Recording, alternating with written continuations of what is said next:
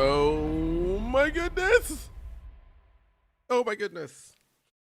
So we're going to start things off pretty wild today, in that we are going to react right now to the new GTA trailer. Because I haven't seen it. I want to see it. And we're going to watch it. All right. Wait.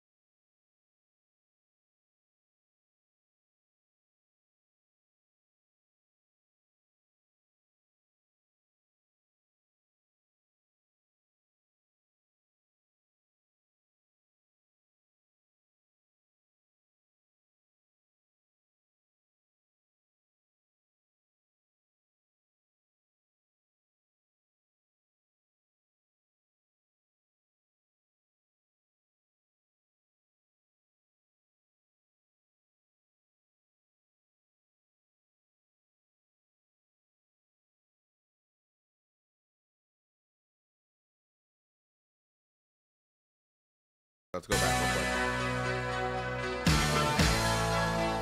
quick. This is absolutely Vice City.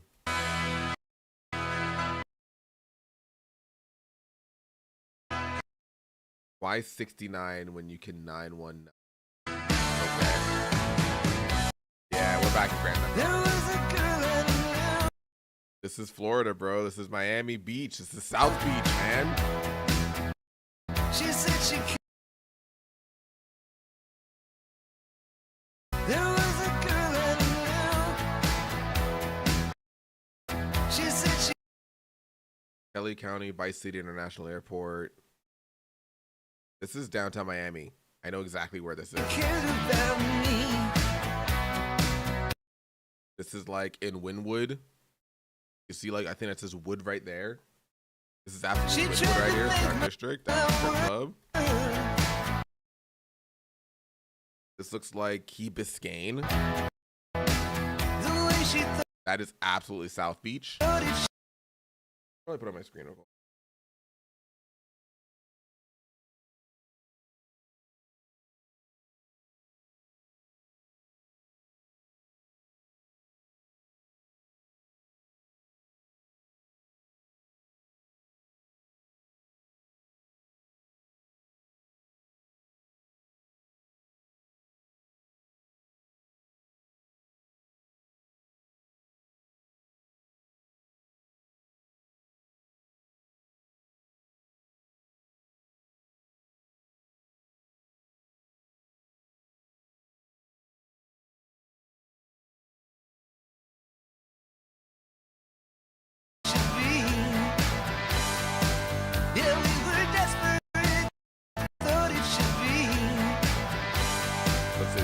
That is absolutely, that's the Keys. That's the bridge to the Keys. I was just in the Keys. This is the new bridge right here, and this is like the old 7 Mile bridge I used to have that doesn't exist anymore. That's a stunt jump right there, dude. Take these bridges and you're in the Keys.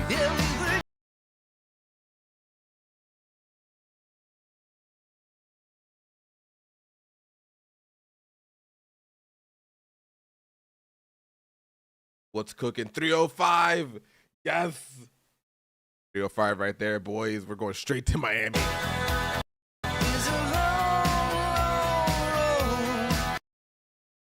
That is just a naked man. That's Florida man right there, dude. Usually got to hit a strip club to see jiggle like that for real. Oh my God. 4-4 east, 4-4 west.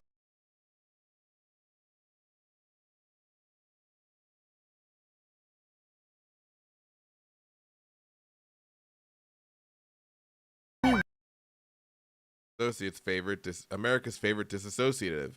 Here's emotions. We're gonna get through this. Back. The only way. Look at that money real quick. What's that money look like? Gonna get. Yeah, that's just straight American dollars, dude. Through this. No overturning zone. Cops arrest man who flipped his car after Pee Wee's Dine and Dash. Is by sticking together.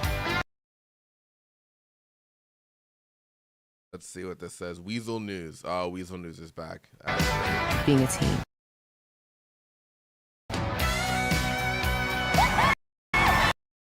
There's the pawn shop. There's a gun shop.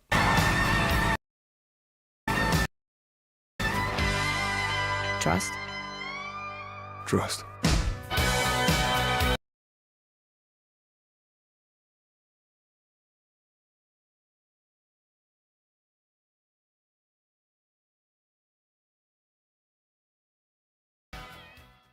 Cool.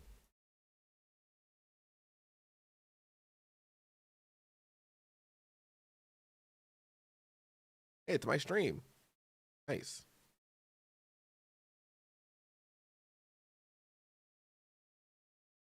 I don't need a dungeon guide, but we're looking for. Watch a Rick Cactus video, shall we?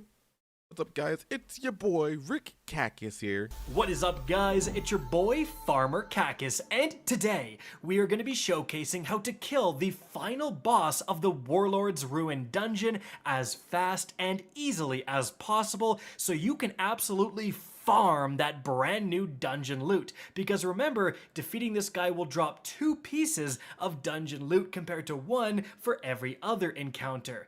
So, we're going to be discussing the tips, the weaponry, loadouts, seasonal artifact perks, everything you need to know to get that juicy one-phase kill. Heck, you can kill him so fast, it'll be well before you've completed a full rotation. There's going to be platforms you don't even touch, and you're going to be on final stand. Now, let's get things started with some tips for the encounter itself. Important. That's going to influence the time you get to damage the boss. So you want most important thing you need to be doing is extending the damage phases. There's several different mechanics that will result in a longer damage phase.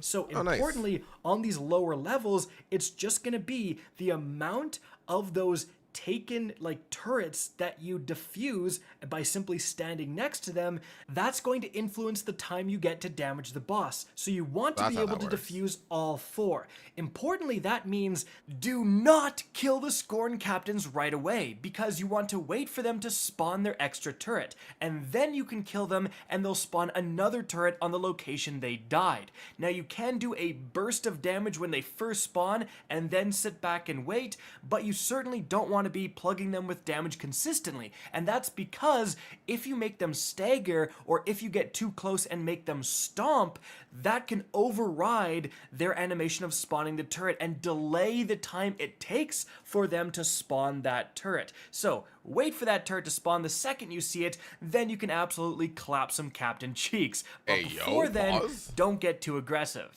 Then you have those 4 different turrets. If they spawn close enough, you can stand in between like the overlapping circles and capture them both at the same time. You are going to have those Scorn guys running around, the immune guys that you do need to eventually melee to transfer your buff off of. I would recommend kind of waiting until the last few seconds. Like just stand on the turret, throw a healing grenade, throw a rift, like kind of survive, and then when it's about 3, 4, 5 seconds left, you transfer the melee, you get the heck out of there. Now, importantly, there is going to be a little bit of time where those guys are going to despawn, and you have just about 5 more seconds to capture those turrets. So make sure to make the most of that time.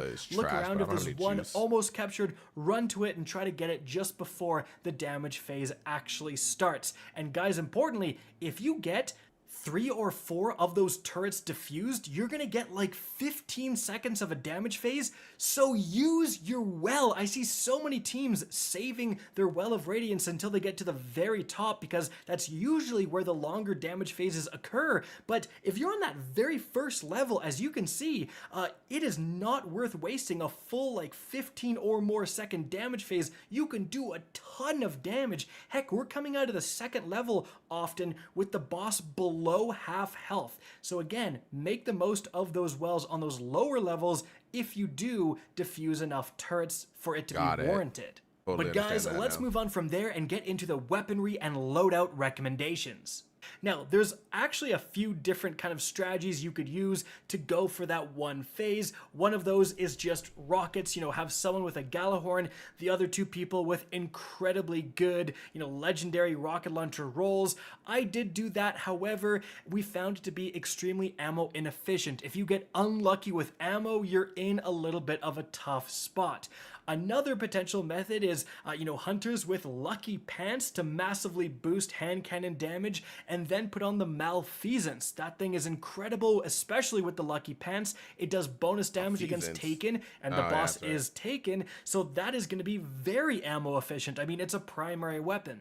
However, if you're running Hunter, you could just use the Celestial Nighthawk, which got a massive buff this season. That thing is cranking out insane amounts of damage, and now it's going to give you bonus super for getting precision shots. So if you're popping off against the Scions in this encounter, you're going to get a ton of Celestial Nighthawk activations for millions of damage. Literally millions. So honestly, it's hard to recommend against that. But in terms of the actual kind of weaponry, I would recommend what has been by far the most consistent for us is going to be linear fusion rifles. And there's 2 specifically that stand out. Now, the first one is going to be the Cataclysmic. This is a solar precision frame. It can get some incredible rolls here. 4th times the charm is fantastic, giving you ammo back for landing 4 precision shots. Very ammo efficient. Then you have bait and switch for a massive boost in damage. Now, some people are choosing to go with surrounded because there's so many Scions around you in this encounter, but I still like the original bait and switch. Just remember to switch off of your boss spec for a taken spec for even more damage. Again, the boss is taken. But honestly, what I liked more than the Cataclysmic and what you're going to see me using is the Briar's Contempt. This is a solar aggressive frame linear fusion. It can get the incredible roll of reconstruction to automatically reload itself up to double capacity, and then a huge damage boost from Focused Fury. And importantly, guys, because All right, thank you.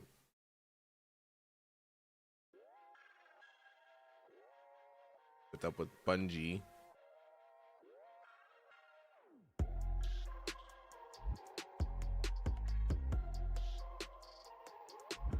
(9 a.m. PST). That's what?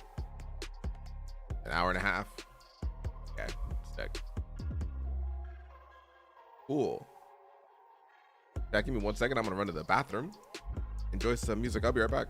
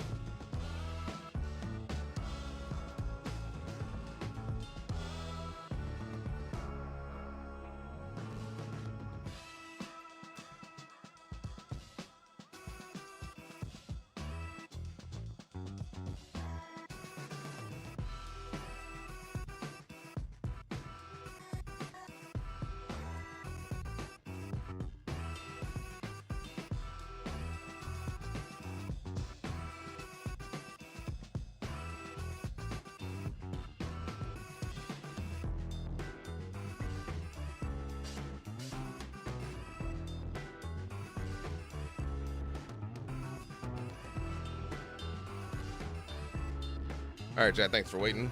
My goodness.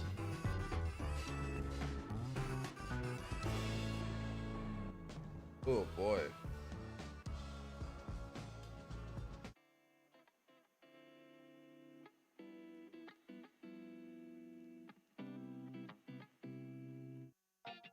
Go. Oh boy. All right.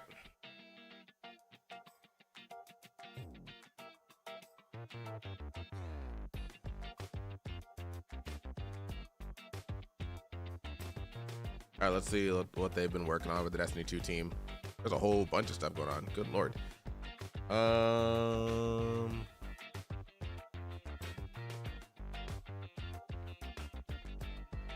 Tomorrow we have a fix deploying for bug allowing players. Where's my thing? Creator mode. A fix deploying on a bug allowing players to vault from activity without the proper full fire team support.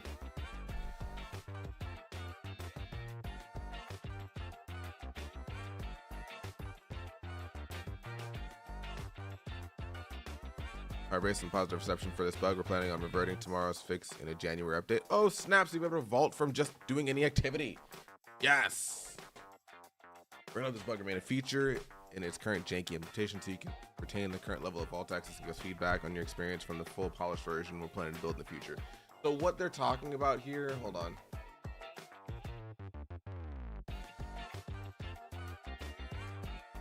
I just saw this.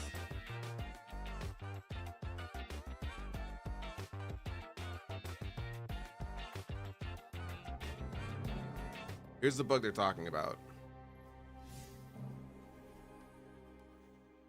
Bug is right now is that you just go to you're in any activity, right?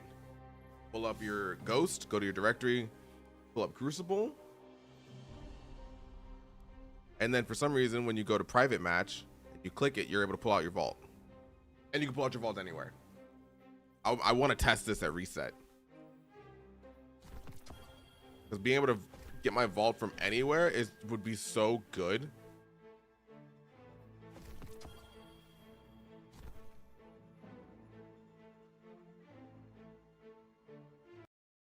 Warlord's Ruin, it's the... Yeah, Dado, please. Our goal is to allow your full fire team to vault from anywhere in an update after the final shape. Sick. That's dope. That's sick. That's so good. Also been seeing some crazy shit from the dungeon, like this clip right here.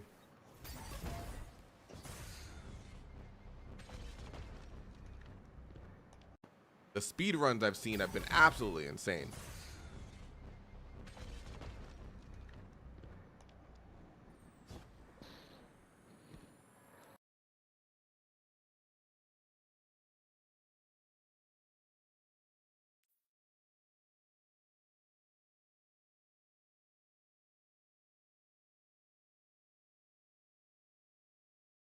Let's see.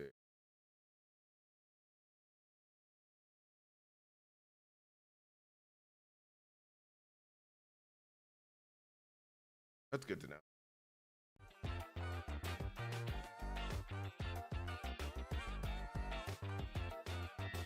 There's this Mountain Dew flavor that you like. They're both Game Fuel Mystic Punch and Citrus Cherry.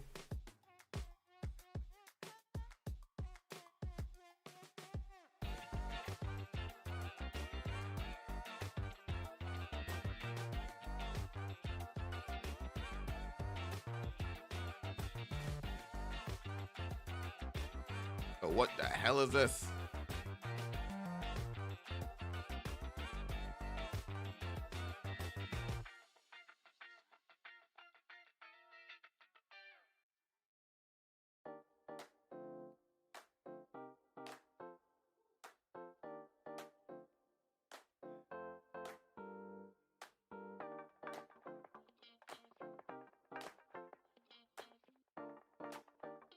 You're looking at Mystic Punch.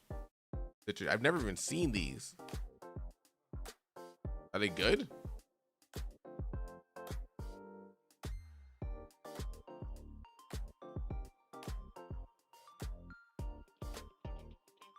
You're gonna try to make a cheesecake out of Mountain Dew citrus cherry. That sounds insane, and I want to see you do it. I'm not even bullshitting you. I want to see you try to do that. That'd be pretty crazy.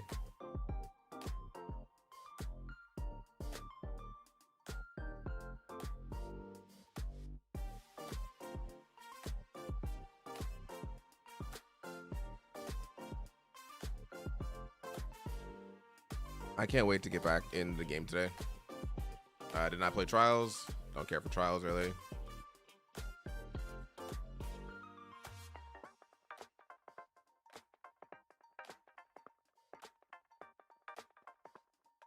Oh, that was the art for Fireteam Finder. Got it.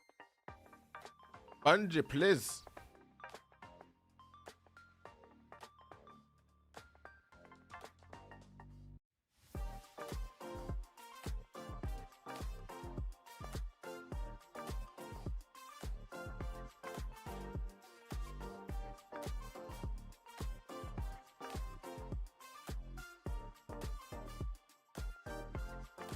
You're just coming in, welcome to the stream. We're waiting on that resets about an hour and a half, so I just have 2 hours stuff on the screen.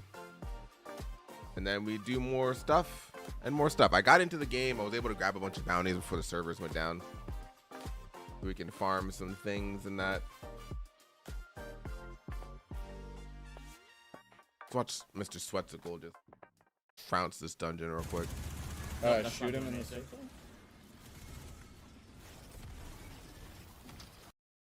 Go check and see if the door's open up there or something. You guys go to an exit near the chest? Sort of. I'm absolutely blown away right now by this dungeon. Okay. Well, you guys like Deal or No Deal? Huh? Ah, yes. Behind door number 6, there is a... It's this one. Good old ass fucking... Oh, that was that one. Alright. Oh, I'll be damned. Wait, what? Yep. Bonus loot. Alright, keep going. Yeah, which one did you open? This one? Help! Help! How did he live through that? What? That's crazy. Behind door number 3. Yep, get fucked. I've fallen in. I can't get up. My turn. I'm 1 for 1. Oh, they're not dying. That didn't get him. What? That's insane. Okay, slide through. Wait. Yeah. Okay. Yeah. Slide Go, through. go, go. I got you. Okay. Oh my boost. Okay. That's hilarious that they didn't die over there. Okay, let's freaking go.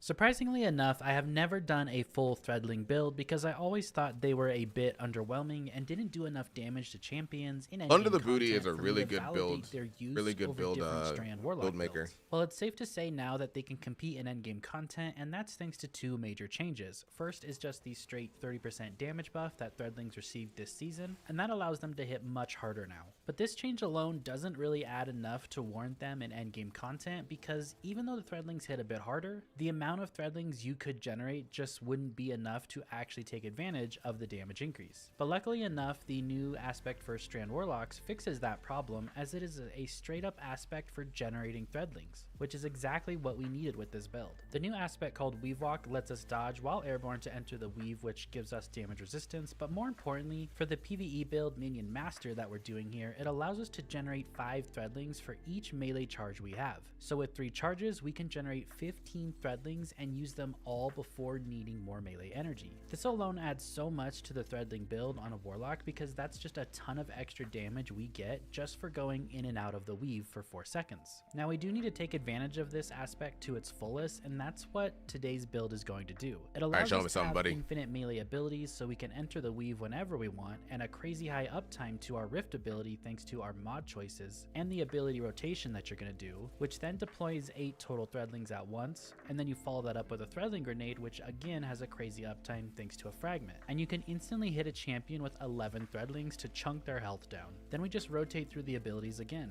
And it's always going to be the same. You're going to enter the weave and generate those 5 Threadlings, then cast your Rift to let them fly out, then use your grenade to add 3 more. This combo will give you the most ability energy back to your Rift ability, which is what we want to have up all the time because we already have that melee up, and that will allow us to repeat this process over and over. Also remember, your weave form can be used to reposition yourself when you get low on health or taking extra damage. It can be used to Weave get Walk either was a so revive good, and then to they nerfed happen, it, or if you and then need I to stopped pick up an caring. Orb of Power for Woven Mail, you can position yourself properly with this ability. So there's a ton of utility that it brings. So obviously you're taking that first aspect, Weave Walk, and we've already went over that, but your second one is going to be Weaver's Call. So when you cast that Rift, it deploys all of your Threadlings. That's going to give us those 8 Threadlings going out to a single target at once, and then you're going to follow that up with your Threadling Grenade, which again deploys another 3 Threadlings. So now you've just thrown out 11 Threadlings. Now you only get 3 fragments with this build because the Weave Walk only has 1 slot, which come on Bungie, I thought you guys were going to have 2 slots to all these fragments. The first one is going to be Thread of Evolution. Threadlings travel further and deal additional damage. This is great for any Threadling build. And then we're going to take Thread of Warding. So when we pick up that Orb of Power, we get Woven Mail for that 55% damage reduction.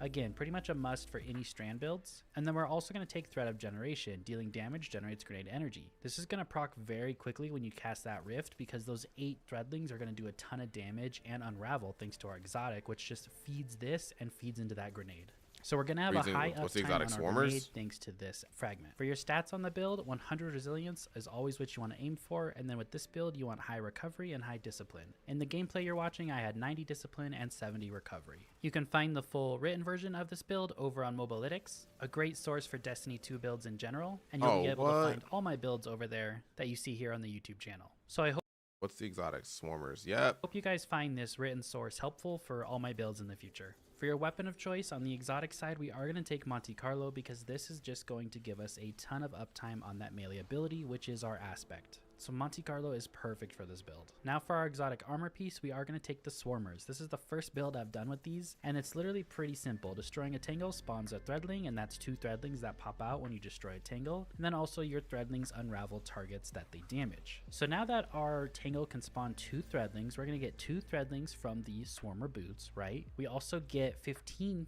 Threadlings from Weave Walk. We get 3 Threadlings from Weaver's Call, and also 3 Threadlings from our Threadling Grenade. That's 23 Threadlings once you've used all of your abilities and shot the 1 Tangle that you spawned in. That's a lot of different Threadlings going out in, like, let's say 1 room, and that's a lot of extra damage you're adding to everything, plus you're unraveling everything that those Threadlings hit thanks to those Swarmers. Now let's go over the mods, and the mods on the build is what's going to keep that Rift up all the time for you, so pay attention to that. On the helmet, it's literally just your Siphon mod. You're going to run Kinetic Siphon, you're going to run the Void Strand Dual Siphon from the artifact, but any build's good, but I'm very happy with the other build that he has. That I'm currently using right now, which is an S tier build. Where is the video? This one. Line of PCs that I think you will Yeah, not the ad. Not the ad. Now the biggest thing you need to understand is the ability rotation. It is super simple, and once you activate it properly, you will see everything disappear in your way with a suspend, unravel, and poison explosion.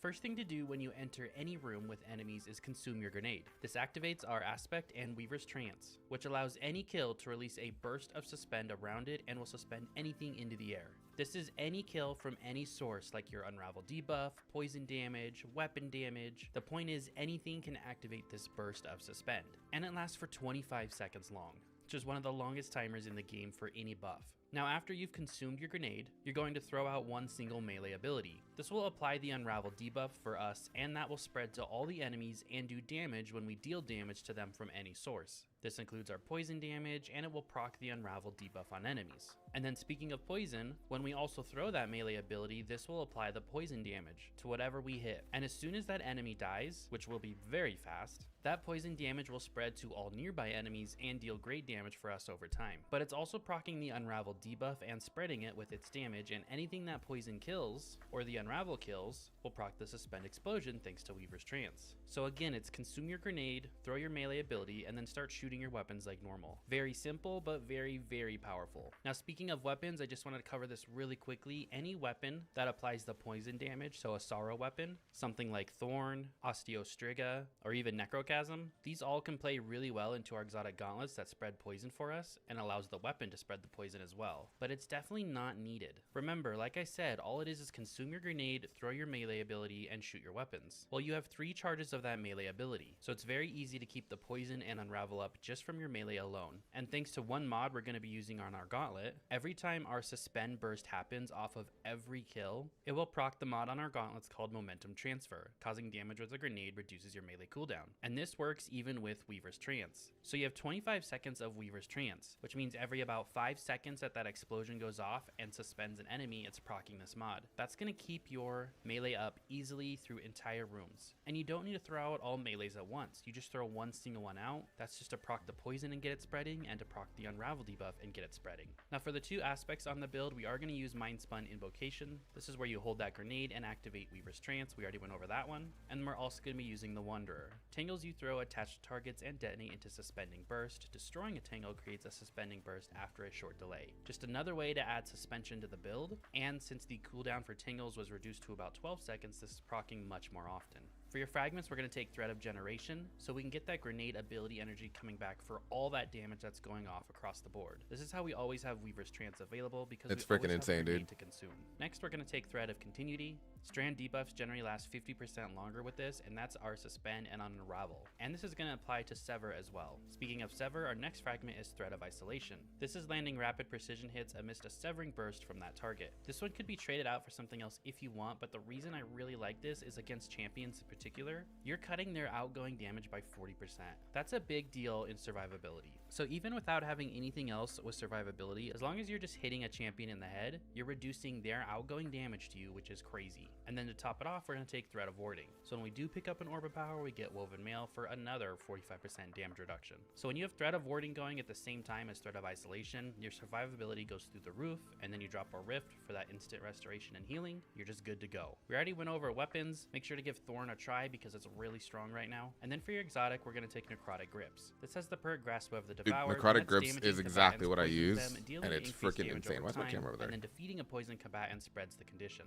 And the really cool thing about this is it's always proccing damage. So it's By the way, if you're always just coming in, proccing feel free to hit our the sub debuff button. and spreading Totally that free, thing as just to well. have the Necrotic chat so it Grips on doesn't their to block own the is one of bots. I the might turn it off. strongest Let me turn it off exotics in the actually and see what game happens. for any content you're doing across the board. For the mods on the build, on the helmet, you're I just turn it going off to take while I'm in Kinetic stream? Siphon Oh, and damn. whatever other weapons you're using to spawn Orbs of Power. So match those siphons with your weapons. On the gauntlets, we already went Again, over sick. Momentum Transfer, where we get that melee energy when those Suspend Burst goes off. But we're also going to take Bolstering Detonation, grants class ability energy when you cause damage Alright, with a cool. grenade. Again, all those Suspend Bursts will proc this around every 5 seconds. See how that works And then I out. took a kinetic See loader how just to fast load that Thorn falls much apart. quicker. On your chest piece, that's your damage reduction.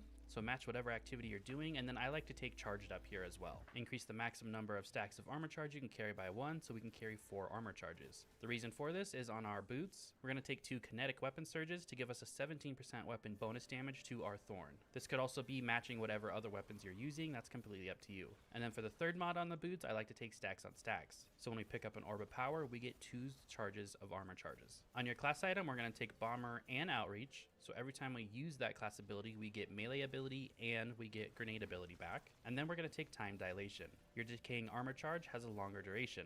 This makes our surge weapons last 15 seconds, and every time you pick up 1 Orb of Power, you're getting 2 charges. So instantly you get 30 seconds of weapon damage boost.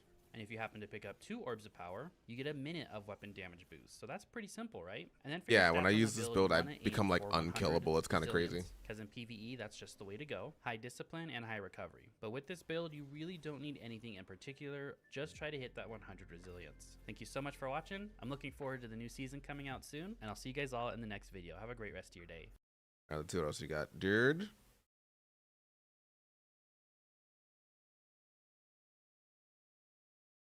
Oh. Yeah. Titan build? Oh, Titan build though.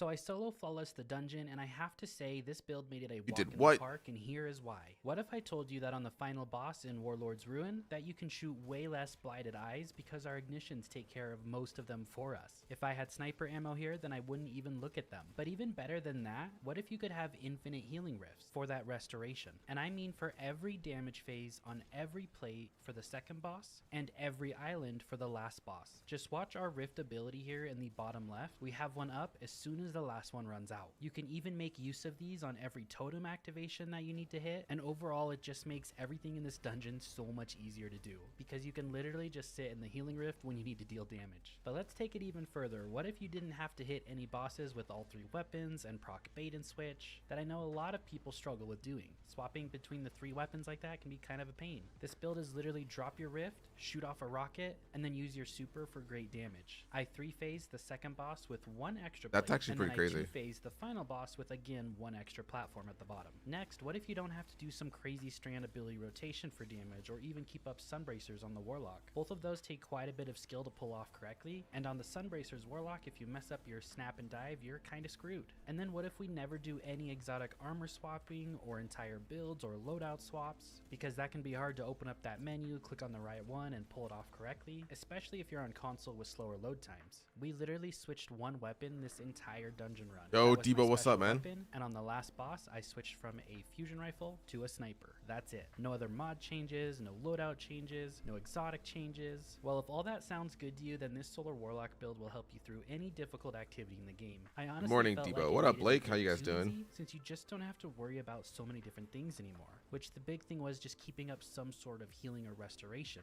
while you're trying to do damage, shoot eyes, deal with ads around you, shoot blights, and that's where I think this build will really help you guys out. Now we still take healing grenade just like you would on any other subclass when you're trying to solo flawless, and we combine that with touch of flame so that healing grenade does give us a restoration ×2 on the Warlock. And then we also add Ember of Empyrean, again just like you would with any other subclass, where our solar abilities and weapon final blows extend the duration of restoration and radiant for us. That's pretty standard, and most of you guys are already doing this on all your solar subclasses. But what makes the solar Warlock I don't know anything even about better solar right now subclasses is anymore not because I don't only run that you solar do get anymore. Restoration ×2, which is better than Titan or Hunter currently, but it's this new exotic combo we can run this season. First off is your Healing Rift, right? This is your class ability, and it's basically like having restoration ×1. We combine that with the new exotic rocket launcher this season, which is Dragon's Breath. You fire off this bad boy, it does a lot of damage on an enemy, it scorches the target, Like, and it things are good. How are you auto-reloads on guys? its own as long as some ignitions go off. But the main part here is it's scorching the target. We throw on our exotic Dawn Chorus. This allows our Daybreak projectiles to deal more Oh, damage this is why when Ninja's scorched wearing targets Dawn on impact, Chorus. so we get even more ignitions, and our Holy overall shit. scorch is improved, and we get a small amount of melee energy every time our scorch damages a target. So this keeps our melee up all the time. It also increases our damage with Dawnblade, and if you guys didn't know this, Dawnblade hits really hard with this, like one of the top supers in the game just on its own. And when we combine that with Dragon's Breath, we're even getting more ignitions off because we're getting scorched from 2 different areas. But then the icing on the cake is Ember of Sinji. Holy This is a shit, fragment, and dude. it grants 300% additional base class ability generation.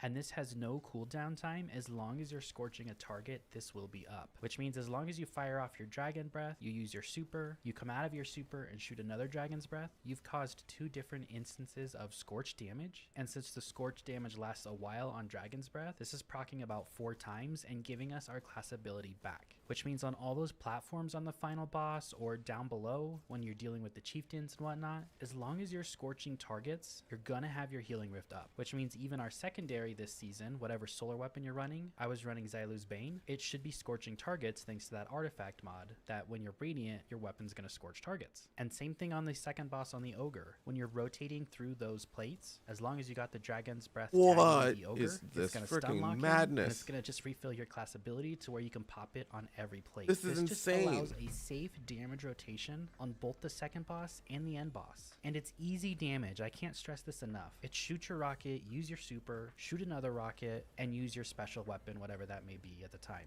Now for your last 2 fragments, of course, Ember of Torches, so your powered melee attacks will make you and nearby allies radiant, 25% free weapon damage bonus, and also Ember of Ashes. You apply more scorch stacks to targets. This is just going to cause more ignitions from your rocket launcher, Dragon's Breath, from your melee snap, But if and you're from their Professor Dawn Blake, Blade totally get that. projectiles. As far as your second aspect goes, this one's up to you. I still like Heat Rises here because final blows while airborne increase the duration of Heat Rises and grant melee energy. So that melee energy when you're just doing a random bunny hop or floating through the air sometimes is just really worth it. In your secondary slot for weapon, you just want a strong solar weapon this season. Anything that can play into those artifact mods is just a bonus. So he's not And even then in your reloading his primary, you Dragon's want Breath. He either a just fusion shoots it and rifle it's on the ogre auto-loading, and right? probably a That's sniper nuts. rifle on the boss. I was running a Riptide with chill clip on the ogre. I still don't have auto loading on it, so mine isn't the best. And then I was running a succession sniper rifle on the boss. For mods on the build, on the helmet, heavy ammo finder of course when you're in a dungeon, and 2 harmonic siphons. This just allows each orb of power to give us a little bit more super energy when we get those double kills with our solar weapon.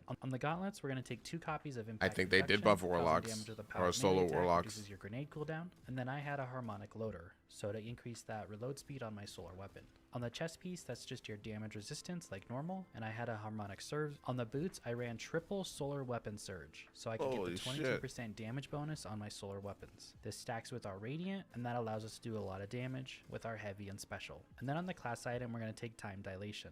This just lets those surges last 15 seconds instead of 10, and then you take double bomber. So every time we are popping that rift, it's just getting that healing grenade back. So you're gonna have that healing grenade up quite often since we have double bomber and double impact induction on, and since healing grenade is actually a lower cooldown of grenades, it gets the higher return energy rate from those mods, which is new this season. Something that has a longer cooldown, like a 2.5 minute cooldown or a 3 minute cooldown, actually gets 60% less energy from those mods, which is just kind of crazy to me. For stats on the build, 100 thing is fucking great. Look how much as damage he's always, gonna done. push your discipline and recovery up. I think if you guys give this build a shot, you will really like it, and I think it is the easiest way to solo flawless this dungeon. Obviously, Sunbracers are probably a bit more powerful, but at the same time, I think they're much harder to use for the average player. I think for the average player, this build is going to be your best bet in a solo flawless because it's drop a rift and go to town. That's all there is to it. I hope you guys enjoyed this video. I hope you found it helpful, and I'll see you all in the next video. Have a great rest of your day.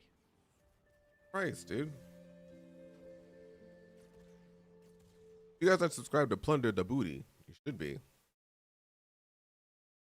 Just the time it takes to find all this shit is crazy.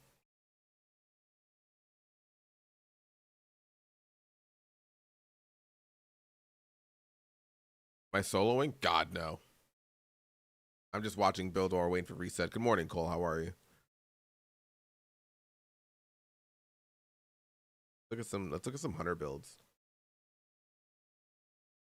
So I want you guys to watch our shackle grenade in the bottom left and just see how fast we can get this thing back. It's no joke that we can throw one every 3 seconds or so if we wanted to. And when I finish off the last champion or enemies, we always have a full 2 charges available to start the next fight with. The gameplay you're watching is from the Moon Battleground Grandmaster, and I think The name of the channel is Bomb, right? Plunder the Booty. Grandmaster that we have in the game. It has a ton of red bar enemies with yellow barred knights and wizards mixed in. Doing all right, And we cool. also have a ton of barrier champions. I'm just a and little even upset the today, but mini that's why boss we're of an eating ogre stupid and a crackers. giant knight at the end with the unstoppable champion. Well, as you can see, we can solo this pretty easily thanks to the Strand Hunter build and how everything works together so well, and it feeds our shackle grenades to where we always have this crowd control available to us. So once you understand how to use this properly and how this build works and try it for yourself, you will probably never take it off anytime soon in difficult content on a Strand Hunter. Now, speaking of awesome builds for you all, I Not have the ad partnered with read. Apex Gaming PCs. Make sure to check out this entire build is built around the damage output you do that's going to fuel your 2 shackle grenades, and then your 2 shackle grenades that are going to fuel everything else for the build. So they both go hand in hand. So first off, your grenade is going to be that shackle grenade. Guys, and it we're is gonna get so 2 of cold these up here thanks right to now. the Widow's It's Silk so aspect annoying. that we gain an additional grenade charge with. So now we have 2 shackle grenades, and this is going to proc our exotic that we're going to be using, and then our exotic and a couple other things are going to feed back into these shackle grenades.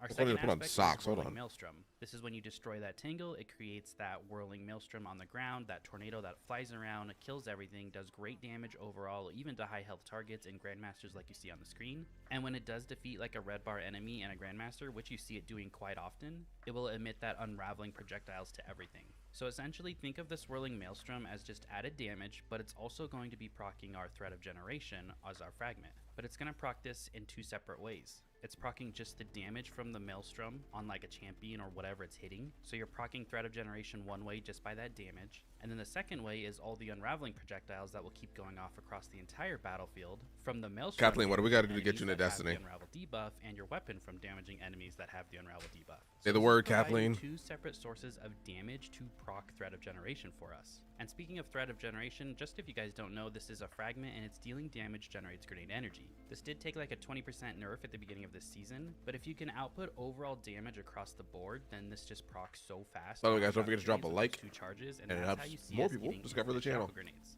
So for our other fragments on the build, this build is about sitting back and is laying down on the trigger. You don't have to be in the thick of things like a lot of my builds. It's a very easy build to perform and use, and so the other fragments just extend. Here's the thing, what we're Blake. doing I'm from just the now back. starting to get We into already build went over Threat crafting. of Generation. We're gonna Like, take Threat of Continuity. This just I didn't means our really care about suspend build. I was like, or oh, proc this is grenade cool. or This is cool. unravel This is for cool. I our didn't rolling think maelstroms, and our until sever recently effects that is going to be applied through our melee ability just how and through our cool weapon it has can be. increased duration. Next, we take Threat of Ascent. Activating your grenade ability reloads your equipped weapons for you, and grants bonus airborne effectiveness and handling for a short duration. Handling is also just your overall reload speed and how you swap weapons, but this is how we don't have to reload very often as you see in the gameplay, because our shackle grenade is proccing this and reloading our weapons for us, but then it's also giving us that boost in handling to, if we do need to reload, we can reload really fast without a barrier even generating his health back, because we reload so fast to pop his barrier with our assault rifle. And then our last fragment is Threat of Isolation. Landing rapid precision hits emits a severing burst. Like, this is nuts, man. You could trade this out for Threat of Warding, so when you pick up an Orb of Power, you get Woven Mail.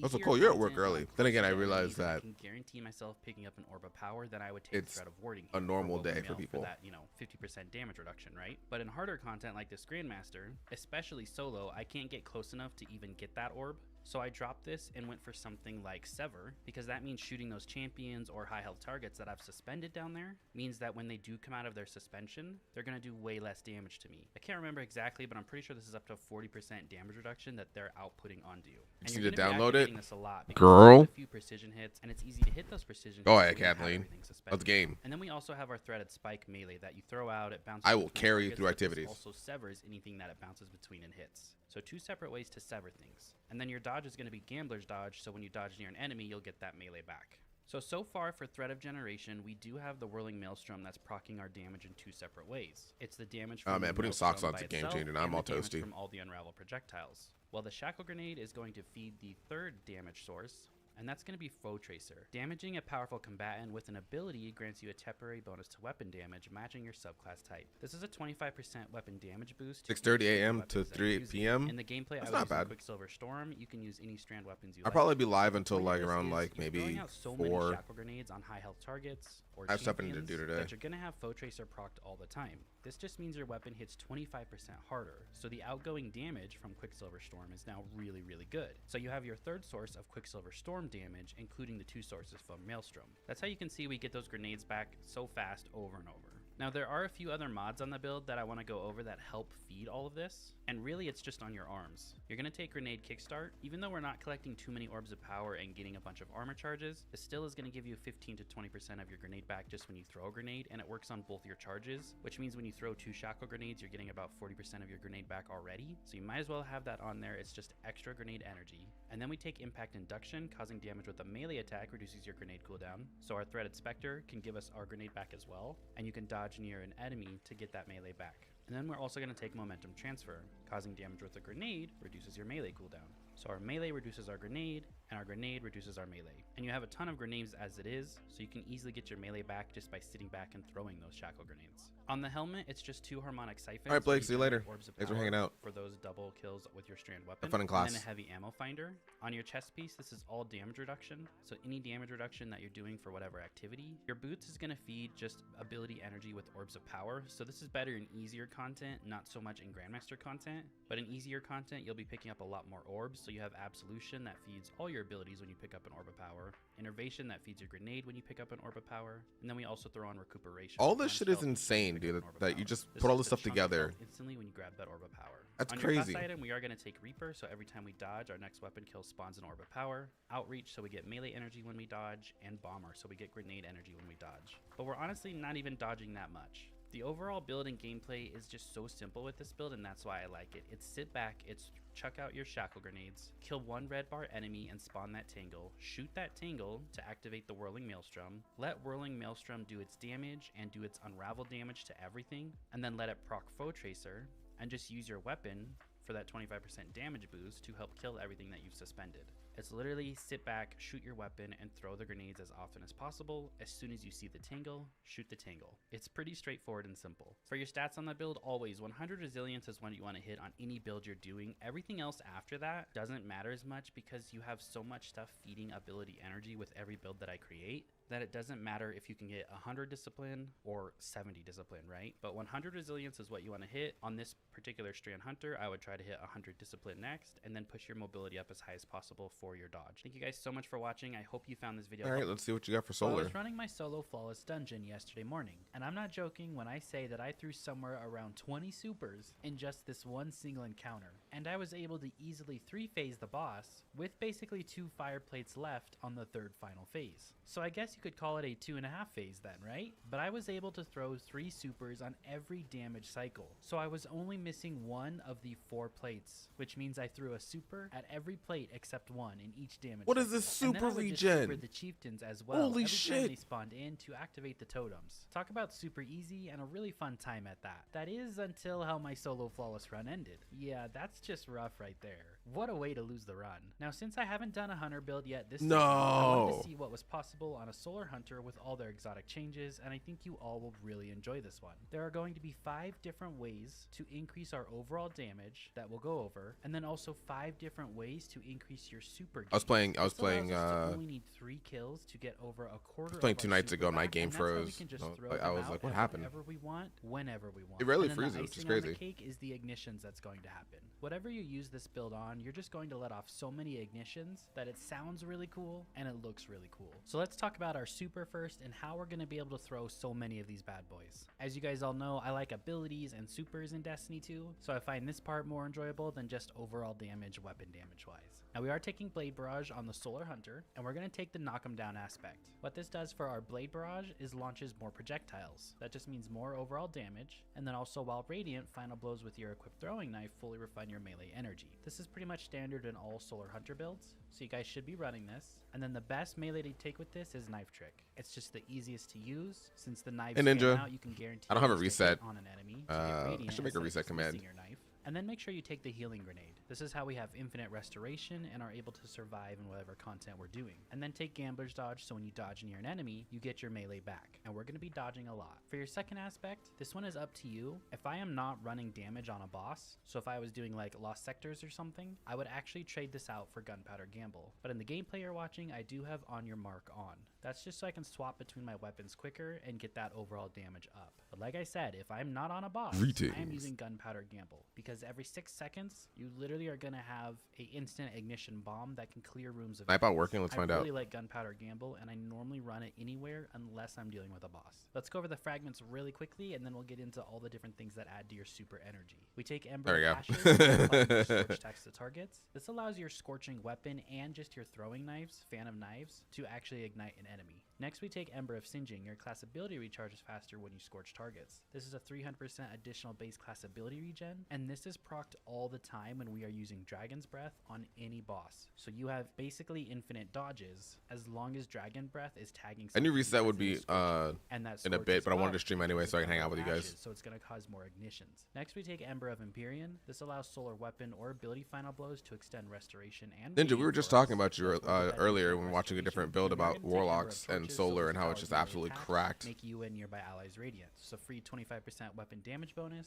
We have it all the time thanks to Empyrean, and that's what refunds our melee with the knock 'em down aspect. The last fragment, when you're running On Your Mark, is up to you. You wouldn't be running an extra fragment here if you were running Gunpowder Gamble, but on bosses I like to run Ember of Beams, so your solar super projectiles have stronger target acquisition. This allows all those Blade Barrage to actually hit the boss and guarantee half your super back from our exotic. Now, like Yeah, I just talking about mentioned how earlier, how our your exotic build is super Dragon's crazy. Breath. I didn't even have the catalyst yet in the gameplay that you're watching, but since we're causing so many ignitions from our throwing knives and our dodging and our knives, it just allows Dragon's Breath to auto reload on its own very quickly, and it's causing that scorch damage for that infinite class ability. And we're beefing up that damage again, like I said, in a lot of different ways. Now, our exotic armor piece is Shards of Galanor. This got reworked this season, and it's very nice. Throwing knife final blows decrease the cooldown of your super. Yeah, Hits your and Don final blows Chorus with blade cracked barrage out will return super energy 500 after the some super kills ends. shit. So It's as soon as crazy. we use that super, we get half of it back instantly as long as we hit targets. And now our Wait. throwing knives gives us extra super. Back up.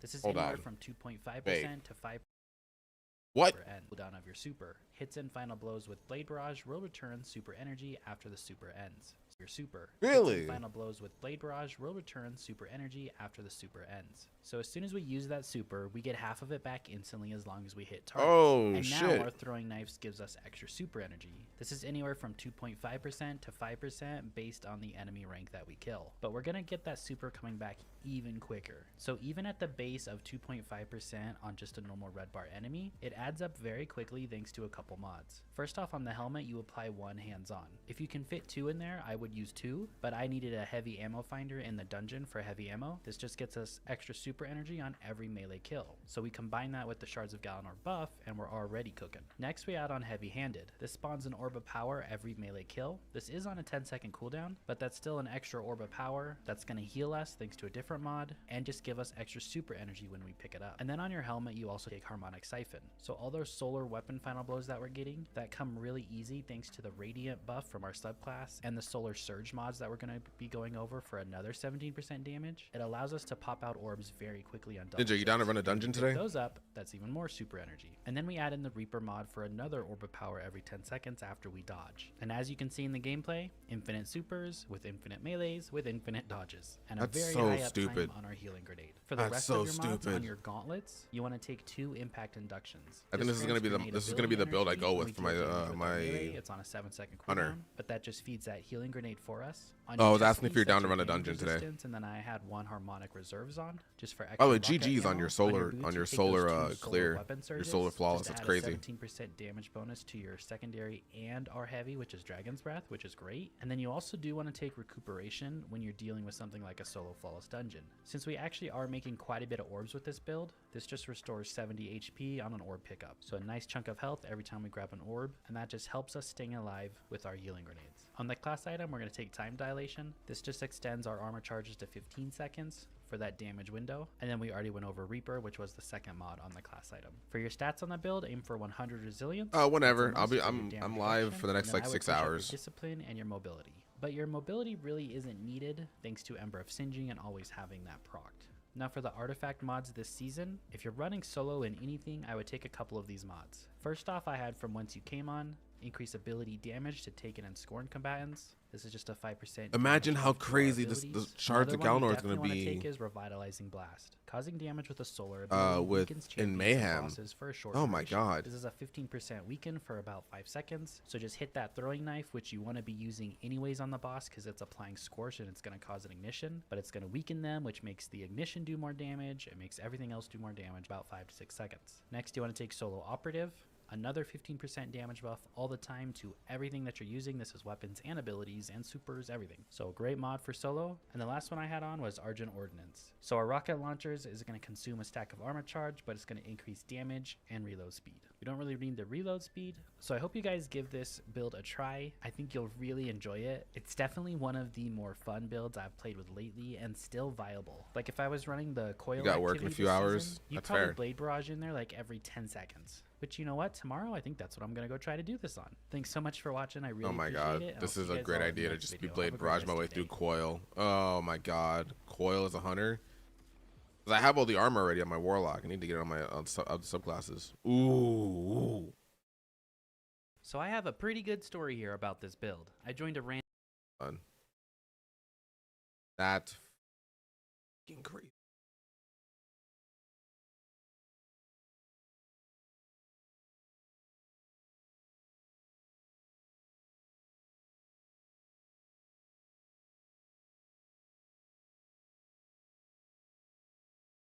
Yeah, it's me. All right, Cross. How's this sword? Let me just say this.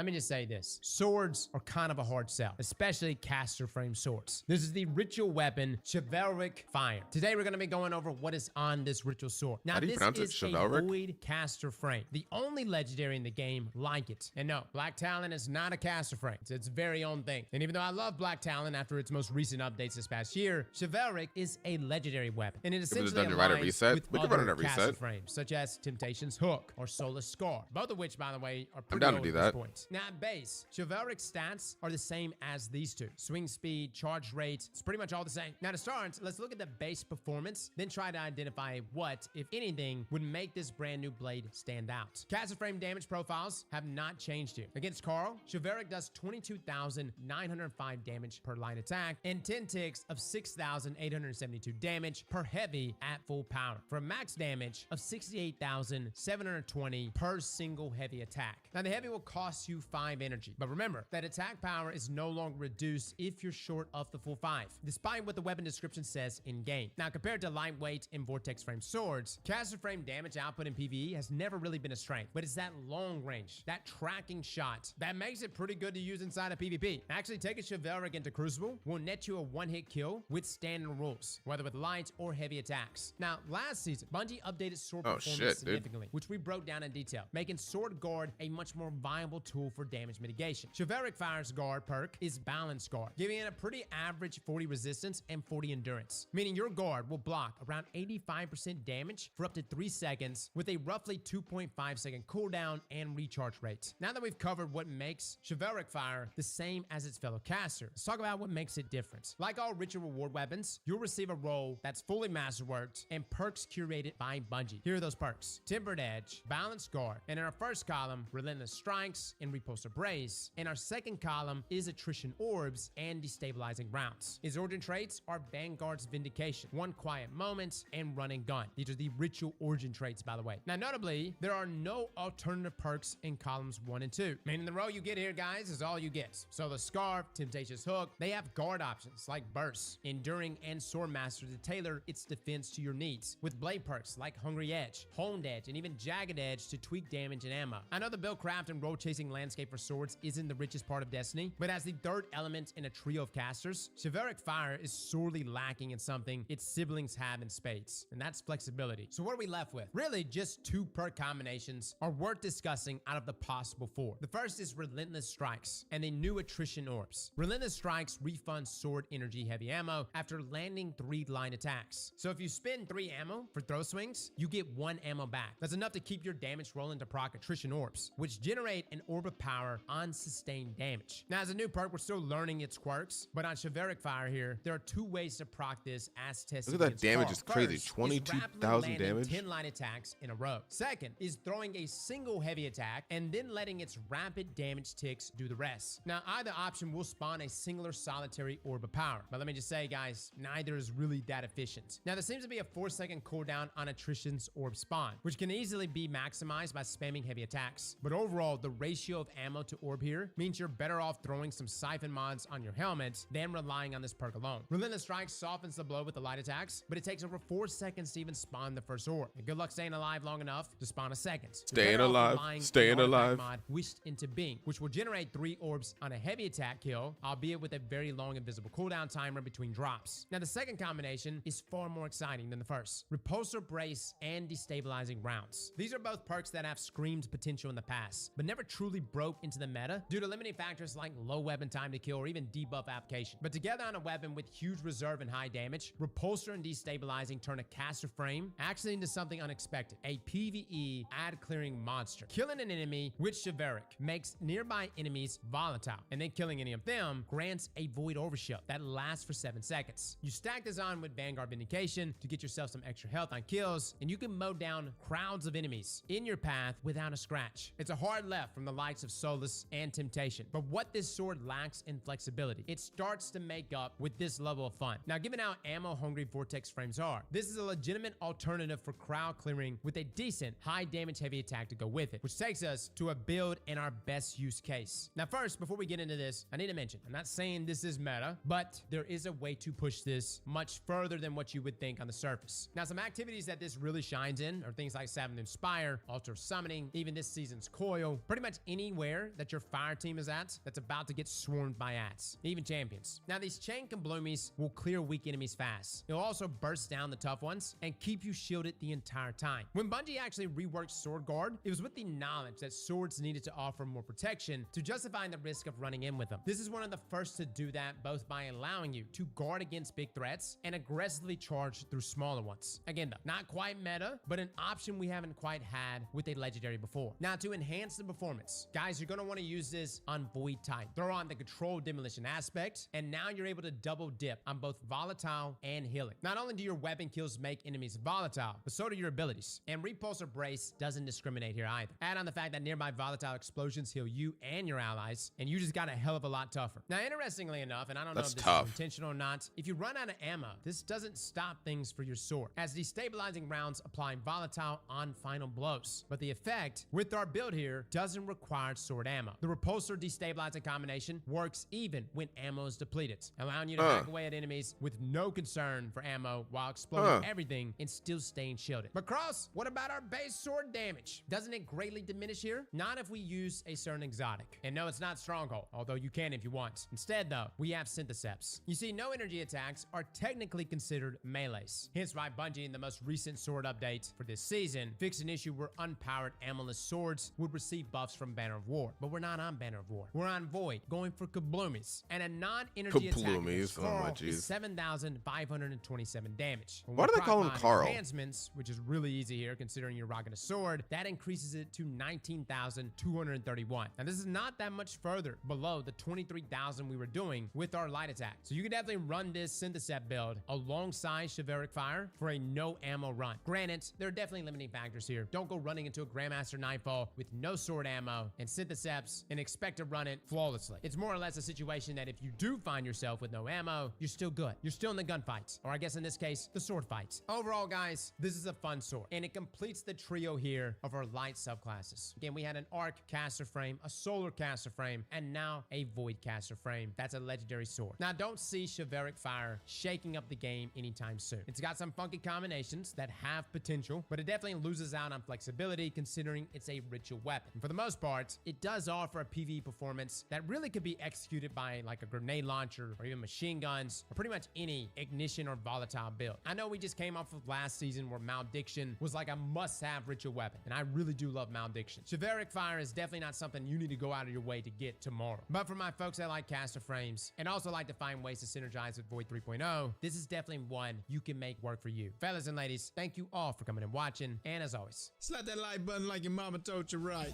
Nice. All right. What do you got, cheese? What do you got? What? What? What?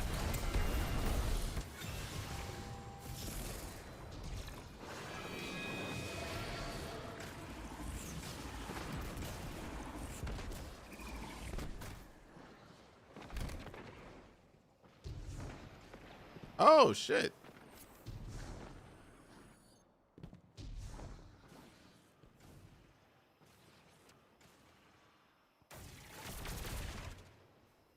Guardian down. Guardian down.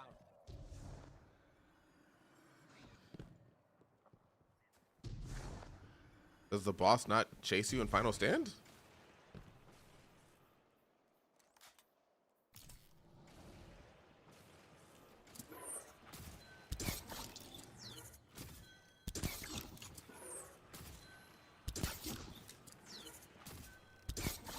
No shot.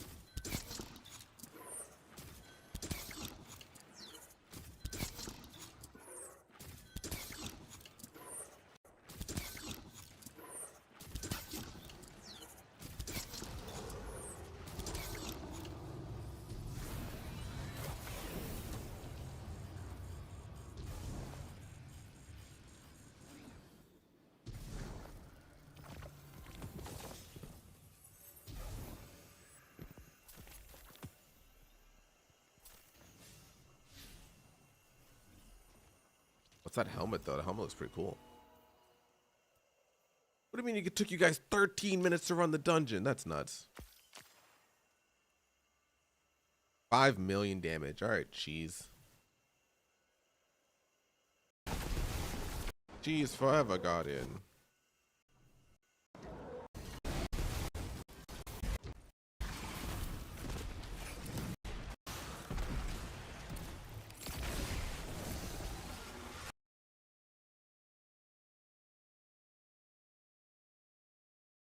Oh boy. Hey guys, you're here for a game-breaking glitch. This works in all activities, raids, PvP, gambit, dungeons. This gives you infinite weapon surges and 100 in all 6 stats by using font mods. Theoretically, at least. 100 in all 6 stats by using font mods. Theoretically, at least. Also, unraveling rounds with unraveling orbs, woven mail with threads of warding. So, Bungie is about to disable this mod. So how does it work? Say Bala bro, and Lemonade found an easy way to activate Wished into Being. This grants 3 large orbs on kills while your super is nearly charged, which activates sooner based on how many Wormguard armor pieces you are wearing, up to 4. After reaching that point on Wait. about to disable this mod. So how does it work? Say Bala bro, and Lemonade found an easy way to activate Wished into Being.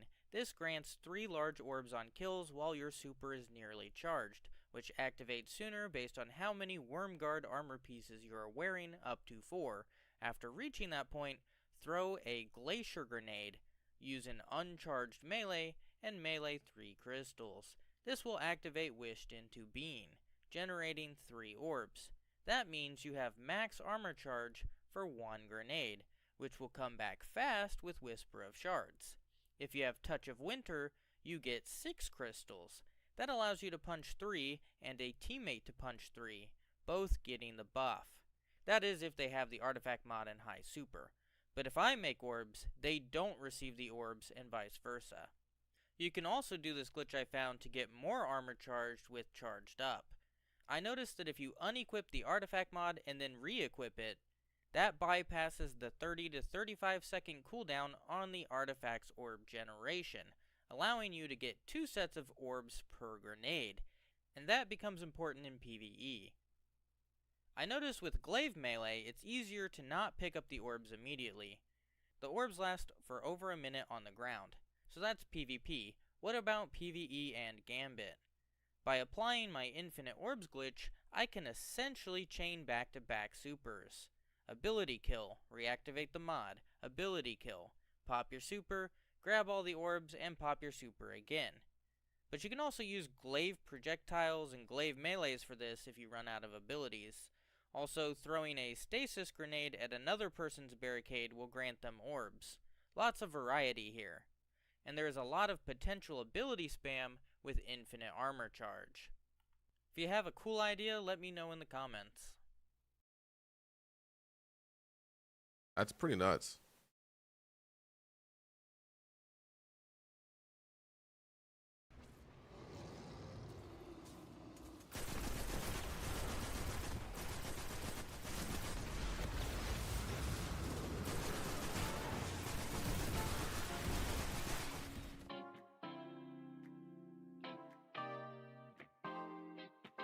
Your artifact, cool.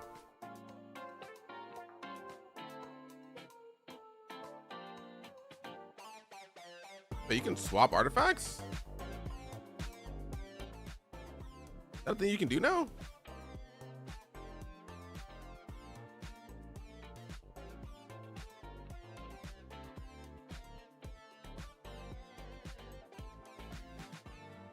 Oh, that's great. I didn't know you could do that.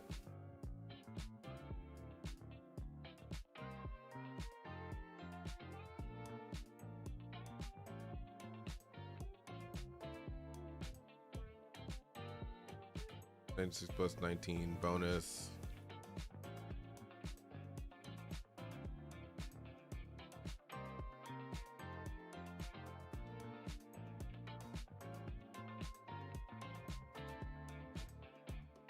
$18.08 plus 7 bonus. Huh.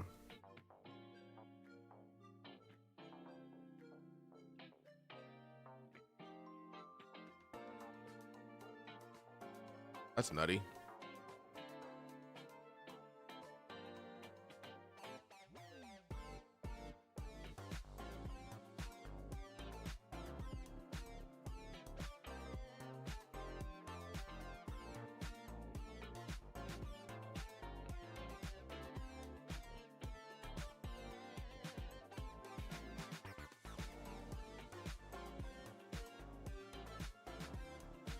It's the same glitch I saw earlier.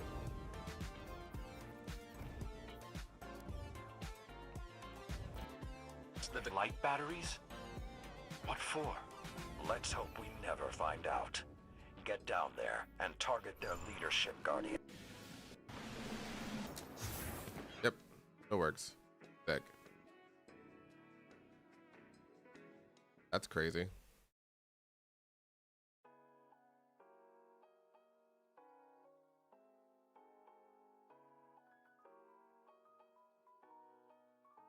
All right, we got like 25 minutes for the reset.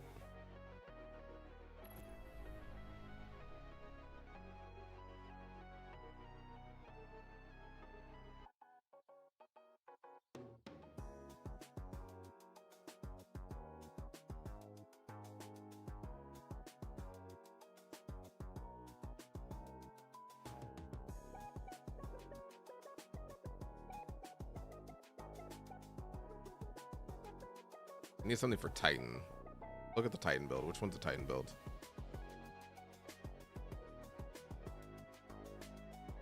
Of mercy.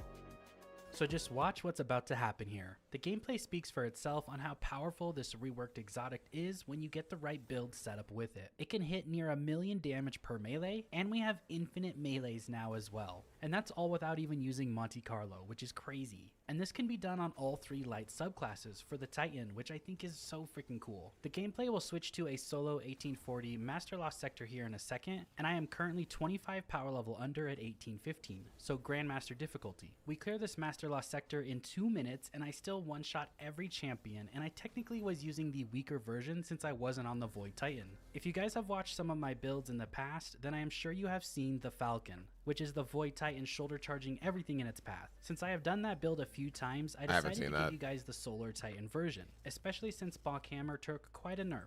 Although there are still some workarounds to it, but I know a lot of you guys might want that Bonk Hammer Jesus replacement, Christ. and I think this build might just do that for you. And remember that this was all solo as well. Imagine having 2 teammates working with you and stunning champions for you, or even crowd controlling them with maybe Strand or Stasis. I mean, I think you all get the picture at this point by just watching the gameplay. We've run through this Master Lost sector like it's an absolute joke, which is pretty crazy to me. And I showed you those couple clips earlier in the video on the Void Titan and the Arc Titan, because you can basically one-shot any champion on any difficulty with all 3 subclasses. But Void Titan can by far hit the hardest, reaching around 858k damage, so close to 1,000,000. And what's really cool about the Void Titan and the Solar Titan is that there's a lot of different things that play into it. You obviously have your infinite melee ability, which is great, dude. but on the Void Titan, when you shoulder charge something, you suppress them or enemies around it. You also create an Orb of Power and grab that with Devour, so then you proc Devour, and you get a full Overshield when you shoulder charge something and kill it, which you're doing when you hit that much damage. And same thing with the Solar Titan. When the All right, so Solar we're gonna Titan run the dungeon, hammer strikes into something, then after the dungeon, it will cause we're an going ignition to if you kill that enemy, and you're rework guaranteed to kill the enemy because you're hitting so hard. So you automatically cause that ignition, which then create a sunspot for us that causes restoration. My Hunter and my heals us. Titan We create for the new fire stuff. sprites. We grab those for restoration. Because my Warlock, Fire we're Sprite locked gives us in. grenade energy, and Grand then Lock that is ignition locked that went in, off dude. from our hammer strike also gives us grenade energy thanks to a fragment we're using. So as you can see, all of this stuff plays hand in hand with one another, and I think Bungie knocked it out of the park with the rework to this exotic. But before we jump into it, we have a sponsor on today's video.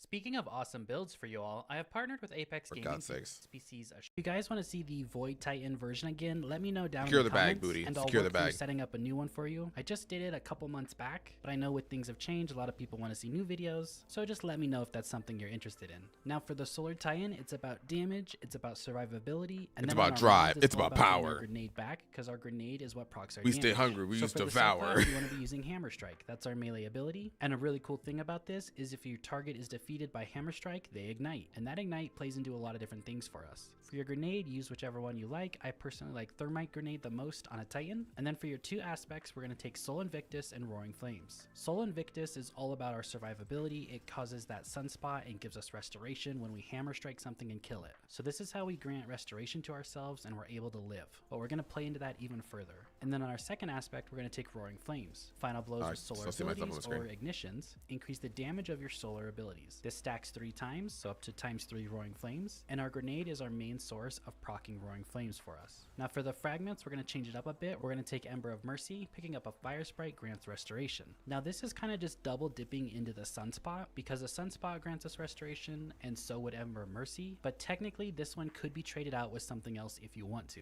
The reason I took this is because if I create a Sunspot with my weapon, but I'm kind of far away and that Sunspot disappears in about a second, right? The Fire Sprite is still there, and the Fire Sprite lasts quite a few seconds, so it gives me time to grab that Fire Sprite, activate my Restoration, and then shoot the next enemy that I see to extend our Restoration with Ember of Empyrean. Solar Weapon or ability final blows extend the duration of Restoration and Radiant effects applied to you. We don't have to worry about making ourselves Radiant with this build because that's going to come from the artifact, but Empyrean is just going to extend the Restoration whether we got it from a Sunspot or we got it from that Fire Sprite. Next we're going to take Ember of Searing. This is how we're going to create those Fire Sprites. Defeating scorched targets grants melee energy and creates a Fire Sprite. And then lastly we're going to take Ember of Blistering. Defeating targets with solar ignitions grants There's so grenade much energy. stuff This happening. just feeds right back into that grenade, and you get a good 25% of your grenade back when you defeat a champion with this alone. That's not including the percentage you get back from red bar enemies if they're anywhere near that champion because of the ignition. So that just feeds our grenade. Now overall for these fragments, there's a lot of interchangeable pieces here. The 2 I really like is Ember of Blistering and Ember of Empyrean. If you wanted to drop Ember of Searing and Ember of Mercy, which is kind of your 2 restoration ones, you could, and just make sure you dip into that Sunspot and get restoration that way. For our exotic on the build, that is going to be Peregrine Greaves. This got its rework this season. It takes a little bit longer to activate the perk this season now when you're sprinting and then jumping into the air, but once you understand the timing, it's very simple. It actually doesn't feel like it takes that much longer, but they increased the damage quite a bit on this, which is pretty crazy. And another thing they added, which is amazing, is damaging mini bosses, tormentors, or champions with your shoulder charge refunds your melee ability. That's not even killing them, that is just damaging them. And there is a lot of different things in the game that counts as mini bosses. You know, over on Carl in that lost sector, well, those 2 yellow dogs that come out of the doors, those are even counted as mini bosses, and so is Carl. So there's a lot of different enemies this can work on, but mainly we're taking advantage of it on the champions that you can see in the gameplay. And we get this increased damage and our melee back on any subclass we use, which is really cool. Like I said earlier on the mods on the build, it's about orb generation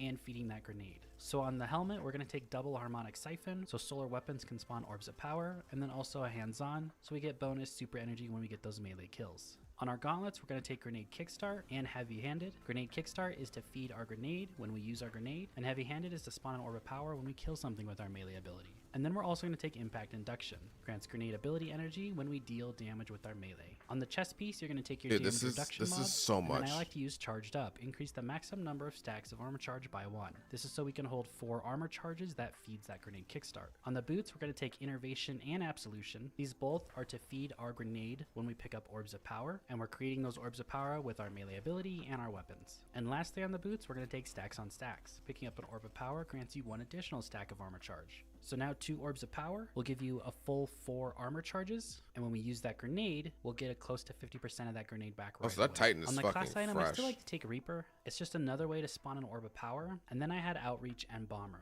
But I'll tell you what, when you use Bomber now, and you pop It's legendary your lost sector in ability 2 to feed your minutes. grenade, I feel like you get like a 5%.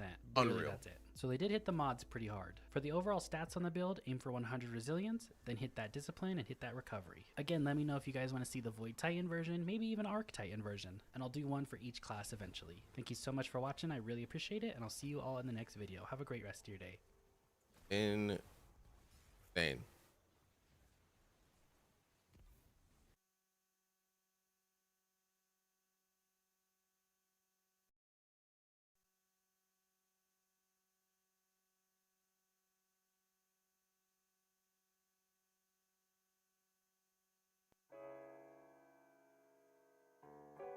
PlayStation is on. I'm like, why do I hear my PlayStation right now?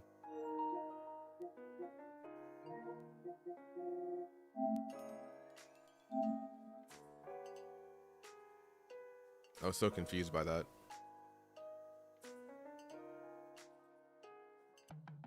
All right, Vanguard, what do you got?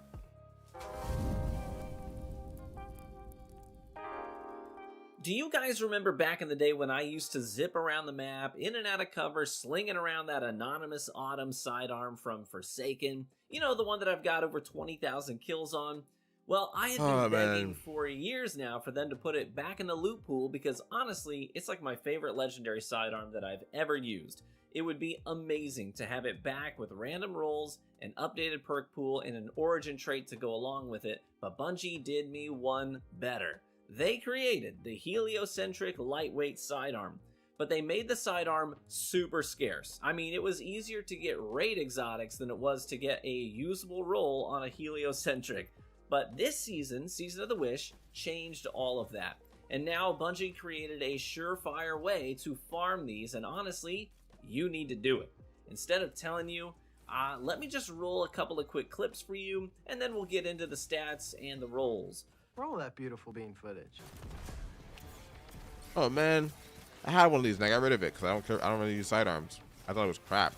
I didn't realize it was a rare drop.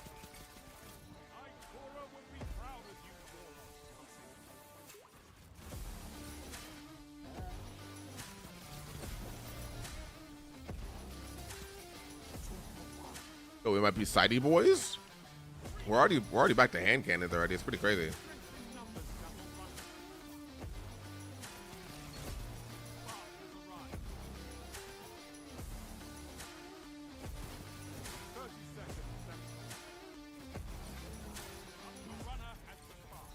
So you see what I'm talking about here, huh?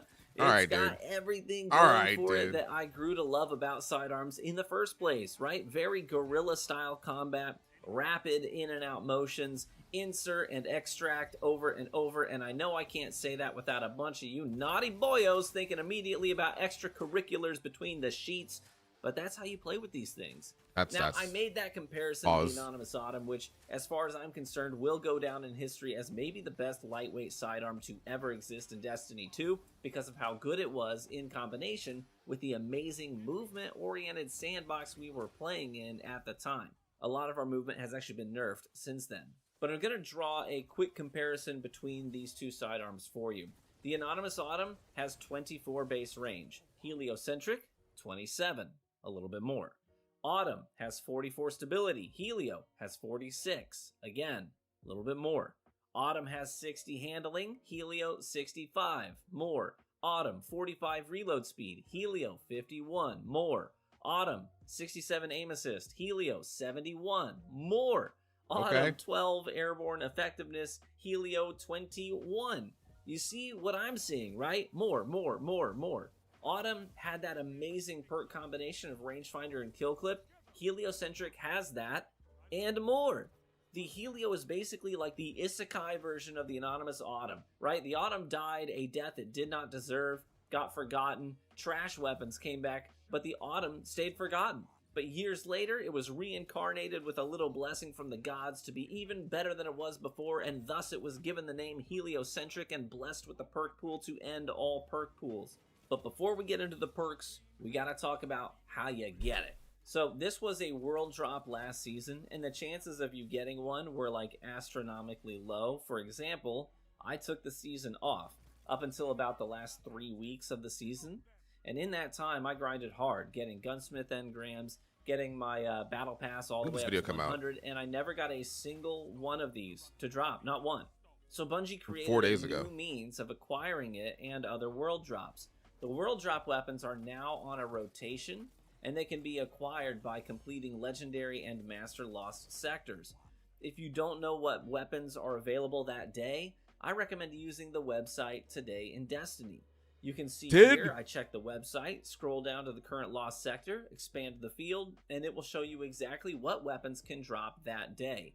If Heliocentric is among them, you're in luck. I found that I got one of those weapons to drop in 3 out of every 4 completions. So 75% of the time, you're going to get a world drop weapon when you complete a legendary lost sector. I had a few Heliocentrics drop in my hour of farming, and the one that you see in the gameplay is one that I liked the most.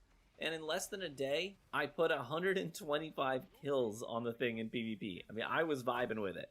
Quick sidebar, whenever I show these websites that I use, I always get a few comments in the comment section where people are like, bro, why do you not use an ad blocker?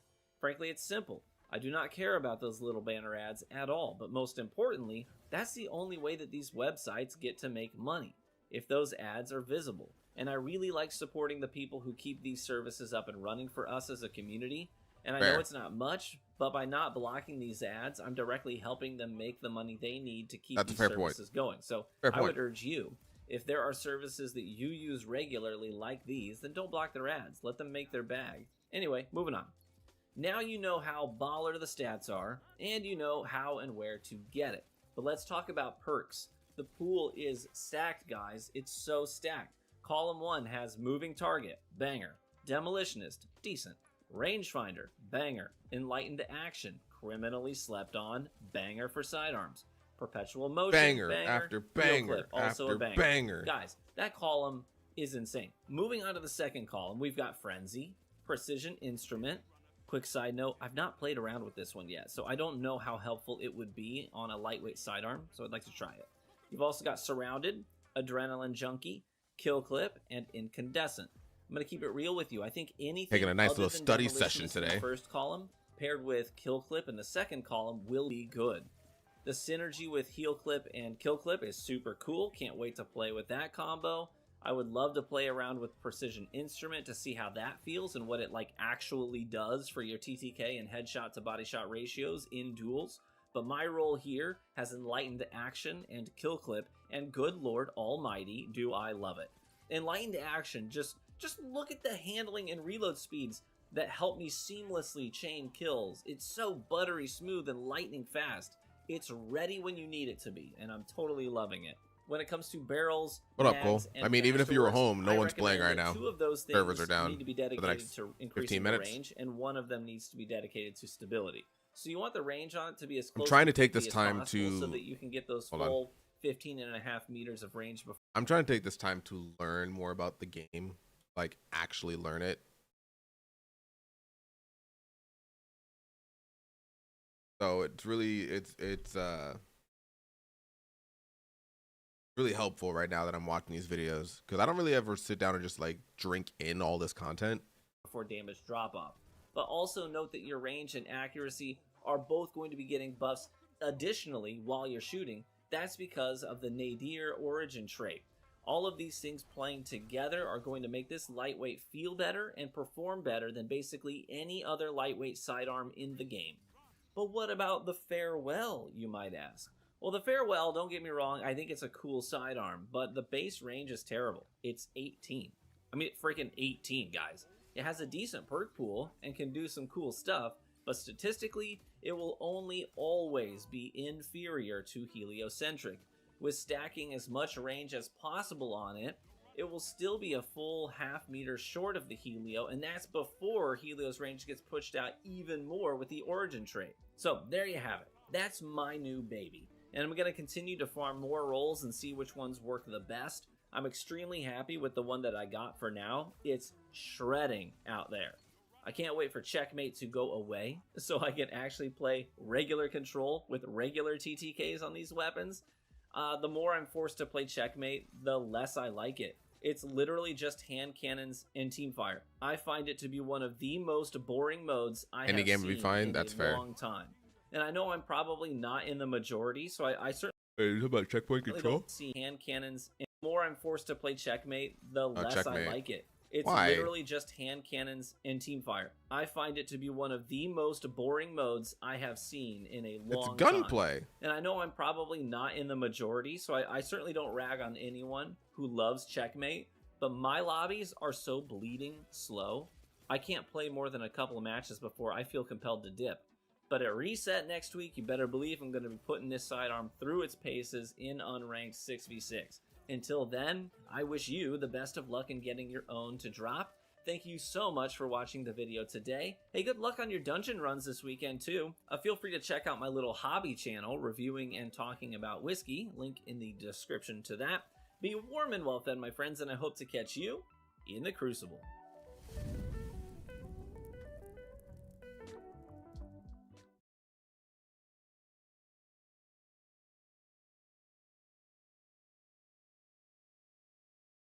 Ladies and gentlemen, we are giving away a Bloodstream emblem on this video right here. There's 3 easy rules to enter. Rule number 1 is to subscribe. Rule number 2 is to like this video. Rule number 3 is to watch the video. You said subscribe and then an animation happened on the subscribe button. Did you guys see that? A Bloodstream emblem on this Hold video on. right here. There's Do 3 it again? easy rules to enter. Rule number 1 is to subscribe. Rule number 2 is Whoa. to like this video. Rule number 3 is to watch the video, because there will be a point where I tell you what to comment. And if you comment what we suggest, like and subscribe, you'll be entered for a chance to win. All right, dude, let's go ahead and grab our Passage of Mercy. You can see the new trace rifle is the reward right here. We're gonna grab That's crazy. the bounties. There's a little delay on letting you know what the weapon is. Just a little fun here. The weapon, ladies and gentlemen, is Messenger. Which, let me say this. A lot of people get really annoyed when it's not the new weapon. What the fuck, man? Why wouldn't it be ISO? What the fuck, man? Why wouldn't it be Incisor? This is a 6-month season. We don't need to get the new things out of the way right away. We want something to look forward to. Now we've got reasons every week, right? We don't want to just blow our load instantly. You gotta edge a little bit. You gotta ease into it. So, Messenger week 1 for Trials of Osiris. Let's do it. What map is it? It looks like it's Eternity. I'm hoping it's rotating, but I'm sure it won't be. It looks like it's an Eternity week. I don't think we've ever had zones on Eternity. It might play better. That might be true. Gold, have we had Eternity since we had zone trials? I don't think we have. I don't think so. It's been a long time, dude. My keybinds might not be right. They are not correct. Good. This zone is very much in their favor. I'm changing keybinds real fast, Jake. I'm so sorry. It's all good. Look, our guy's nuts. Jesus. Get off my teammate. I gotta warm up a little bit. Good kill. But what's the change? I can't slide. This map is super in their favor. Nice. Good teams. My last memory of it was that stupid everybody waited. What did he change? What? With their Titan walls. Remember, we used to just sit there behind the wall and wait. Yep. That's what everybody did. Yep. I don't see these guys. But there's one over there. Yeah, that's very confusing to me. I don't understand what, like, just a game of Trials. Let's see.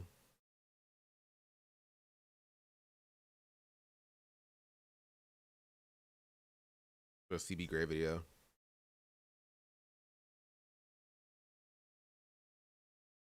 What raid in Destiny 2 that was taken out do you miss the most? Was it Leviathan? Or maybe was it Scourge of the Past? Either way, I think we'll all admit that there's at least one raid that was removed from Destiny 2 that we wish we could get back.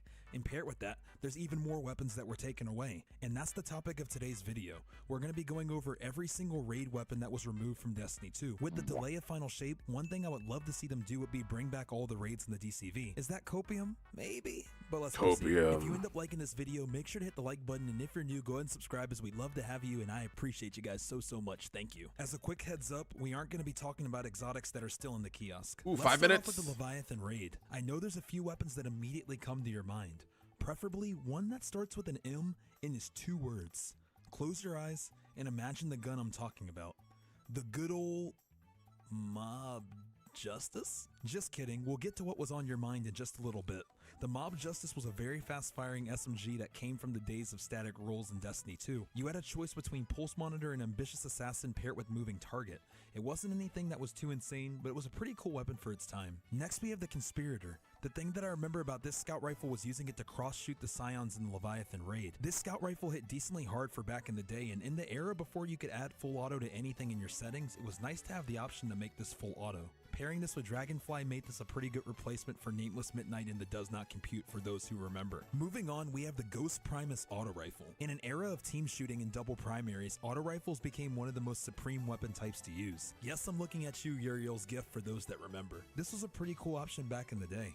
Admittedly, this is one I used a little less than some of its other counterparts, but I know there are some that were die-hard Ghost Primus fans. You could toggle between high-impact reserves and Ambitious Assassin, and that was paired with Under Pressure. Overall, it was a really cool weapon and it looked amazing. Let's next talk about a weapon that I love not for its ability or how good it was, but for its sound? You know which one I'm about to say.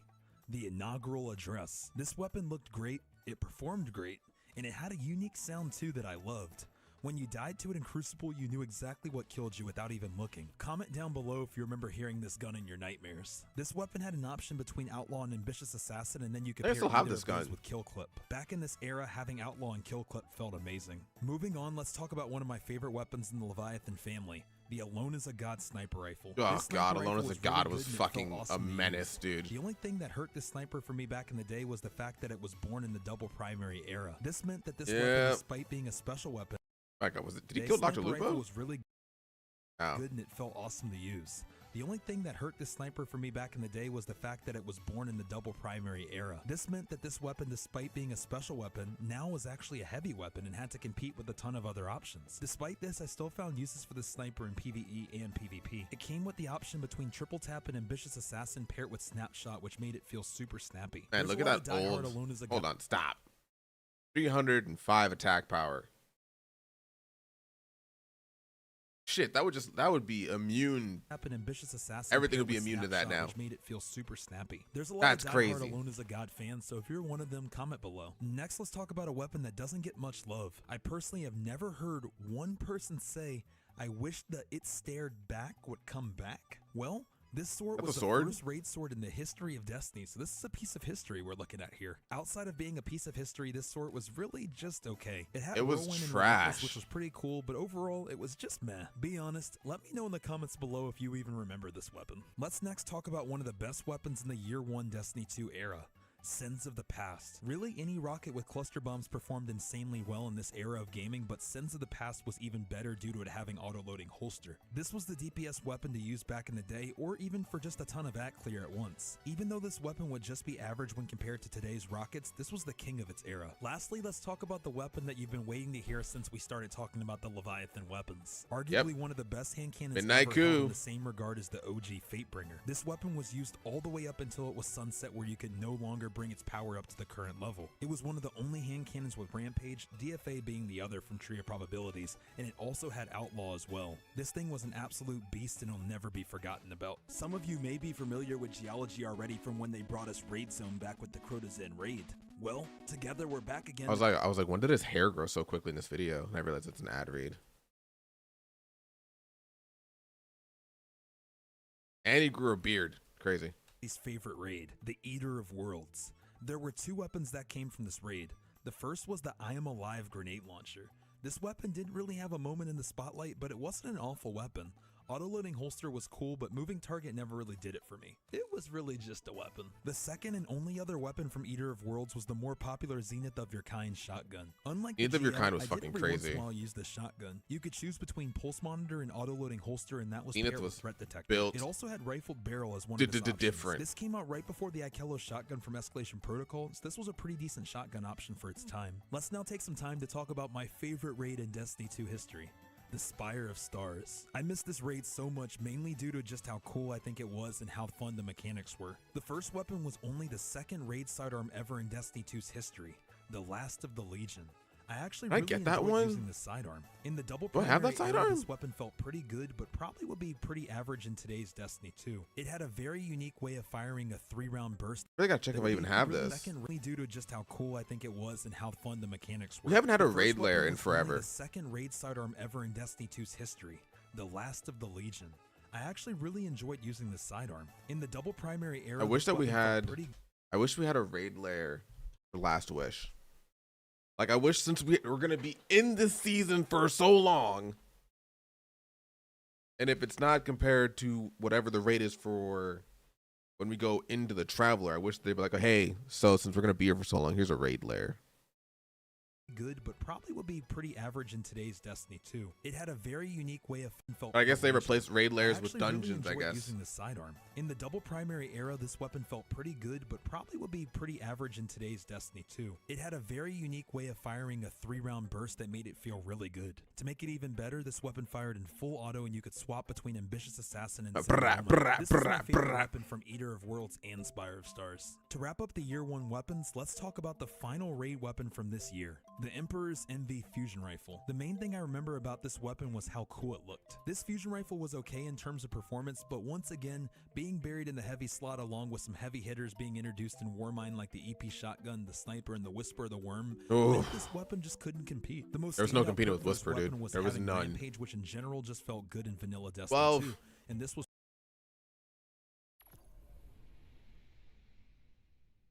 Let me in.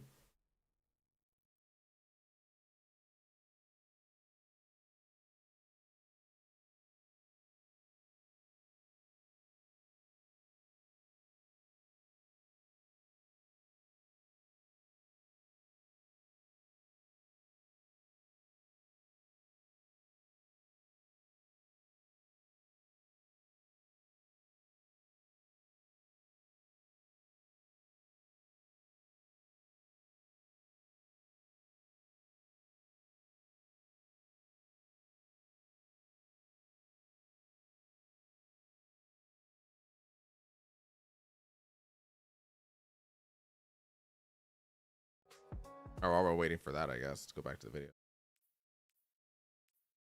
Cat. The hell kind of what error code is that?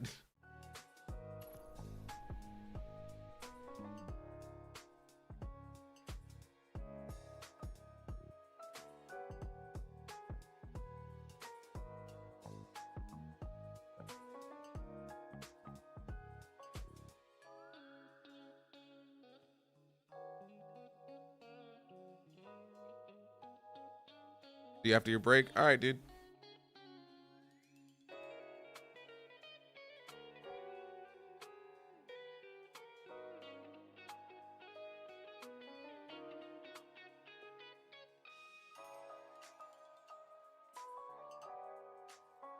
I guess now we're just gonna be connecting for a minute. All right. While we wait, back to this. Oh, we're throttled. Cool, we're throttled. So while we're waiting, was paired with ambitious assassin removing target. Liquid coils was also pretty cool on this weapon. Moving on, it's now time to talk about the year 2 raids in the Forsaken era, better known as the best era of Destiny 2. This era came with 3 raids, 2 which were removed from the game. The first was Scourge of the Past, and that's where we're gonna start. The raid came out during Black Armory. The first weapon we're gonna be covering is the Bellowing Giant Rocket Launcher. Honestly, this weapon wasn't that bad, but once again it came out in an era where there's just too much competition to compete. It did roll with cluster bombs, which was pretty good for things like Riven at the time. Plus, this raid introduced a certain heavy weapon that I'm sure a lot of you still remember that would take Destiny 2 by storm once people learned how potent it was. The Anarchy. Moving on, let's talk about the Tempered Dynamo Fusion Rifle. This was another decent weapon that seems like it's been forgotten as time has passed. It was mainly overshadowed by a name that you may have forgotten about, the Arantel. Comment below if you remember getting killed by this. I remember getting a roll with opening shot and liquid coils on this raid fusion, hoping that it would compete with some of its counterparts, but it never really quite lived up. Next, let's talk about the No Feeling Scout Rifle. I think the thing that people remember most about this scout rifle is it rolling with box breathing back in the era of box breathing being insane. This meant that the TTK with this scout rifle was extremely fast. I'm sure there's a lot of people that would love to see this scout rifle make a return. It was honestly really fun to use. Lastly, from Scourge of the Past, we have the most well-known legendary weapon, the Threat Level. Better known as the kinetic version of the Ikelos shotgun from Escalation Protocol. Like the Ikelos shotgun, this weapon also could roll with Trench Barrel, which at the time was by far the best shotgun perk you could have in the game. This shotgun was a beast and was by far the most sought after legendary weapon from this raid. This era ultimately came to a close when Bungie nerfed Trench Barrel, but let me know if you remember. I miss Trench Barrel, man. I miss Trench Barrel so much. In my opinion, a raid that sits in an interesting position. I feel like this isn't a raid that is universally missed, but those that love Crown of Sorrows really love Crown of Sorrows. The weapons in this raid were good. Unfortunately, they just weren't Mountaintop, Recluse, or Anarchy, so no one really used them that often. Starting with my favorite of all the weapons, we have the Bane of Sorrow. I really did enjoy having Feeding Frenzy and Rampage on it personally. It had some serious competition, but overall it was a pretty cool weapon. Next we have a weapon I've never heard anybody talk about missing, the Calici Noblesse? If I said that right. If you're the one person that misses this weapon, let me know in the comments. I don't really have much to say about this weapon. It was a scout rifle. It performed meh in PvP, and it didn't really have a home in PvE. It just kinda was. Next we have the Emperor's Courtesy shotgun. The thing that I'm sure you remember about this shotgun was that its curated roll could roll with 1-2 punch. This was the era where 1-2 punch was king and Trench Barrel kinda got left in the past. This was a great DPS shotgun and a lot of people had a lot of fun using this weapon, including myself. Lastly, to finish things off, we have one of my favorite named weapons of all the raid weapons, the Galrun's right hand auto rifle. It also looked very, very beautiful. While I love the name and the looks, I wasn't actually that huge on this weapon. Despite this, it did perform pretty decently in PvP. The curated roll had overflow, which I do remember being decently fun. Also, outlaw and multi-kill clip was pretty fun in this era as well. Overall, it was a decent weapon, but another thing that kinda got forgotten about as time went on as we had such powerful alternatives. And with that, we've made it to the end of our list. My question for you is, which raid weapon that was removed do you miss the most, and which raid do you wish Bungie would bring back? Thanks for watching.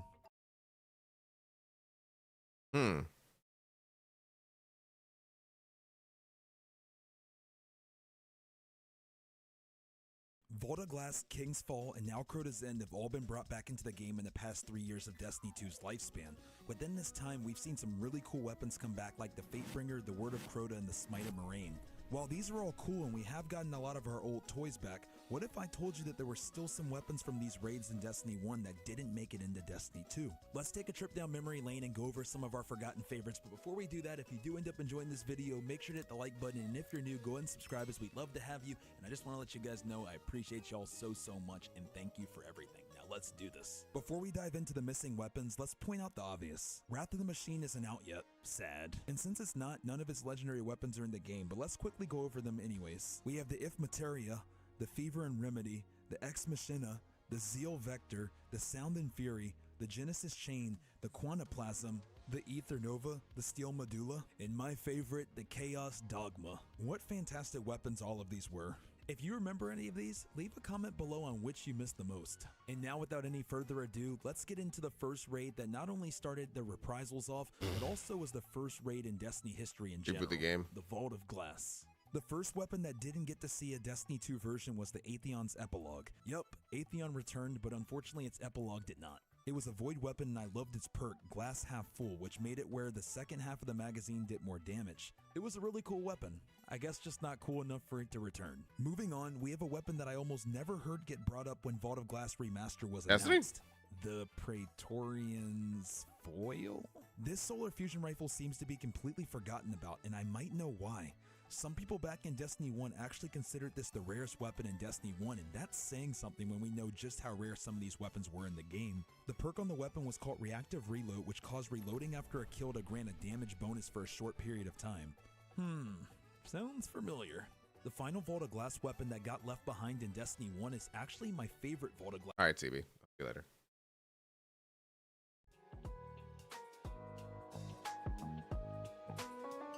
Let me in.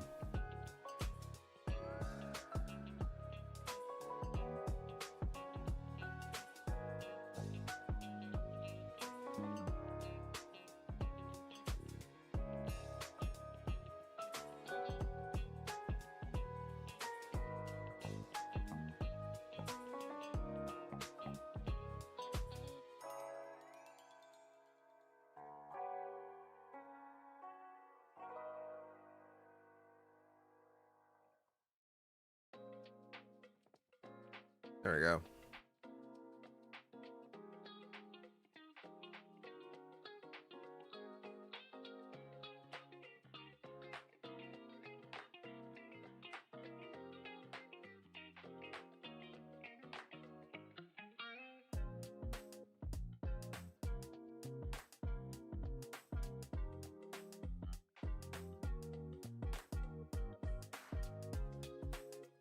Hey, boy.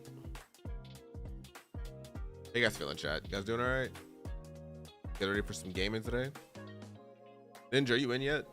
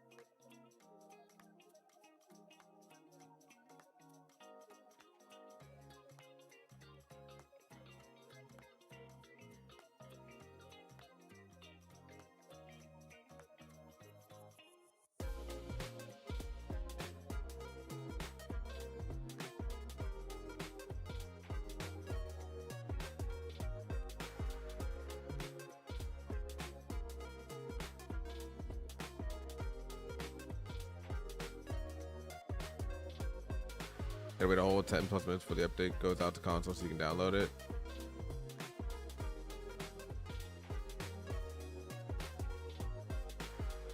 That's fair.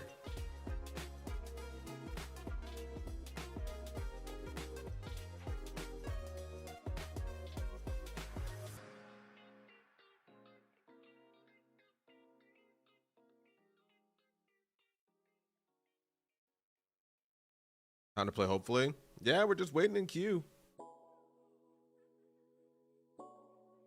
I'm being throttled.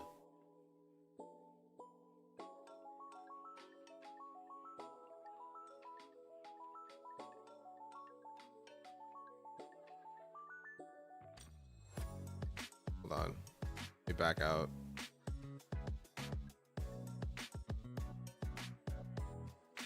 Go over here for a bit. Close all these windows. Make sure to hit that like button. Hit the sub button. Hit all the buttons. Thanks. Oh, there it is. I had a download that I had to queue for Destiny, which took all but literally 4 seconds just now.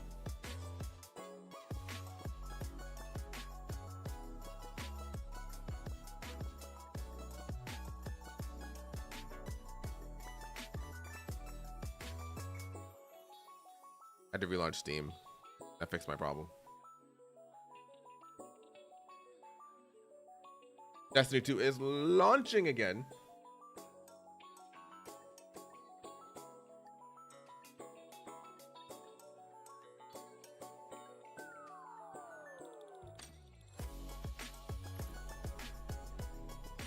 Let's try this again, shall we?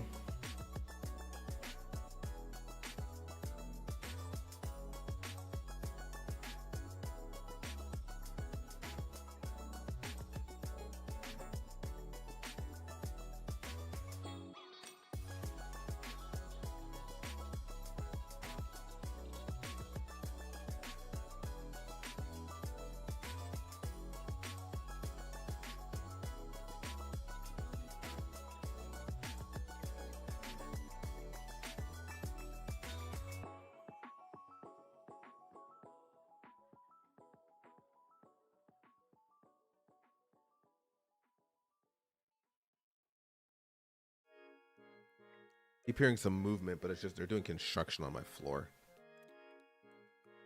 Like on the where I live. Not my actual house. Up.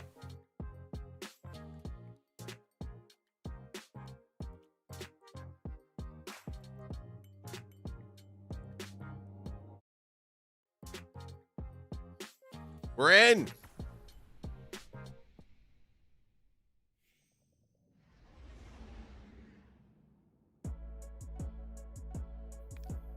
Sick. I got the store. What's new this week? Shaders buying. Buy it. What are you doing? Let me buy the shader. What's this? The Huckleberry gets an ornament. So a Dido ornament? Nice. It's the bug.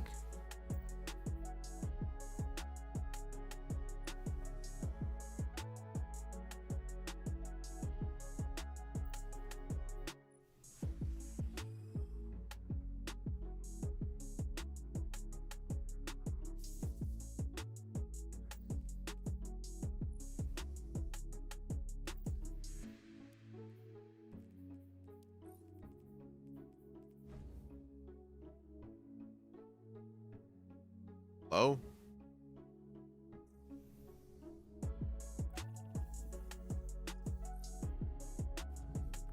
There we go. Oh, thank you. What, it's an Animal Crossing reference?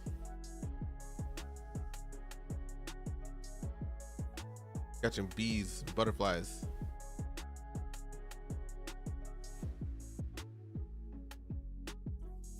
End the emote. I guess I just give up then. Okay. Shoryuken?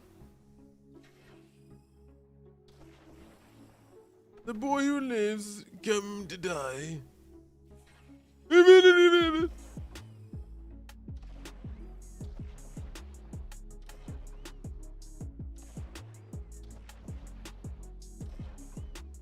Oh, do I just keep doing that? Oh, I need money for that. I'm broke.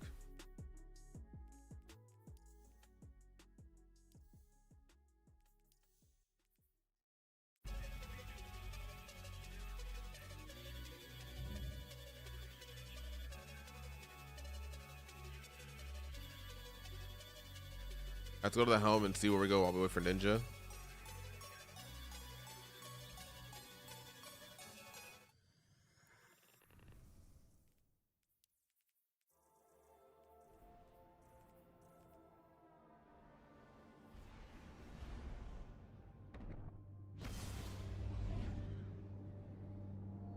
Are you getting error codes or being disconnected from the game?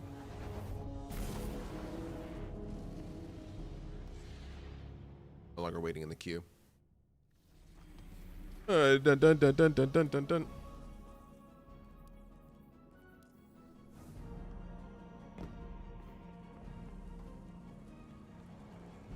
My queen. Okay. Speak to Riven. Oh.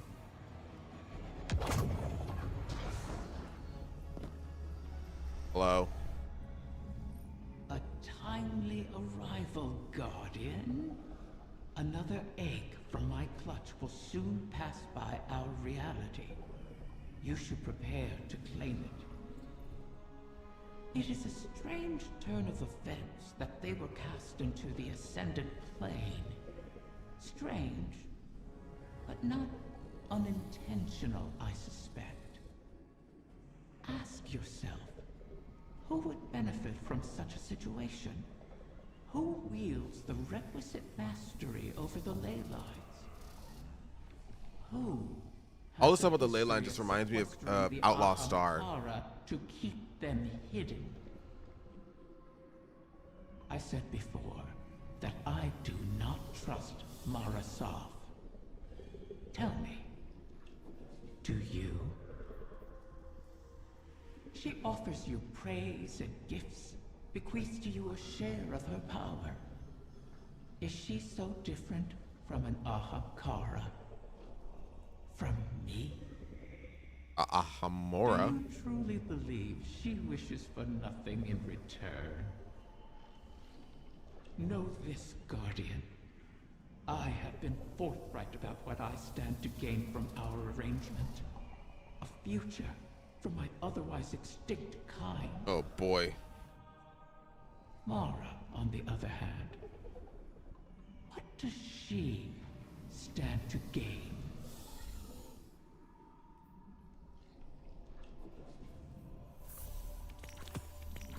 Grab all these bounties. I'm out of bounty space. I have 30 engrams. Their key. That.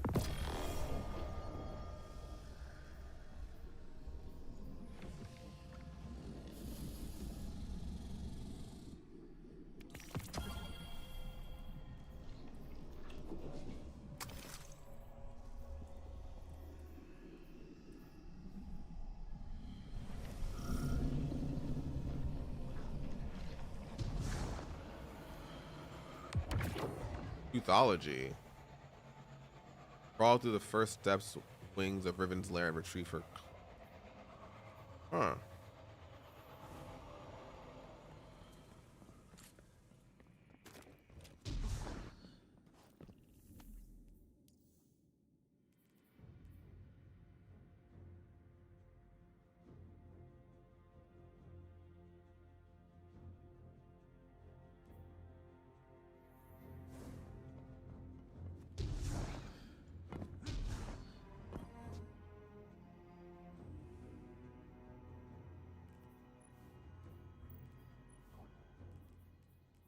That's done.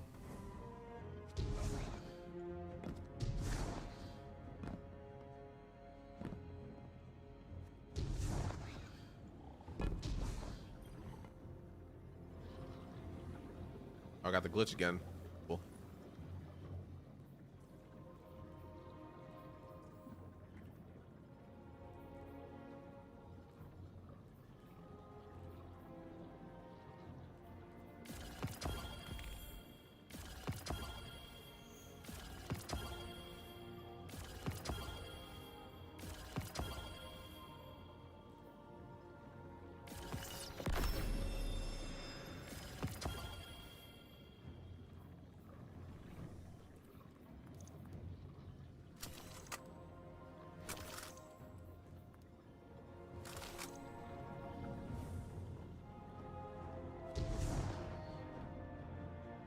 We are so back, boys.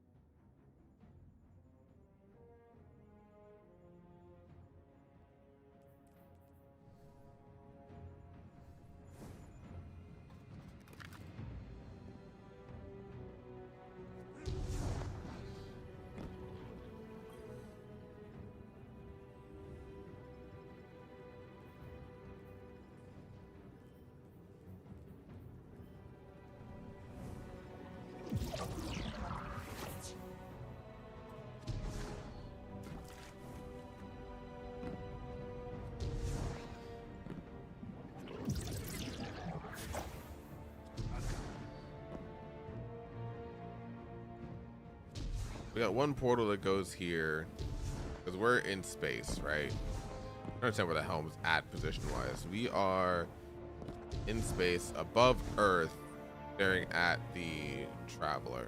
Got it.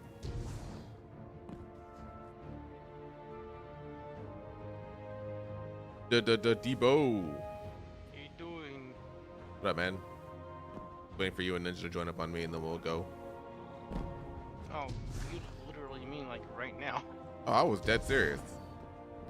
I thought like in like an hour from now, but okay, I'm down. Nah, man.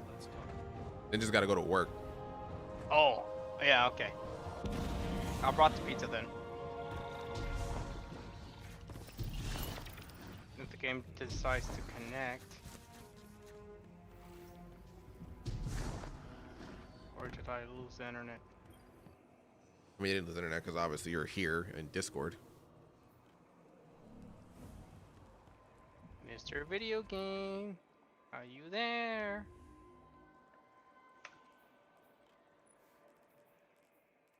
Well, how's your day so far?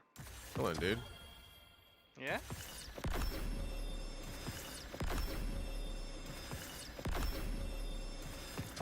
Got 3 red borders in a row. Let's go. Nice. So just My deleting cat. them all to get the pattern. Hey, it's a viable strat, so. You know. I mean, I have 99 witch engrams, so it's not like I can run out of glimmer. Because if I run out of glimmer, I just go ahead and use my legendary shards to buy more glimmer.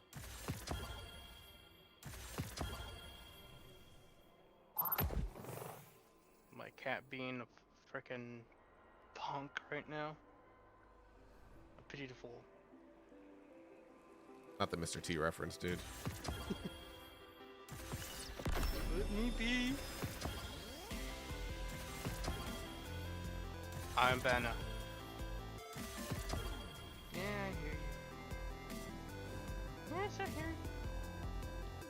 Are you in? Yeah, I'm joining you right now. Like,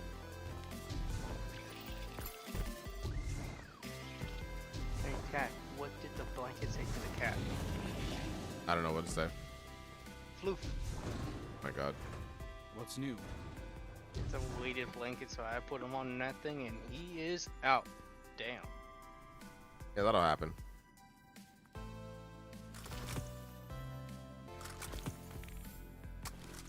Daily reminder, if you have any bounties and are not maxed, pop them now. Yep. I don't have any bounties yet. I picked up bounties before reset. Fine.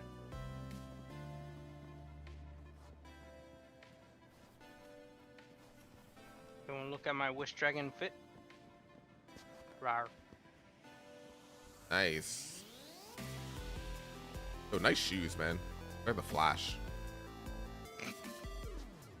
I keep meaning to buy that TV show. I keep forgetting to buy it. It's on special. What, the Flash? Yeah. You complete serious? Just buy it on physical media. Yeah. All right. You're not wrong.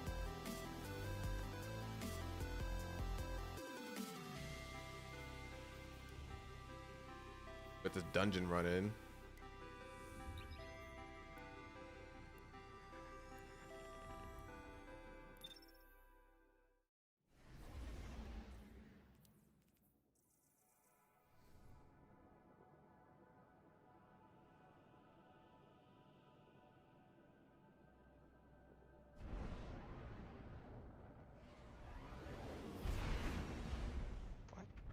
Oh.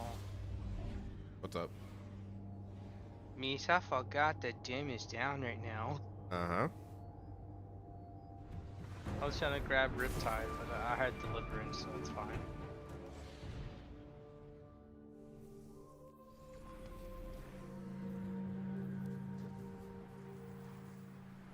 Guardian, good running tactical for you again. Ah. This is where the Dark Ether Trail went cold. Put on the Forsaken soundtrack. Petra's and I got calling. goosebumps. I'll patch her into the feed. Petra, Did you lose some scorn on Earth? Oh, I'm bad. Not exactly. Bye, have a good time. Riven tells us an Ahamkara claims territory in this region. Wow, Yeah, I also fell. Shit, I slept.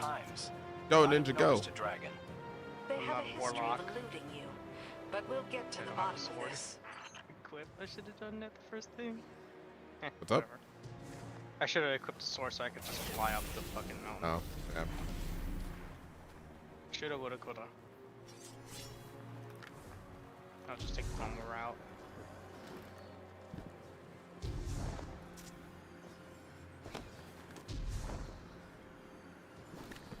Me brain smooth. Me no smart. So smart. What are you talking about? Don't tell yourself like that. I have 2 brain cells.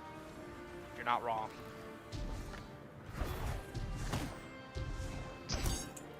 My cat agrees with me. Come on. Damn it, man. Go on without me. No. No guardians left behind. Okay, thanks. Ninja Riz, you. I just like saying that.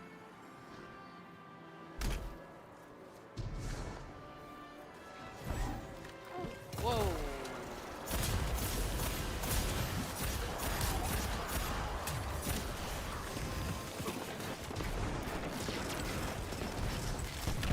Oh, we killed it.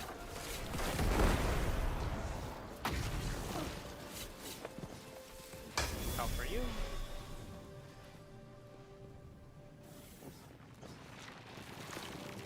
A minion of the Ahamkara here, I guess. Approach with caution.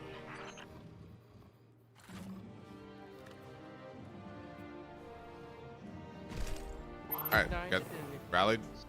Yep.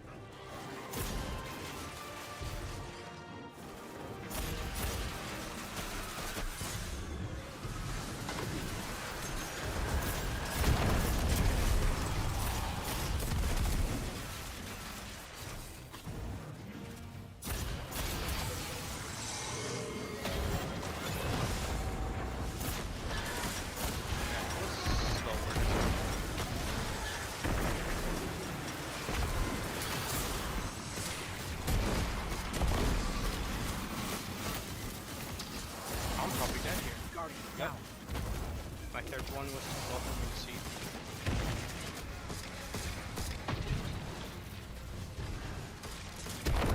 I just got you. I was coming to get you.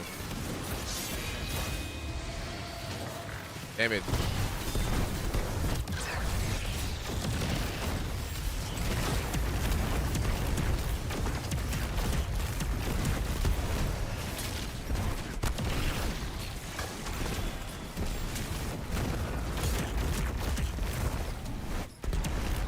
Good damage.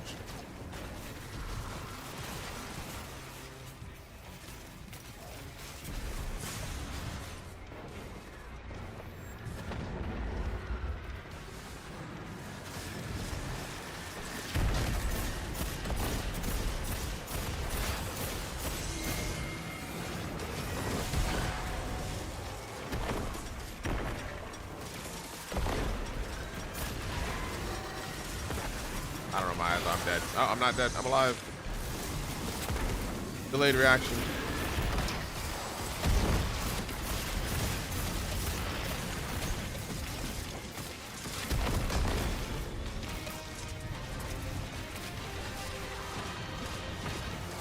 Got it.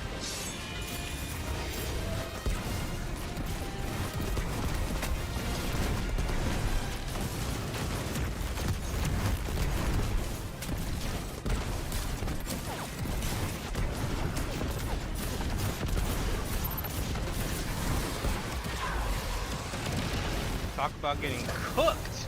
Right? Is Iron Banner up? Yes, Iron Banner is up. What was that? One red. So the I rest just are got a spike of weird clockwise. I'll make one counter. That was a chimera. I already put Must 2 be counters the up. Ahamkara's avatar. I got 2 counters. Too fast on that one, guys. Okay. I got, I'll do It's just one counterclockwise. The rest are clockwise. All right, hold on. All right, got two. Both of mine are clockwise. I have one counterclockwise, one counter.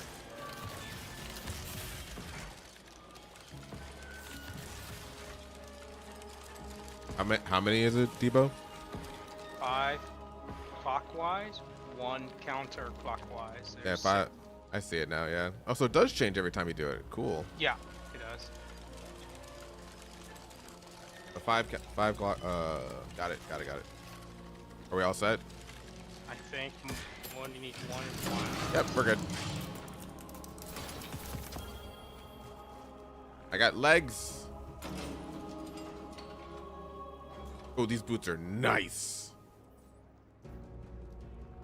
So there's only 6 switches, and if it says like 2 or 3, you can guess which are missing. Yeah, that's pretty sick, actually.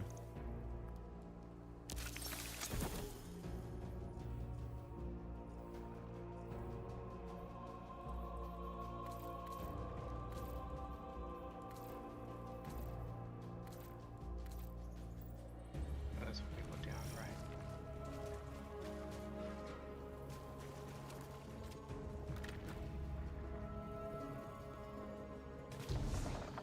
Still learning as I go, and I really appreciate it. Awesome. Check for traps. It's a trap. It's not a trap. It's Broly. Shut up. My God.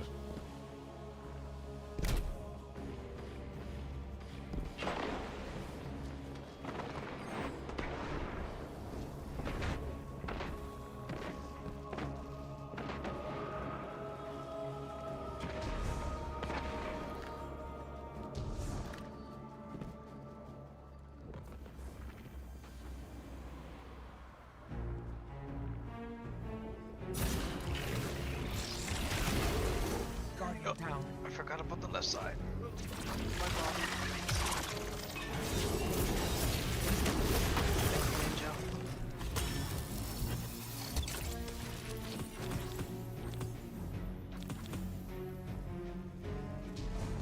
Into the dark ether, guys.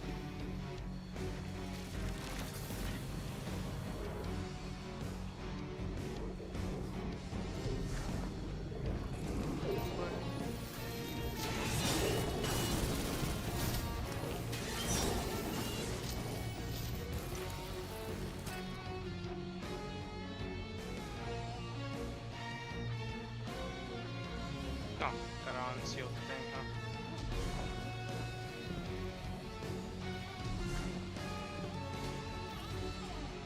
That's just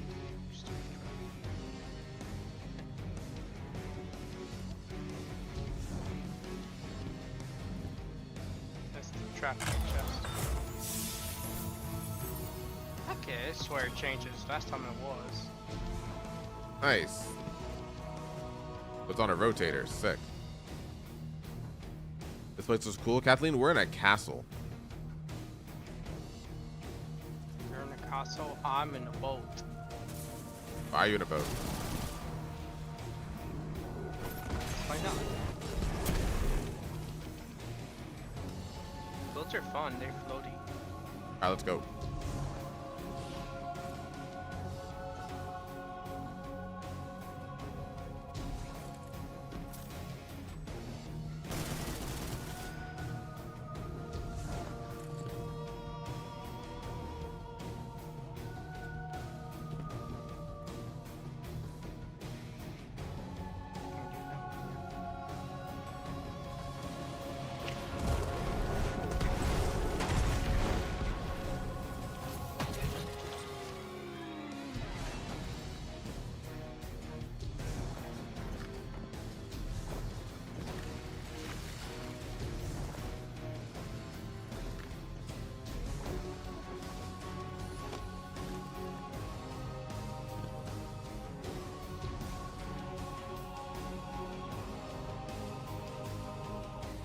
Why don't you give me Blink as a solar hunter, please? What's the challenge? What's the challenge mode, Cole?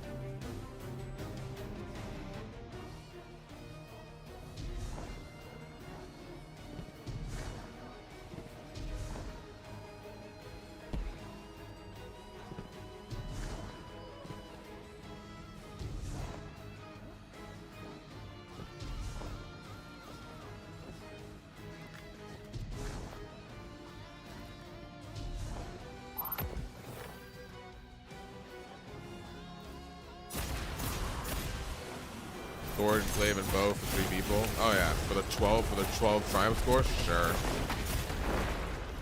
Wait, that's a thing? Yep.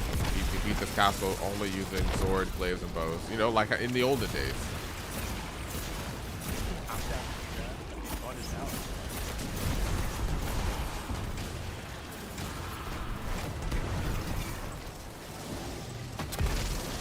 Point and stag. No, you can't do point and stag. It would have to be something like mission. Whatever blade you like. And freaking eager red swords.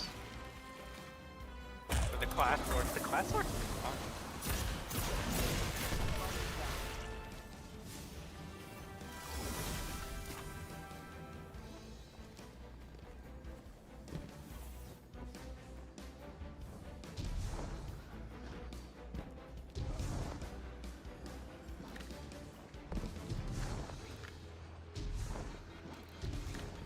I always do that.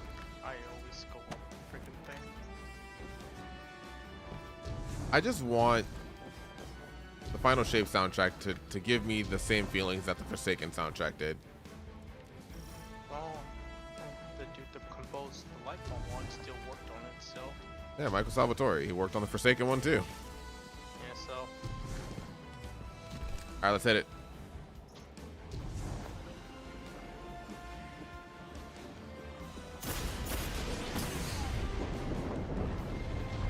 How about me to kill the Minotaurs first?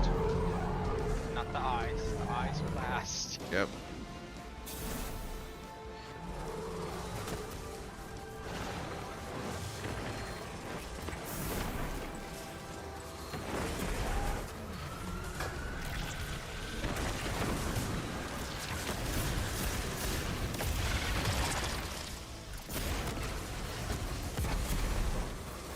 Minotaur's dead.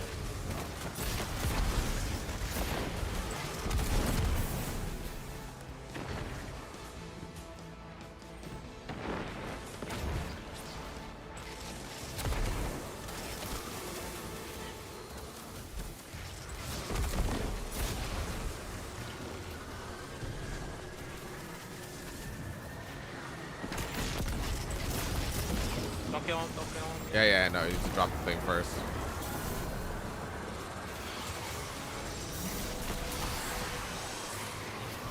Did not drop it. Nope. It's awesome.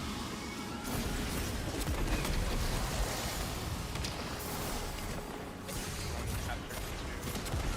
3, I'm not too sure. One mid.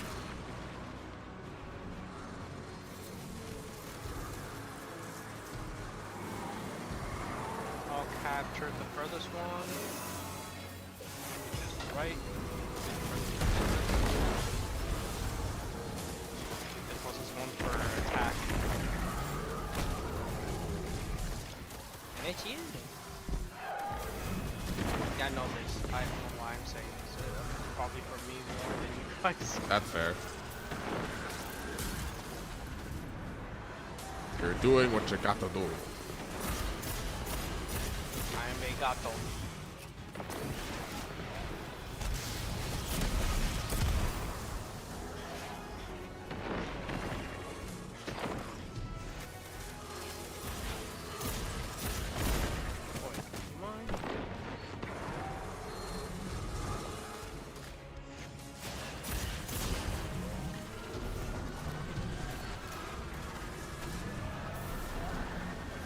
I still want to do one more flame, right? We just kill him.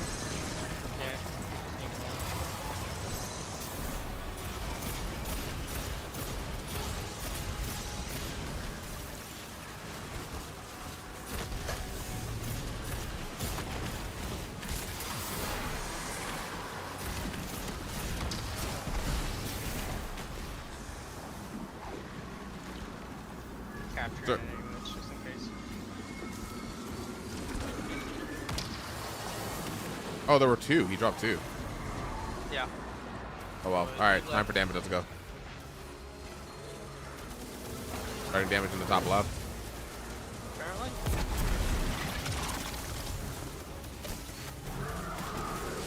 Oh, that's smart.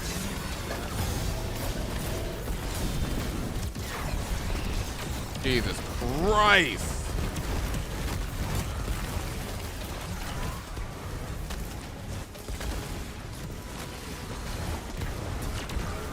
Rotate. Rotating.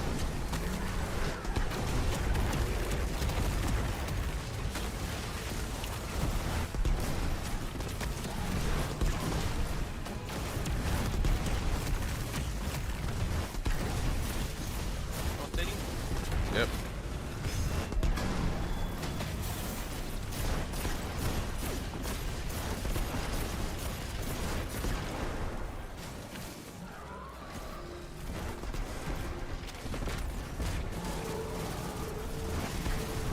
Rotate.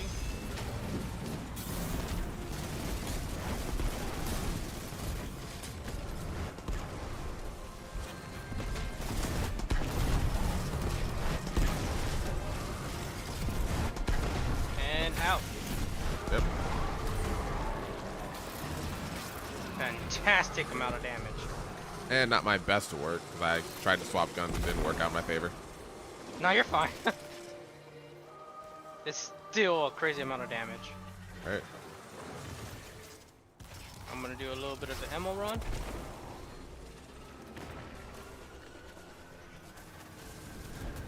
Of course, gotta go.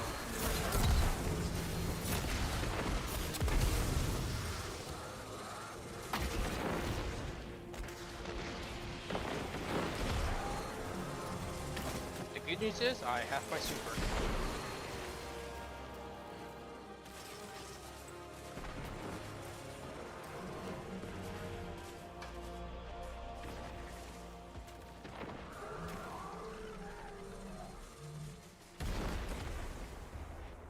And they're being Need to get stingy. last item.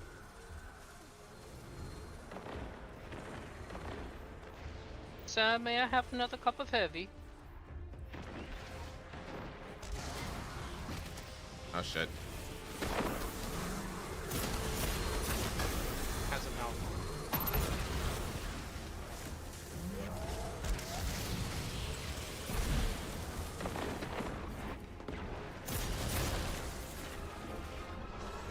Are we started?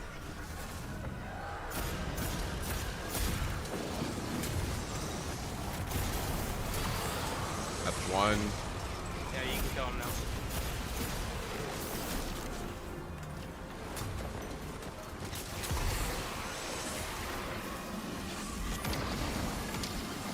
Thank you. Yep. Got them both. Okay.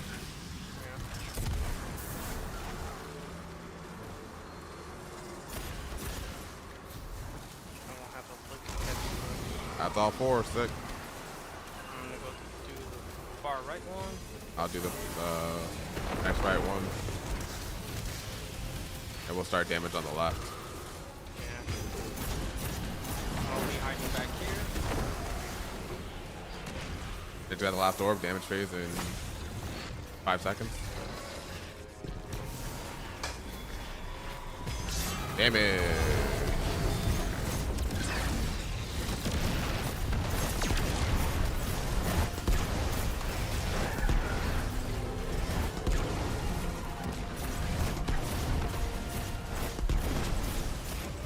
Rotate.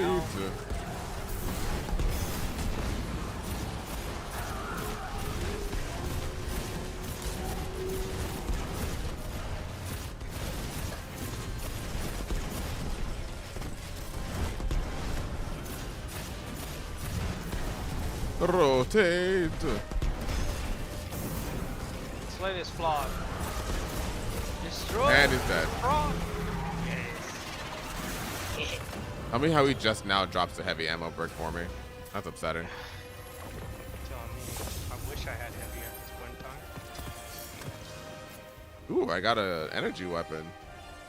Yeah, you probably got the sidearm. I did get the sidearm. Is it good? Yeah. It's a mini rocket launcher, dude. Oh. It shoots rockets. Oh, what? Hold on. What did I get it with?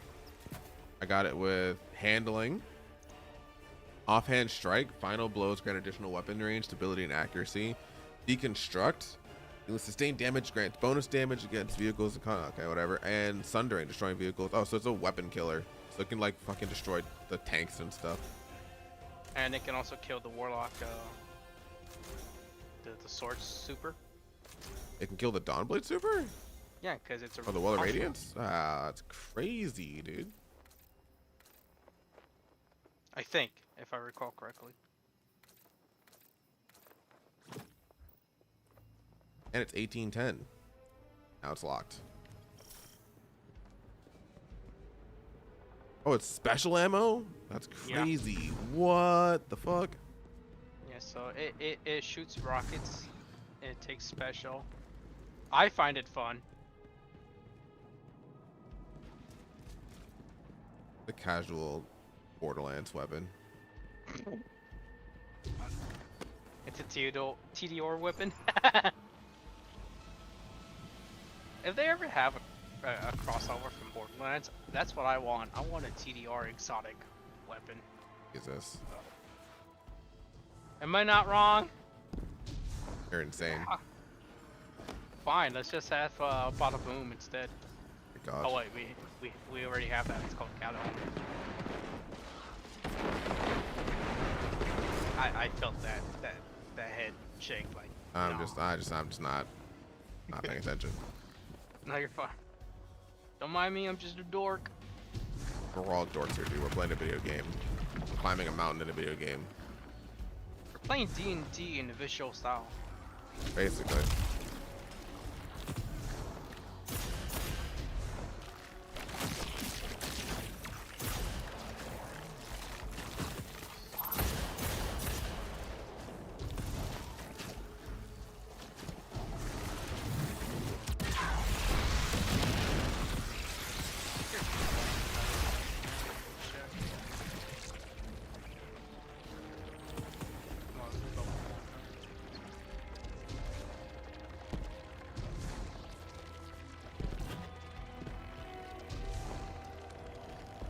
Vastly faster than. What? This is way faster than all my other teams so far. Oh.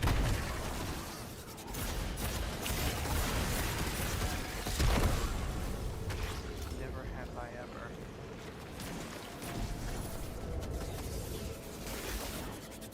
Tutorial with strawberry syrup. Holy shit. I just fired the sidearm for the first time. Yeah, it's a mini rocket launcher, right? No! Standing by for res. Yeah.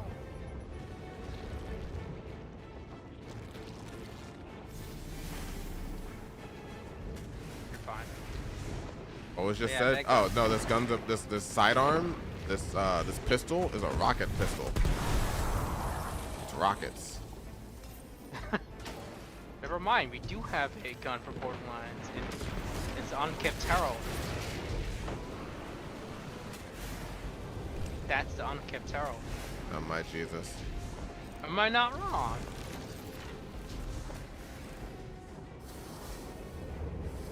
You're something, alright. How?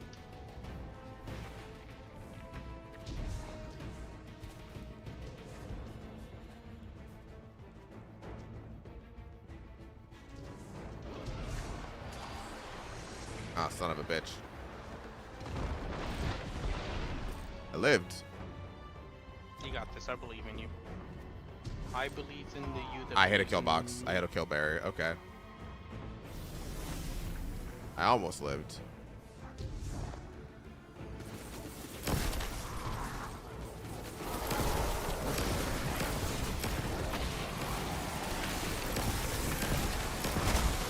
Holy shit!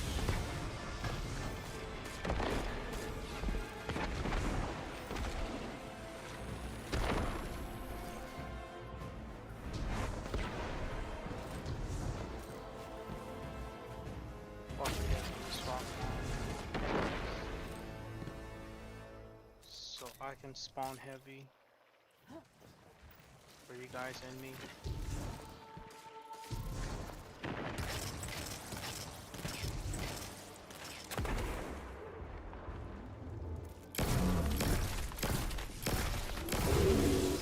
The gun 5 taps. Fucking abominations. Yeah, I've been. I'm looking for offhand and surrounded for that gun, because that would be nutty. Surrounded would be pretty insane on this gun. You're not wrong. I just like offhand because you're not gonna shoot that down, aiming down sights a whole lot. I mean, I like ADSing. That's fair. We went the wrong way. Oh, there's a chest here. What? Nope. At least I think there was a chest. It's open, but I can't open it, so it must have been it was a mimic. Yeah.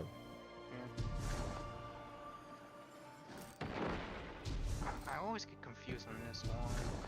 I'm just going over here. Just gonna make a casino with blackjack and nachos. Don't forget, if you have your grapple, you can just use your grapple here. I don't want to swap. God damn it! Just go ahead. I will be the guardian left behind. You're not left behind. Been just clearing the path already, bro. I'm just seeing a trail of bodies and orbs.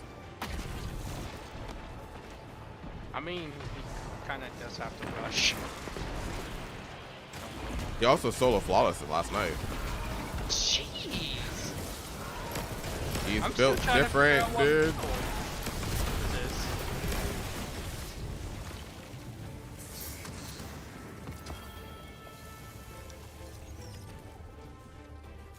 Sure he doesn't work for Bungie? Just asking for a friend. Yeah.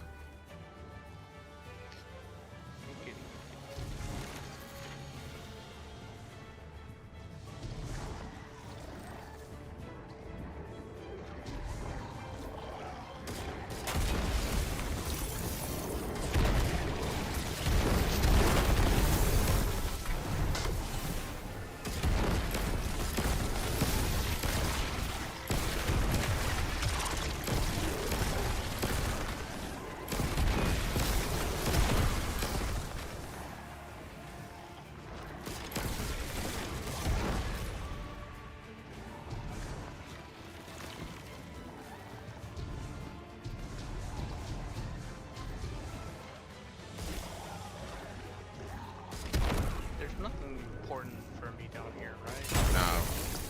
No, alright, yeah. I can wait or pull me. It doesn't matter.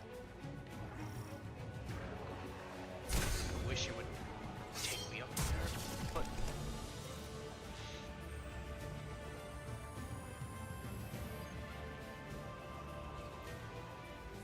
it's not going to pull me. Where are you? I'm back at the jumping area. Oh. Ninja, if we start, is it gonna pull him? A lot easier to floss than the last one. Yeah, goes to the deep just is a annoying piece of thing. Yeah. The boss just has way too much health. In my book.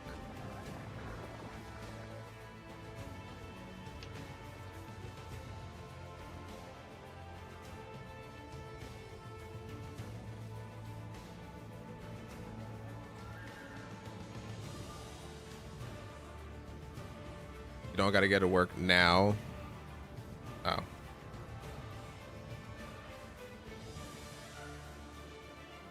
You believe it'd pull him, but he wouldn't get to rally? Yeah. You need to rally? Yes, because I have no heavy. Okay. Iris off the strand.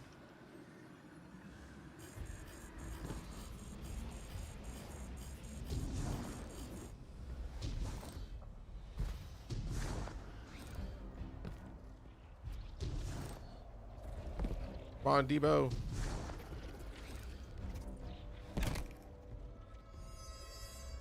I know, Ninja. I know what you meant.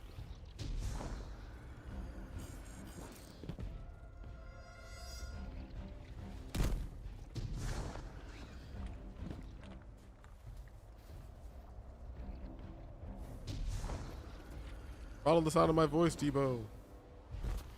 I am here. Oh, godly one.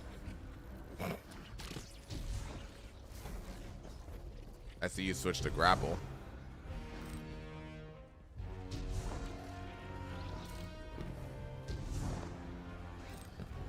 Let me start reading the message. No, I got what you mean. It's like, I don't gotta get to work now.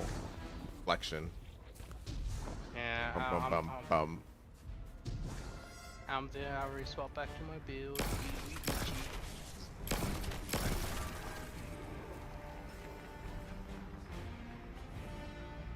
I know I'm holding us back. I'm sorry. But we're already at the final encounter.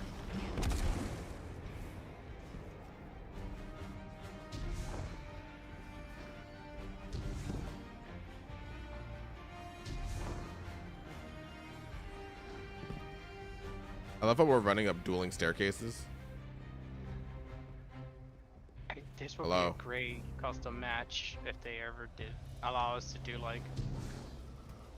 I rally the flag. From here, I'm rallied. I'm ready. Hold up, hold up. Hey, hey, hey, hey. It won't let me do it. It won't let me do it. Yeah, I won't. I'll try again. Hey, hey, hey, hey. We about to fuck you up. Hey, hey, hey. You about to get your ass kicked. Hey, hey. I just got to work.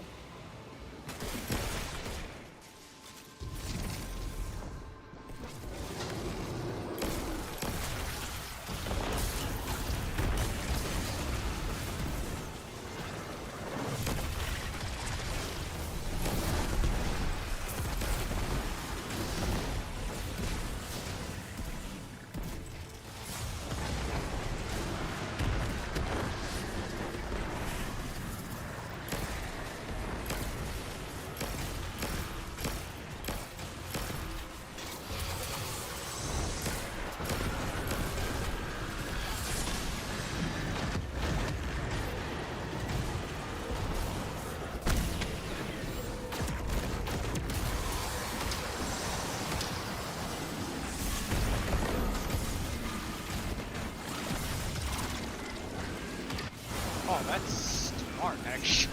What? He suspended them so you don't have to worry about the curse. Yeah, man. Damage.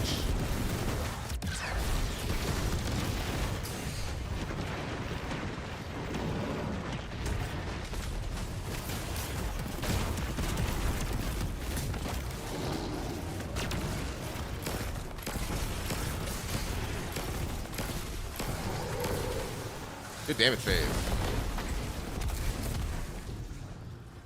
Let me look for ammo real quick.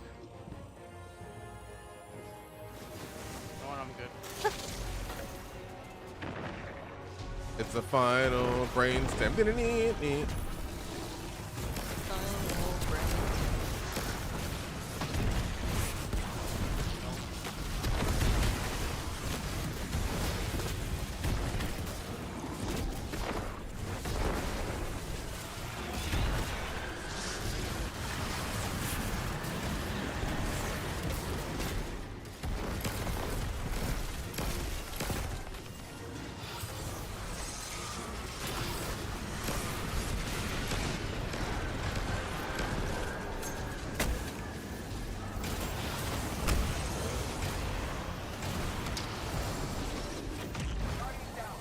Ow! Wow! I managed to get one.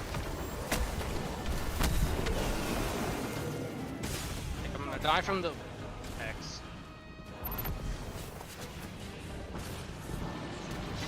Oh shit, damage. Yo.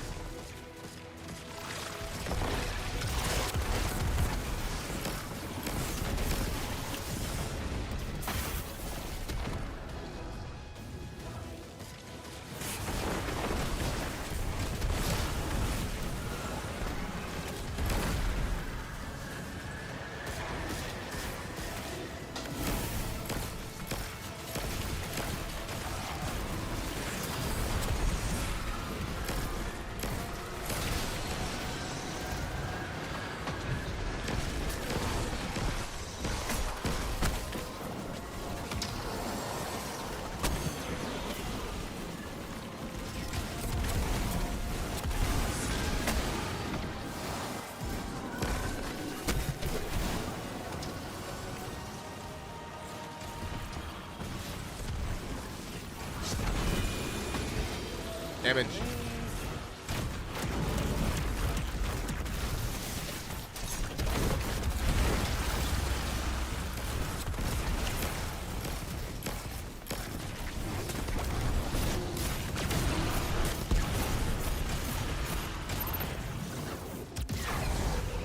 God damn it.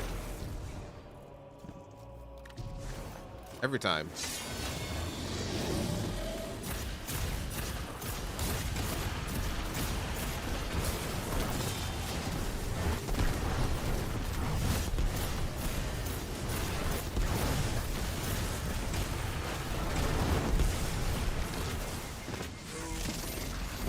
Right side.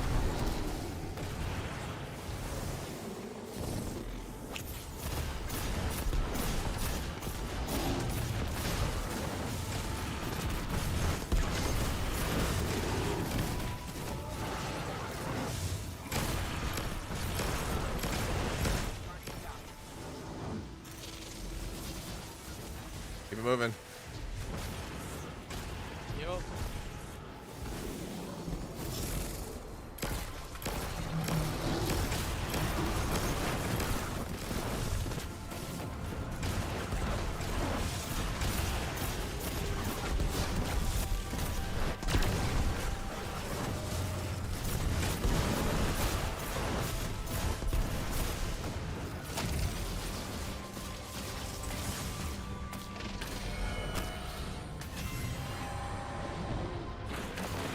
Shit. Yeah, it is. Well, that's a lot of damage.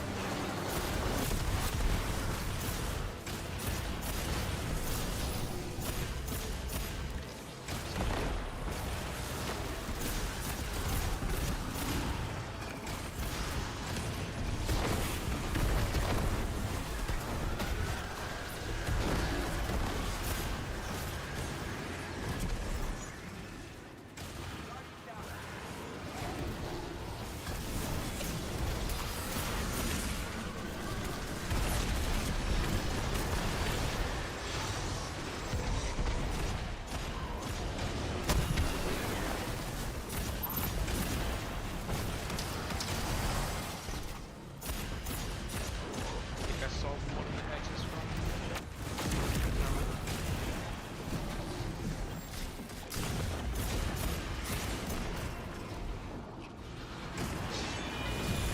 Oh my god. I think I got to get the hex off.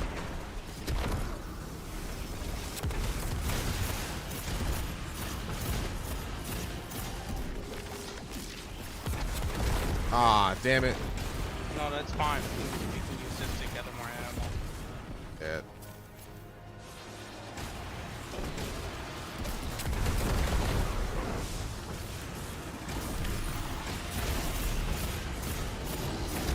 I wasn't trying to push her, I was trying to deal just enough damage so when it's time, you can reload and do what you need. And good on heavy.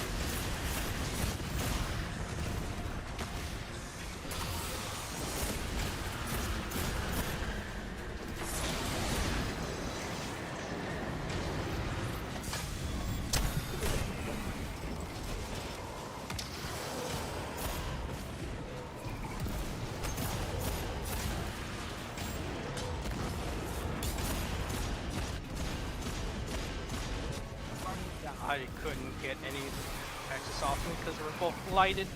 You're fine. Damage.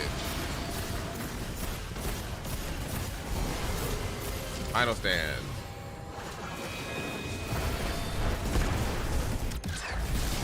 And dead. Diva. Ninja's dead. Ninja's dead. It's already dead.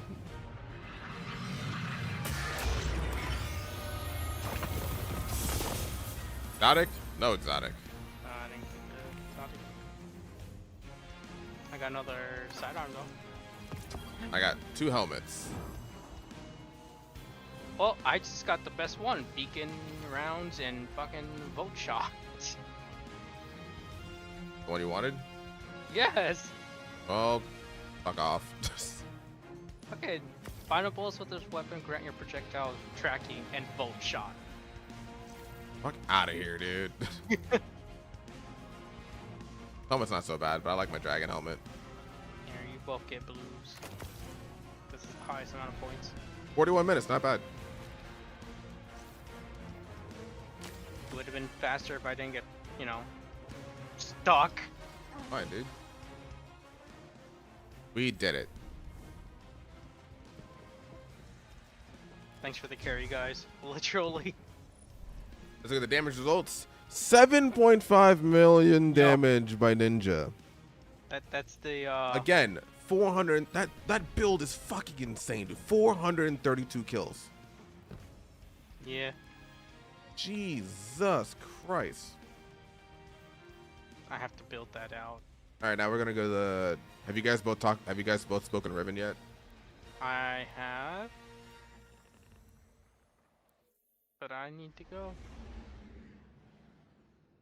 That's fucking. I thought it was gonna take at minimum an hour, but 41 minutes. Jeez.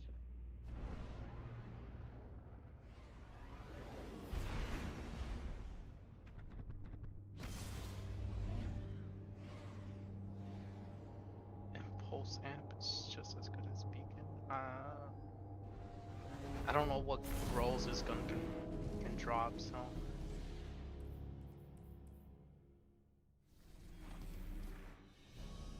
But if it means I don't have to aim, I'd rather take that. Piercing sidearms. Well, gonna put that on for the rocket.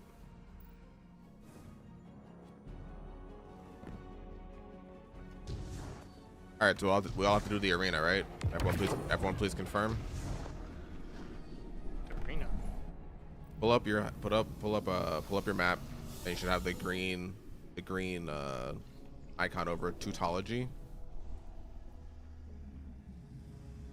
The seasonal activity, which is the next quest step.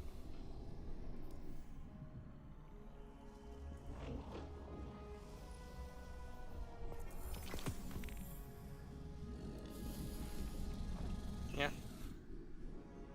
What's the story mission? Yep.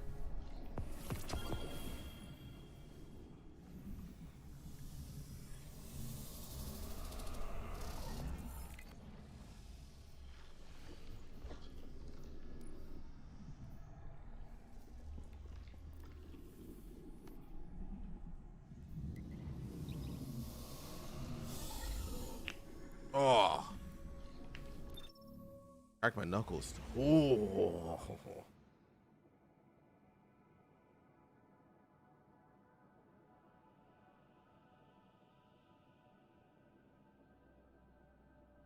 I have a really bad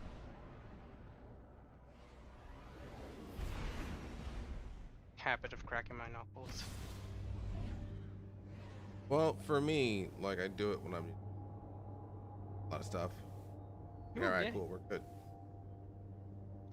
Dim is up and running again. Sick.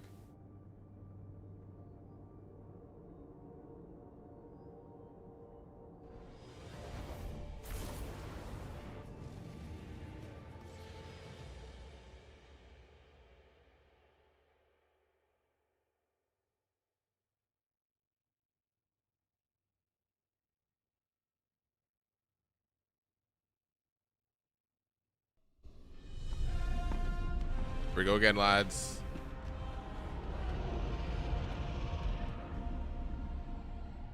We are so back. The boys are back. The boys are back in town. The Techians' calculations look promising so far. The next 8 should be close. Be cautious. The Taken have already gained a foothold here.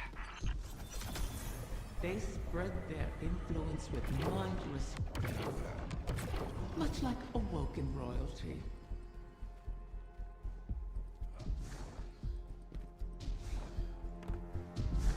Just speedy boys over here. It'd be faster, but I don't have mobility Wrath up. of the Queen. Don't need This is not your fight. mobility just Somewhere makes out your there, a your pack of starting run doomed faster. Corsairs Just a waits for smidge. you. I'll be there. They know I'll always be there. You want to help them. You would do anything. I will. Without you.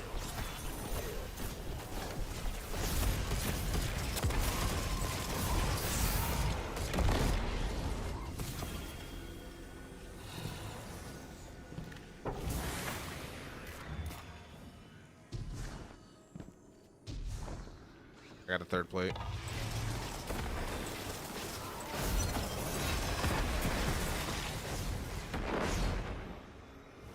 There's a chest over here. Yeah, but I'm not doing the lair. Yeah. Absent a commanding will, the Taken return to more basic directives. Their corruption may reshape these walls. Deal with them before the path collapses around us. Charging the spark. You're the spark runner.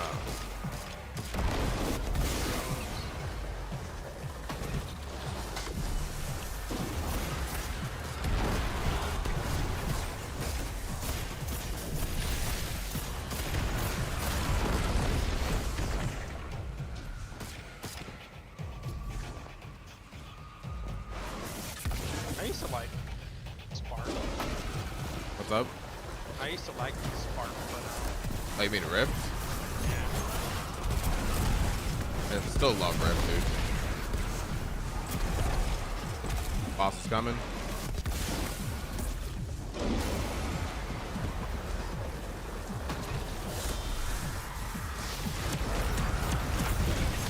Boss is dead.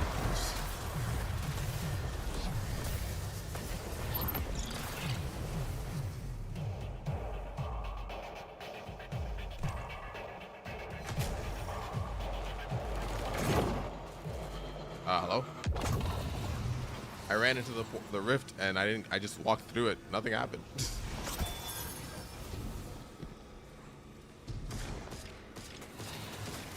You set obstacles in our path.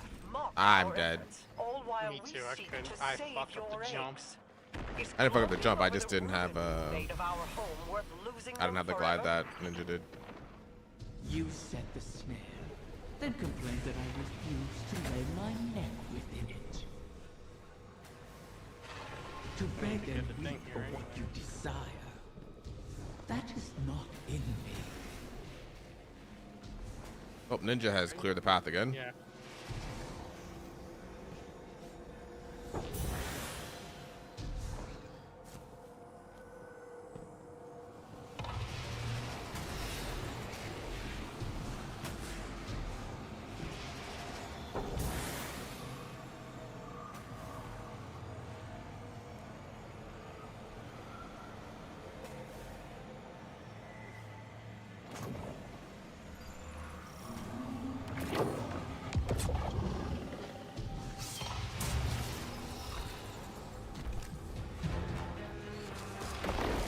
That beast is a nexus of corruption.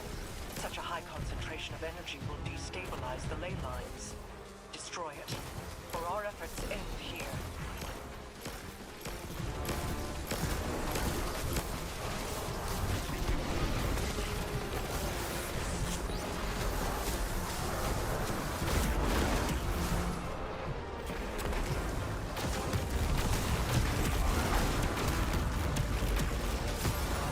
Damage.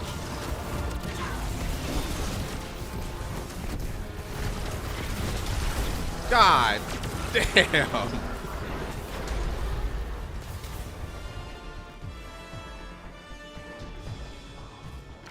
Hello, egg. Another egg secured. Well done, Guardian. The Taken aren't the only creatures attempting to thwart us.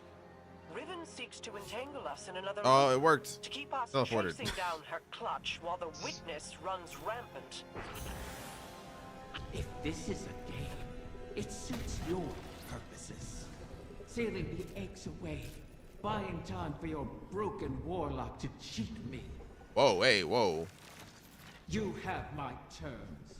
See this through, or make peace with your fate.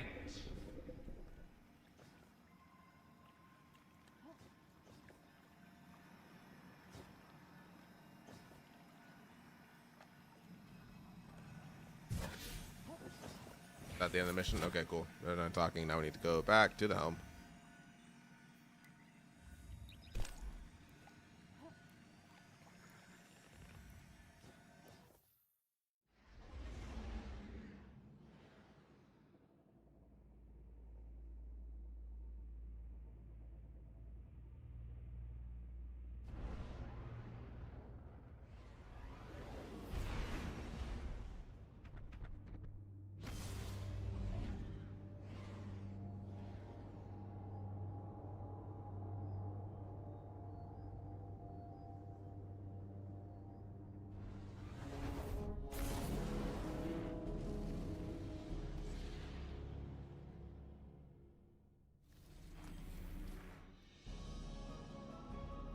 Alright, y'all, I gotta go.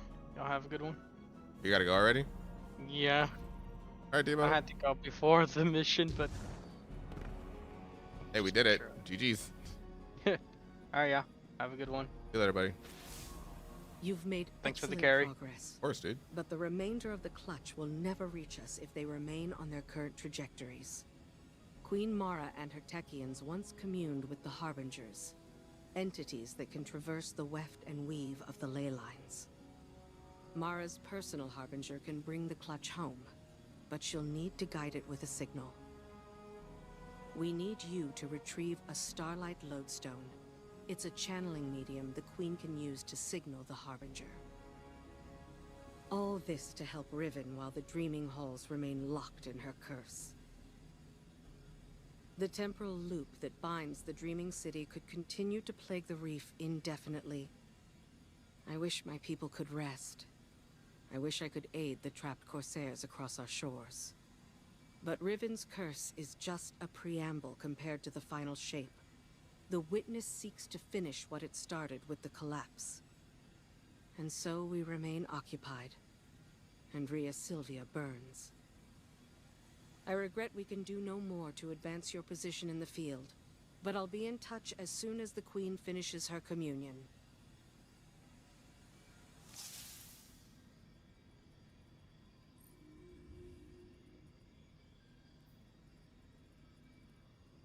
Starlight Lodestone. Located in the Chamber of Starlight and Dreamy City. Leading to the final shape.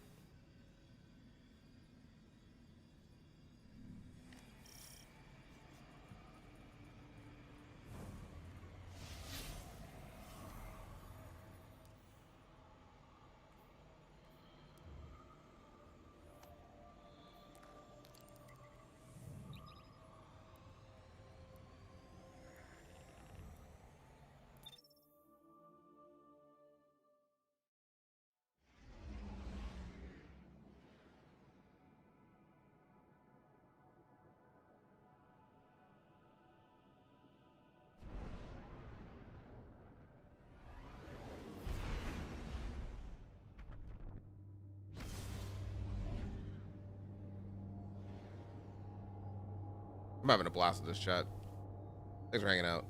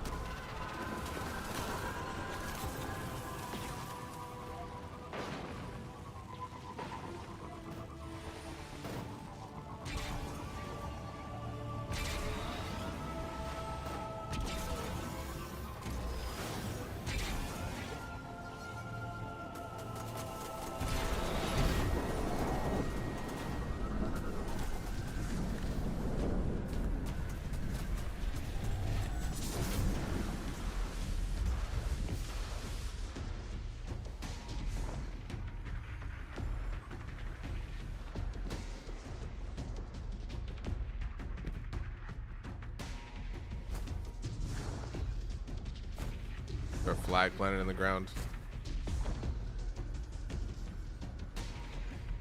Oh, this is just, I guess just do it. All right.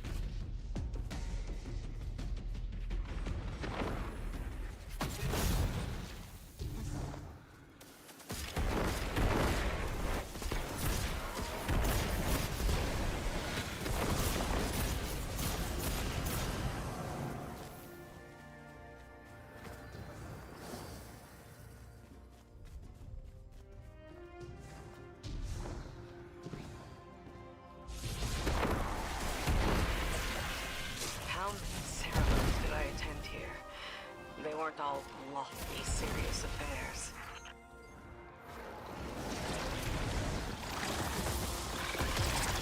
Lights, singing. I wish you could remember it.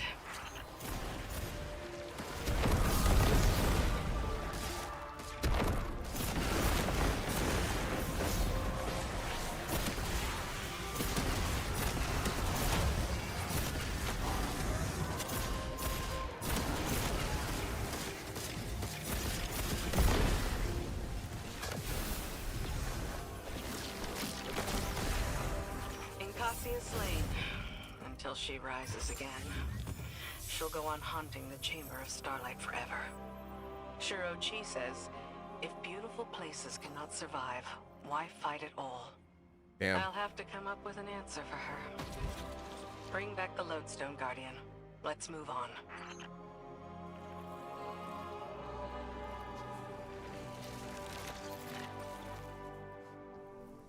What a great emote.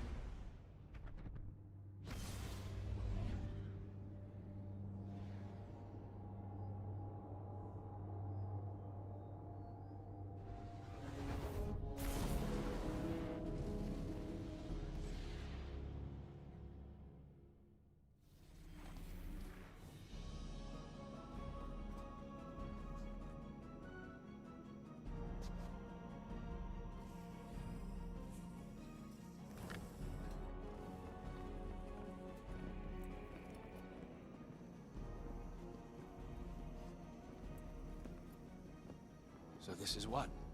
The third bargain we've struck with a compulsive liar? Having your back to the wall is never a good feeling. It's so much worse. Being back in the Dreaming City. Now that you remember? I know every inch of it. The gardens, the palace. How it used to be. Before Riven's curse. Oh. Whoa. Crow. Whoa. If it wasn't for me, the curse would never have happened. Riven used you. Used us. Our grief, our desperation. I wanted vengeance. Almost called him anything. Aldrin. The truth is, if I thought hiding from my guilt would help anyone, I'd be on the far side of the system. You don't think we're just making the same mistake? Aldrin used to say, if you don't like the odds, don't sit at the table. Trusting Riven is a risk. But without her, we have no way of pursuing the witness. I'd rather risk failing than wait here for the final shape. Right there with you.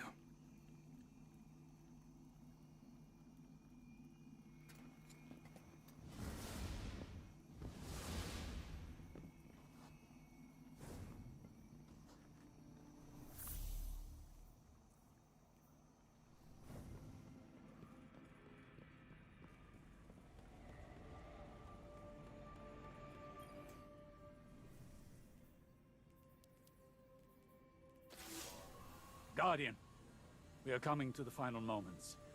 These choices, these risks, they mean everything. Mara requests that I provide some small measure of insurance should Riven prove too perilous a gamble. Okay. I've learned the Veil is linked to the Traveler. That this link was not created. It is a primal truth of their existence, a pairing. The Witness accessed this link through your ghost. Great. The motions of what it did are written in the Veil's own memory. But like an incantation, without the ritual, the understanding, the words, so to speak, the motions are useless. Okay. My attempts to recreate what the witness did, to follow it, have been inadequate and dangerous. I must temper my ambitions. The veil is the power of consciousness, made manifest in our physical world. It whispers an electromagnetic language that resonates with our minds. One that can be deciphered, but not by the laws we wield in this universe. It's no easy task. If there is another way to follow the witness, I'll find it here on Neptune. It will take time, as all things do.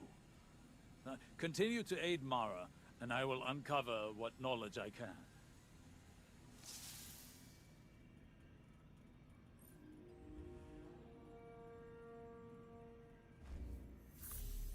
There have been countless guardians that have been sent through the thing, all in just to die.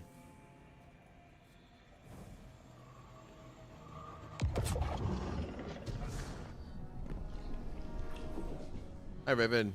Another egg safely retrieved.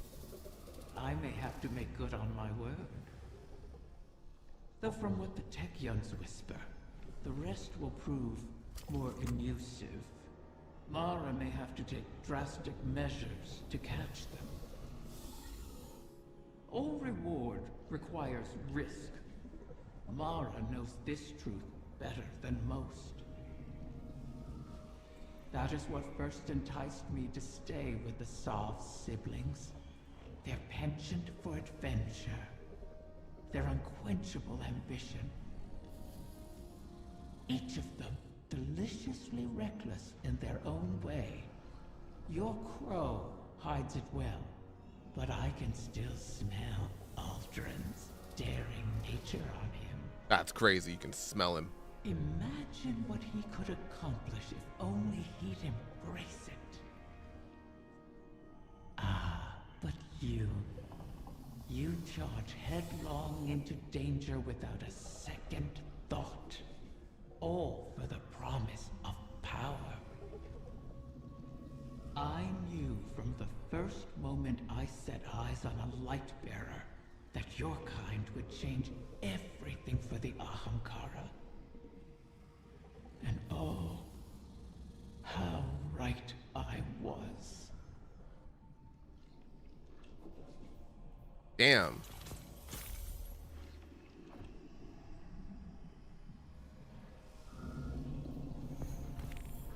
Wow. So we did the dungeon in 44 minutes and did all the weekly story content in under half an hour. What's the Iron Banner mode? I'll let you know in a second. Hold on. Queen Mara, I hail you now out of necessity of the heart. Else I feel as though I will burst into solar flame. Who is this? Long have I admired you from afar. Ever since you graced me with your power and benevolence in the Reef Wars. Not a day goes by without me thinking back to the time you bade me repay that debt to you. How we spent hours together, long into the night. Hey, yo. Would that you Who is this? to your side again, to serve as your consort, your knight, your humble vassal, anything to be near you. I beg you to grant me an audience once more. Please give me the gift and the privilege of basking in your favor. For without you, I shall wither and crumble into dust, to be scattered across the cosmic winds. This again? You and I both know he sounds nothing like that, Riven.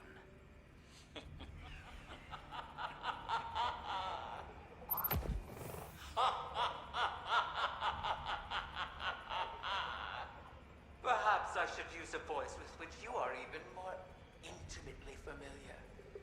How about... Do not speak her name. As you wish, O Majesty mine.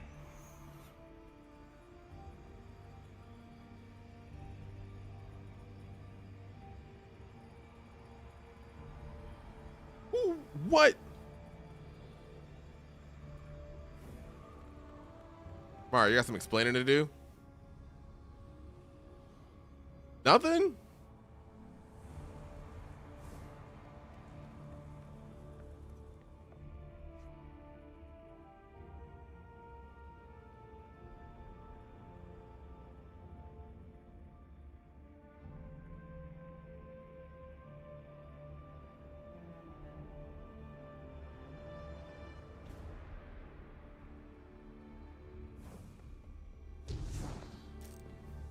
All right, let's look at what Iron Banner is. Oh, deck.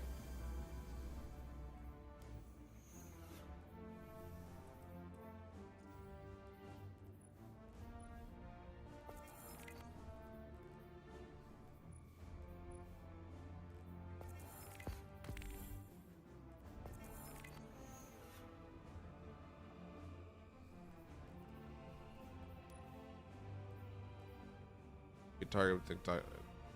I thought I did this already.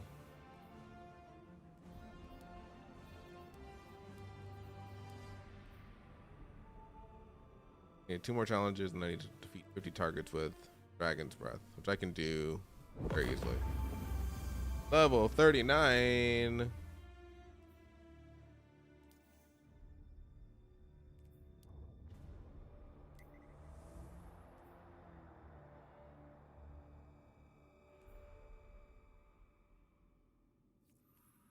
I don't think it says what is this? I think it's just regular Iron Banner. Cool.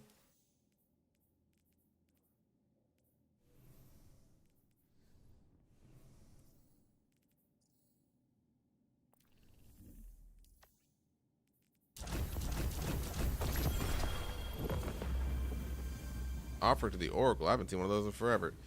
Ninja, you down to run some coils? Let me know. Not for the Destiny music.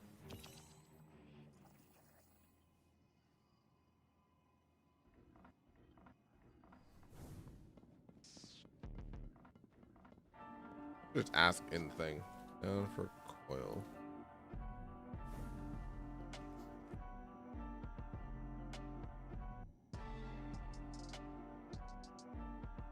It's a new mode they talked about. Gambit and Crucible. Collect chests and bank them. Oh, I guess I'll have to try Iron Banner after this. At that point, I'm assuming Ninja will dip out because Ninja doesn't do...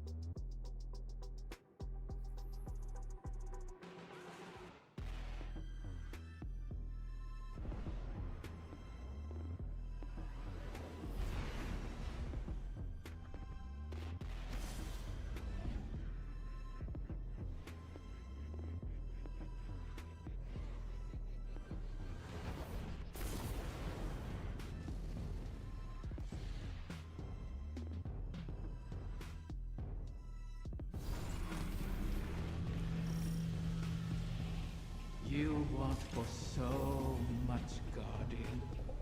I'm on the wrong gun. Salivate. There we go. There we go.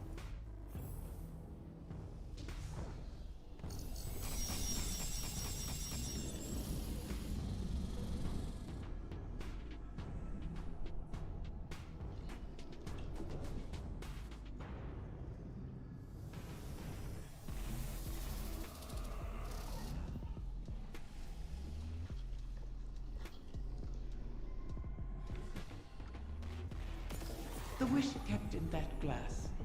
A tragic vengeance. So poorly worded. Once again, into the confluence. Our enemies await you. Bring them fire. We'll keep your exit into the overworld clear for when you're ready. I wonder if Mara did not cast Riven's eggs into wherever this is, and Riven did not either. Did. Maybe it was how Sabathun exploited Riven originally. Although, I don't remember her needing much motivation. Doubtful. Riven would be aware of such an arrangement. Yeah, and she'd never lie to us about that.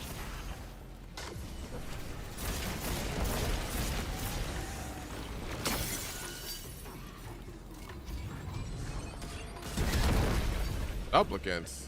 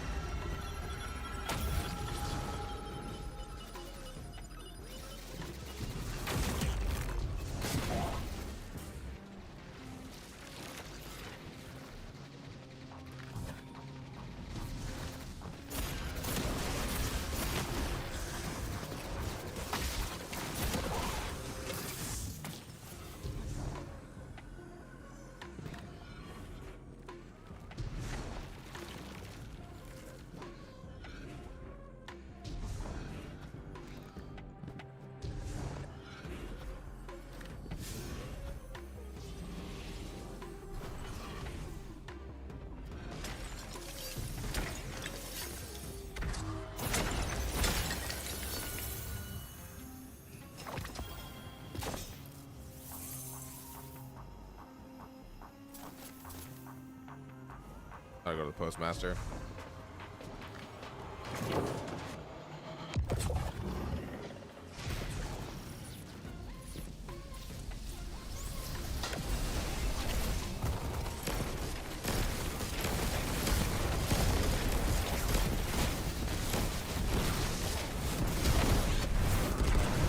Everything's on fire.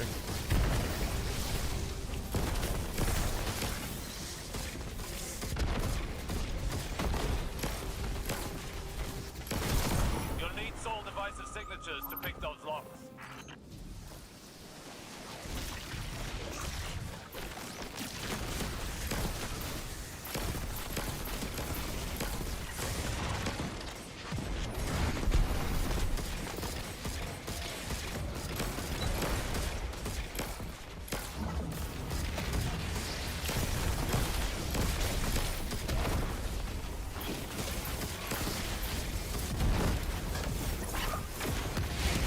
Hey guys.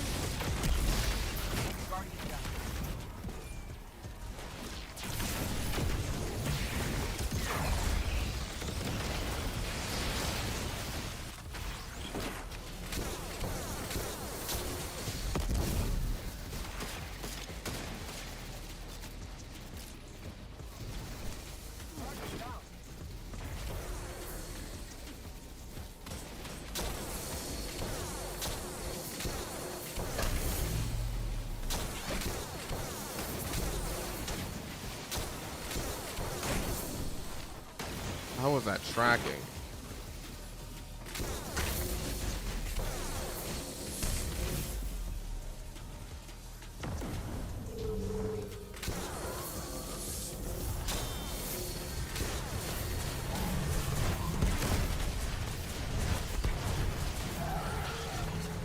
He's already dead, isn't he?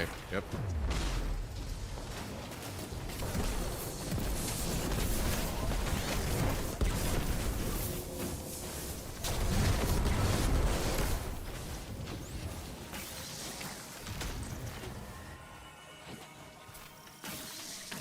That was awesome. Not even lie about that. That was cool.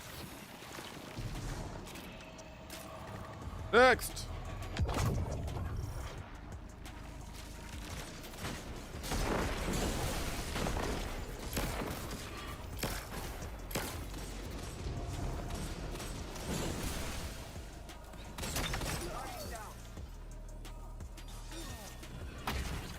Guys. Not you, Ninja. I meant the other guy.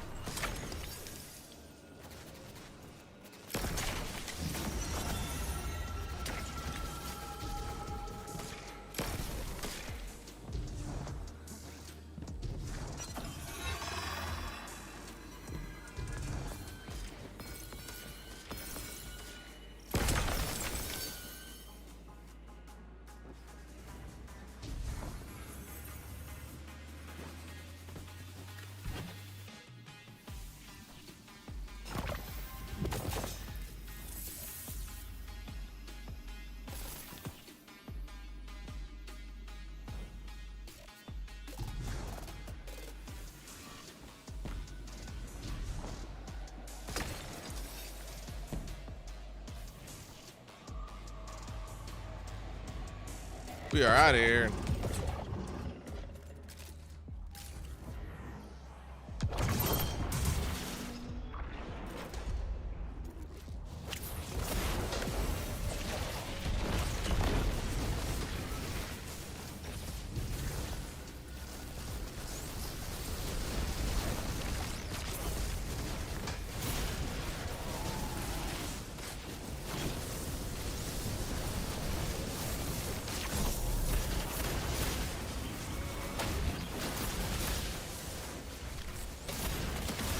Excuse me.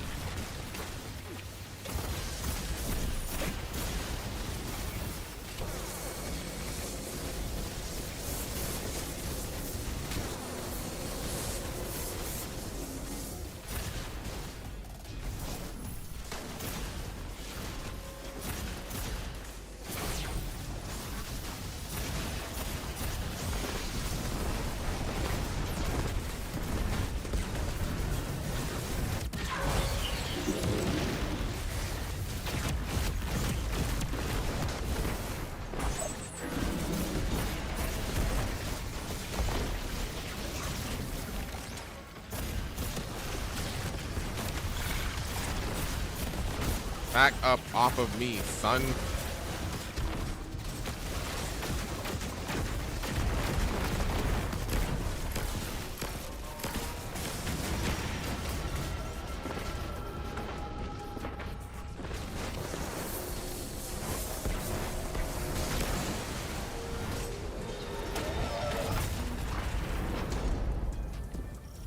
Yee, yowza.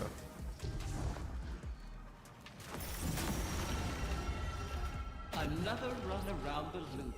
What voices will they hear this time?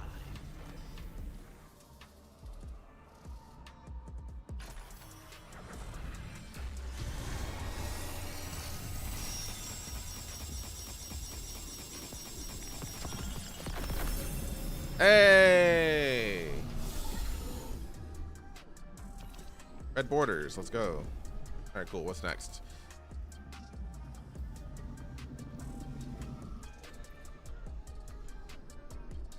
Opens the energy slot of their damage increased by doing gain passive ammo regeneration. Yep. Do not tell the others. They will envy you.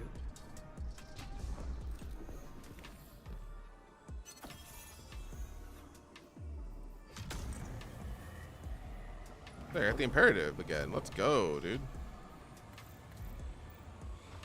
Still ugly as shit, but you know, I'm happy I got it.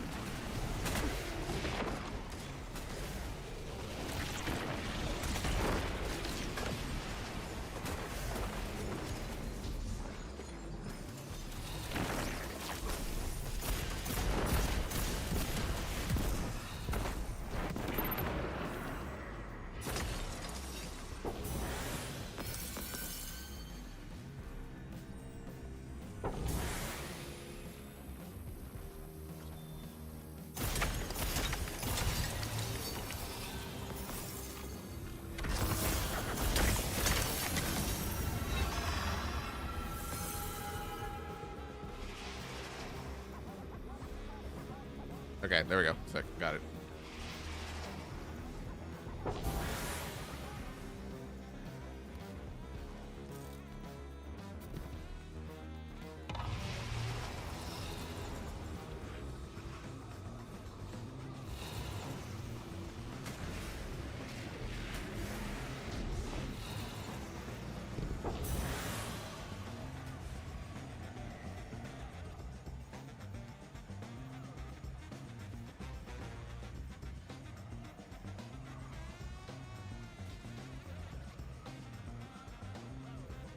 Gotta put some of these weapons away.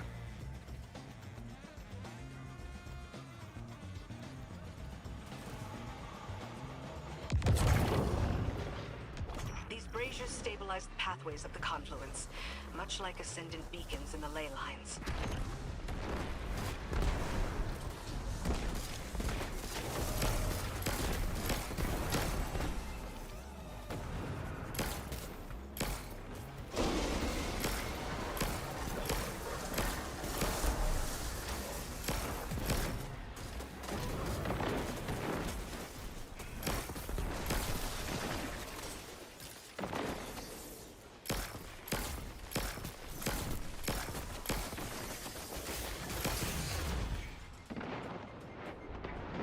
There we go. I don't know, man. Something about Coil just does it for me. Like, I feel like I need to be creative. I need to find a place. I need to do shit and find good routes and stuff.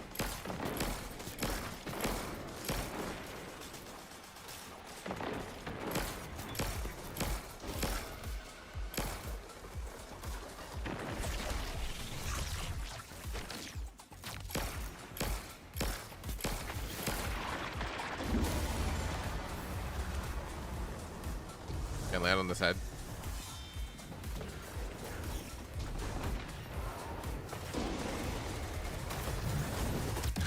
Hold that, buddy.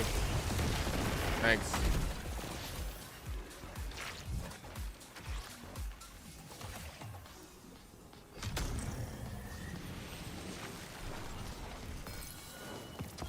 I got you, bro.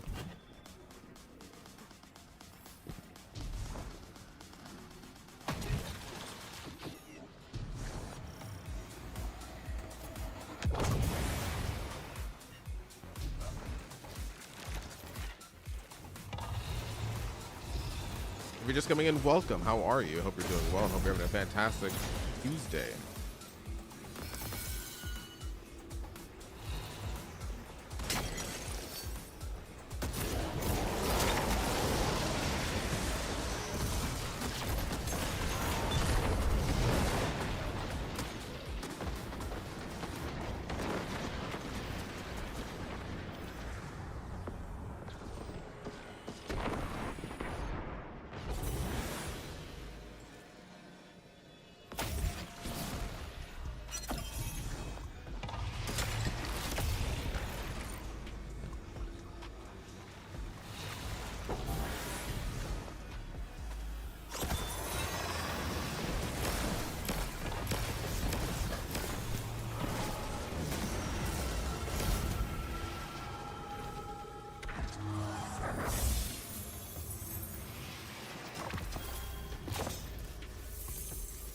Boots and something else for the vault.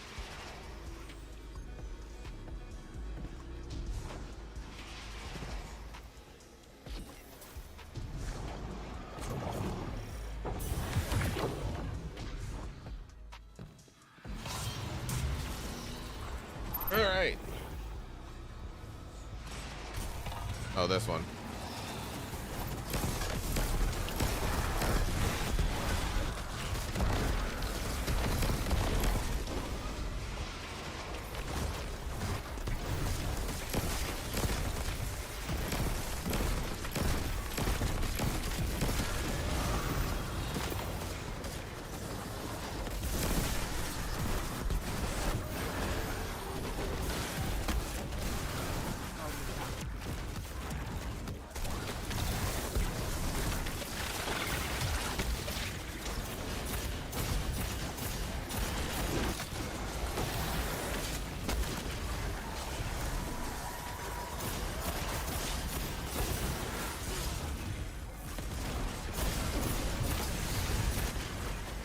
Christ alive.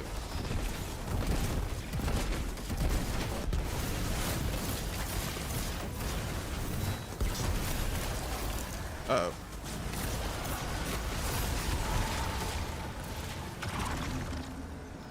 Where'd you go? Why are you running?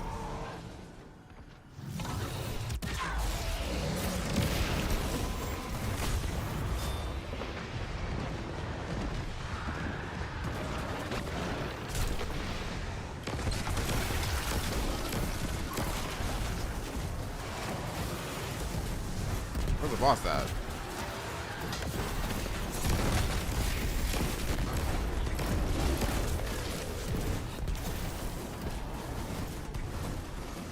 I can't see. I'm pervading darkness.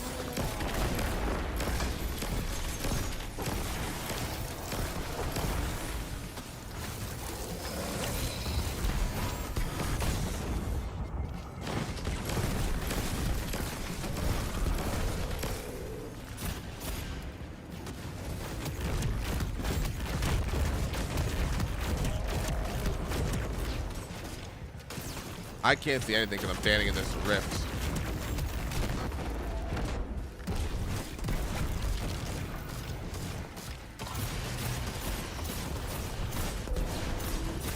Ah, you piece of shit. There we go. Oh yeah. Approach me. We have bargains to strike.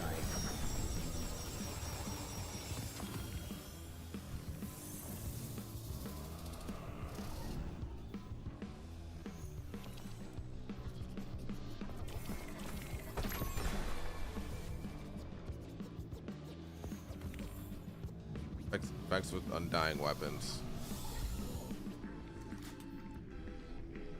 I need to use this stupid thing on Vex. Oh. That's what make it seem rusty, right? Okay. What do you got, Riven?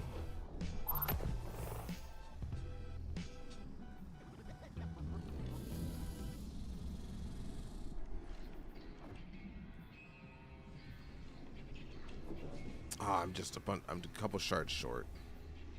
Oh well.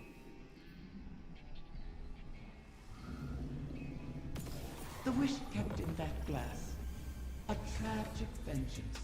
So poorly worded. We made exquisite partners, you and I. Even if our partnership had its violent disagreements.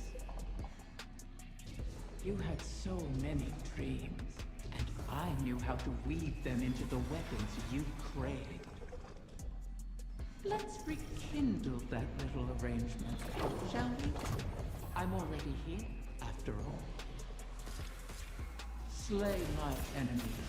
Protect my children. Give me thanks. And I will pour the whole measure of your brutality and greed into pools of death. Ah, I died for it. I ask for nothing in return, but your dedication to our cause and the pleasure of each broken enemy. Go now. Your prey awaits. I'd say that was worth the kill, or worth the death. 3 deaths? Oh well. We were reckless in our pursuit of shit.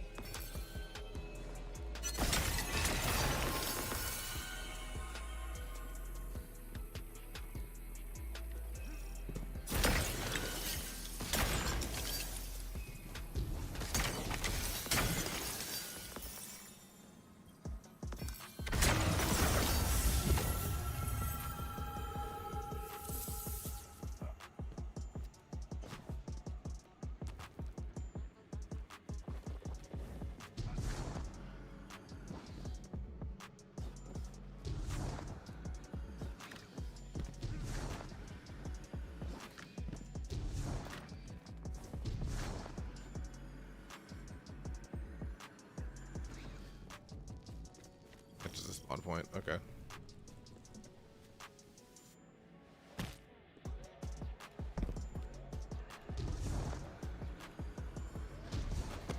Oh.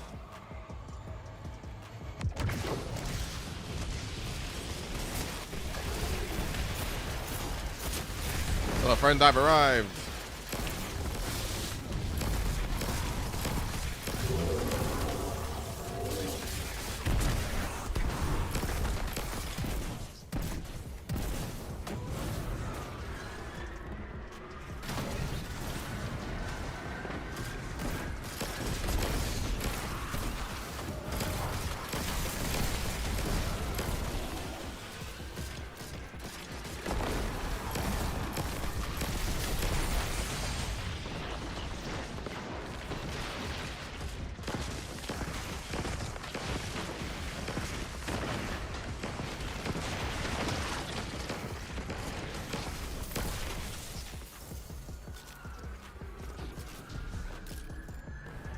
God, this gun with regenerative ammo is so good.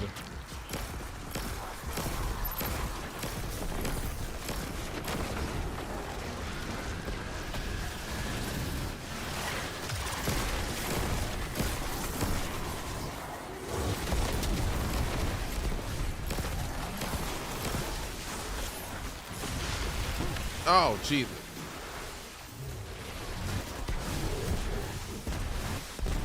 If this gun shot a little bit faster, it'd be the perfect gun.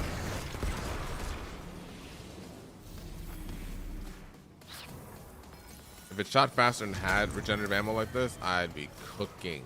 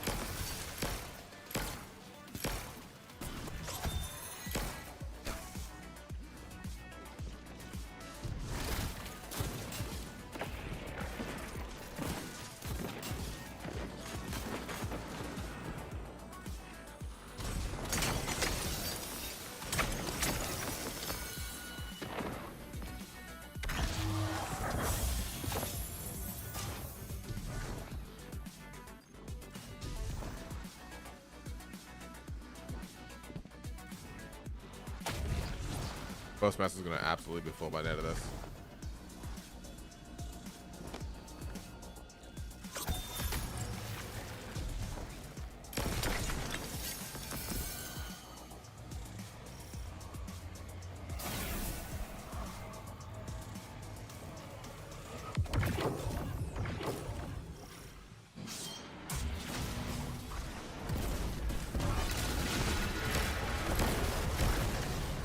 We're already cooking in here. All right.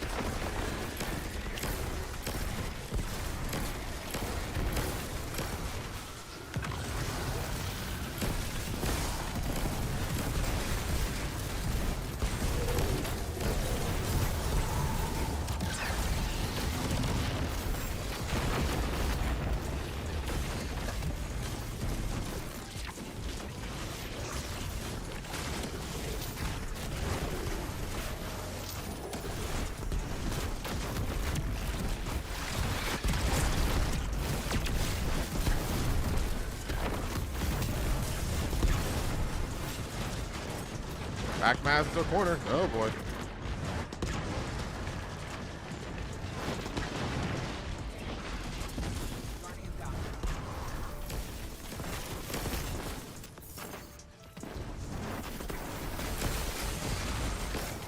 Crap.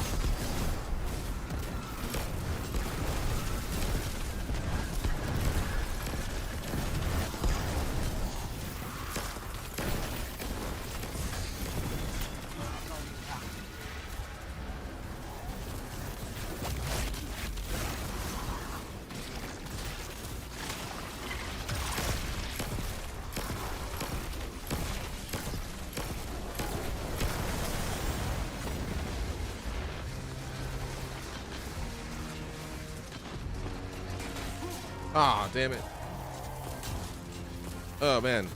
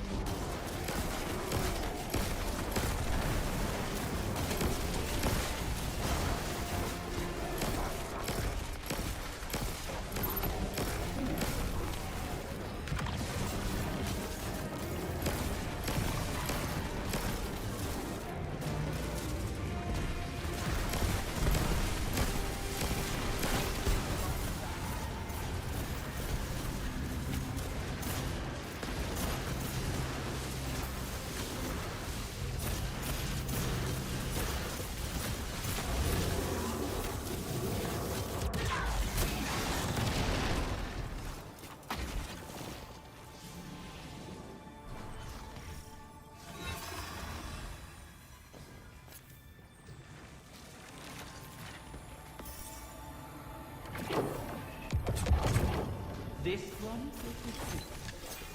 You'll get what you came for. If you wish it.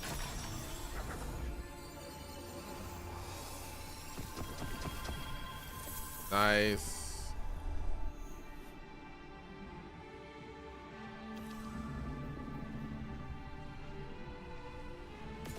That's what I wanted. Yes, sir. A tragic vengeance. So poorly worded. What is the damage on this gun? It's arc? The arc damage? Good.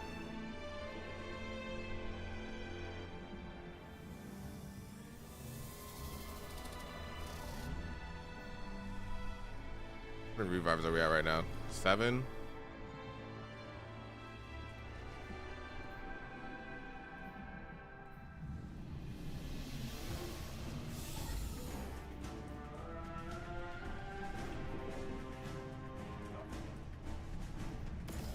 Do not tell the others. They will envy you. All the years in the universe won't make you as strong as this. How does it work anyway? Raising a ghost. I mean, spirit. Ahamkara are an anomaly unto themselves, a warp in the fabric of reality. In death, their stamp lingers upon the world. It is a matter of drawing the essence of what remains into a coalescence of her original form. Powerful, but still diminished. And perfectly harmless.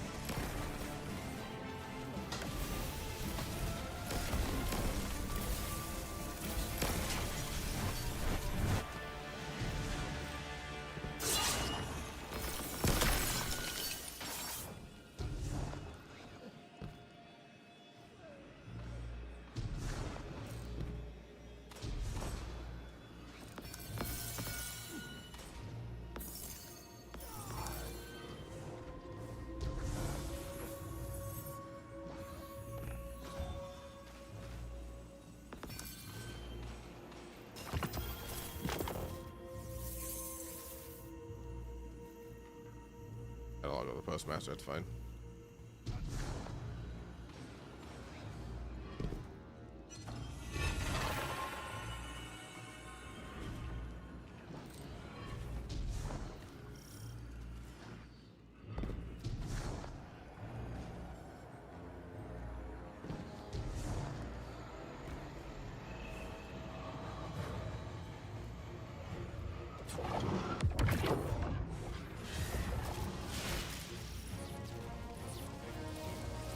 Let's get it, boys.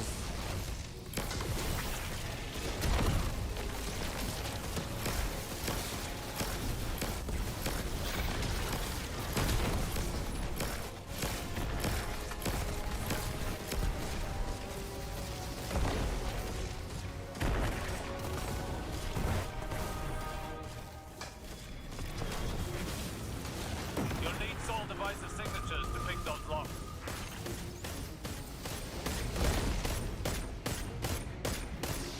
This gunfire slow as dirt.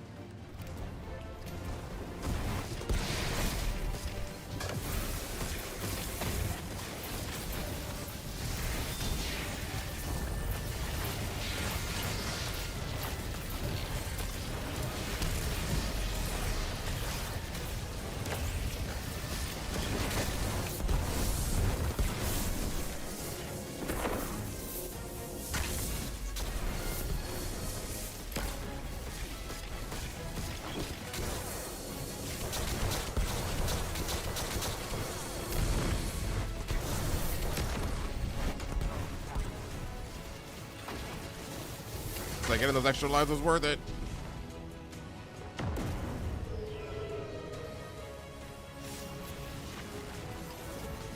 Light him up.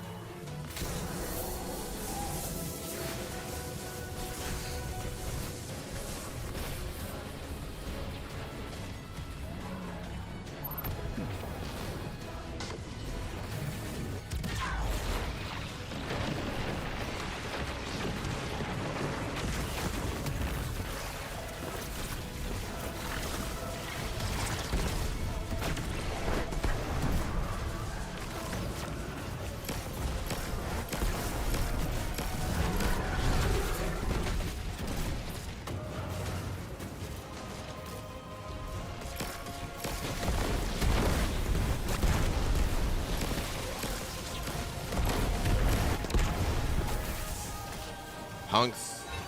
Get out of my lobby. Let's go.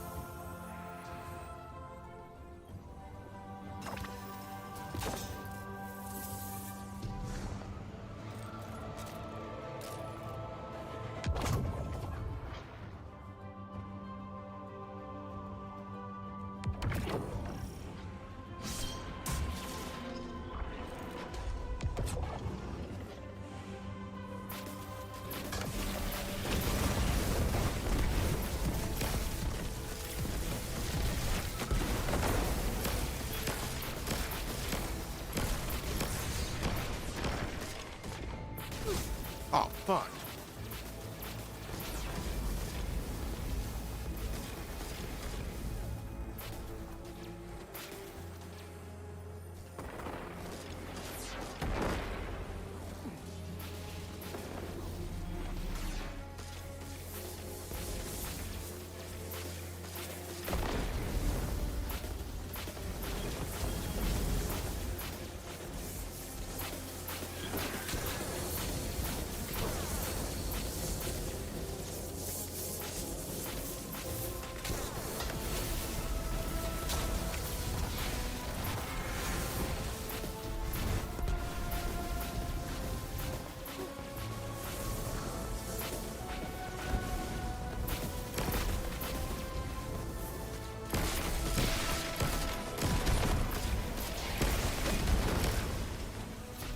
Damage.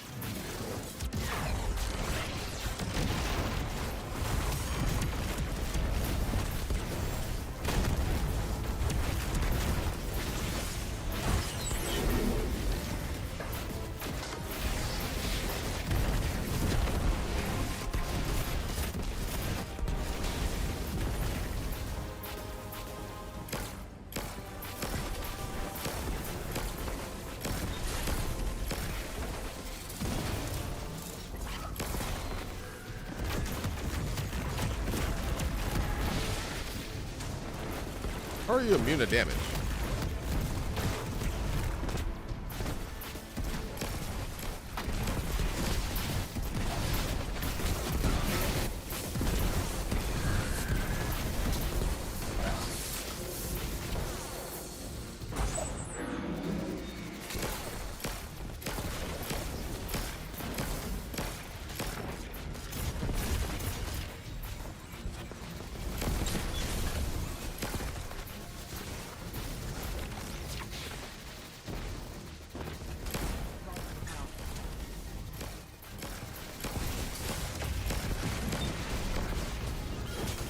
Damn it.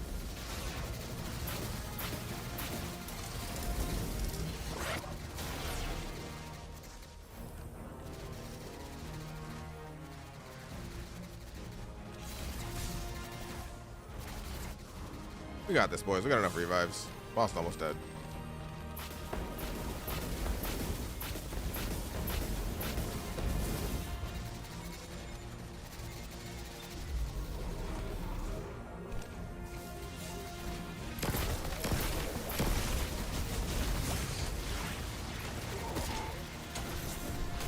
Well.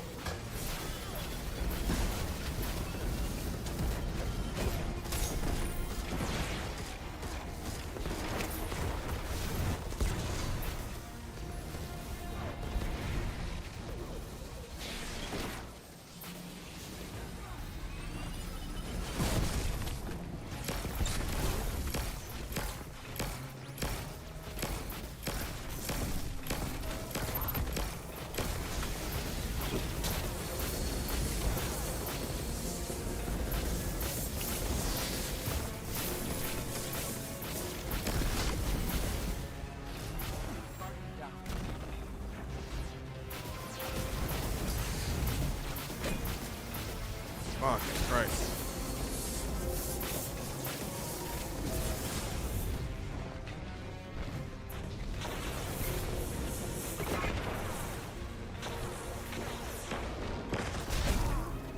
Damn it, man.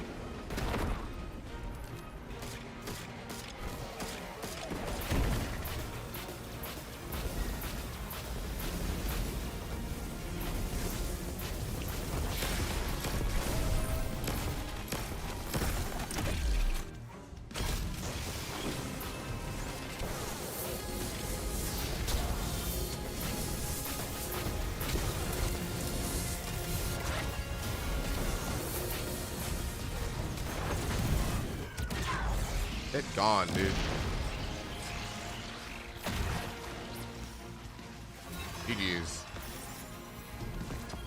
The Queen's wrath, always coming up short.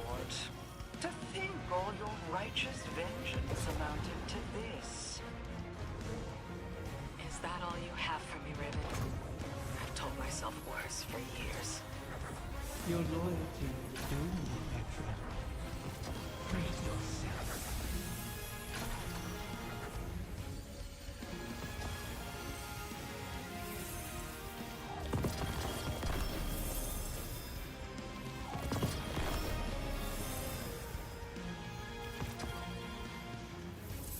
Nice.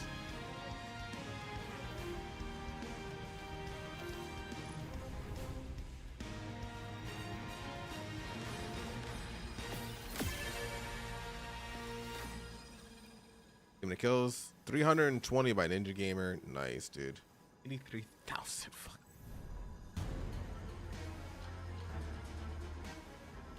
Oh my lord.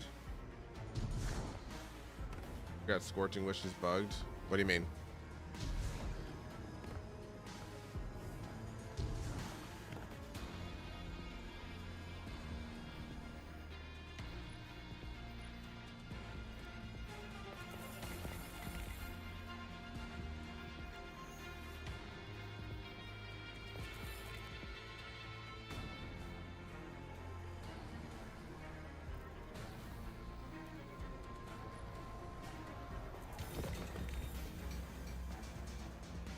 From Riven, if you choose it, it'll apply you whenever you scorch an enemy. Oh damn. Like buffed, like bugged in a good way, or bugged like it doesn't work?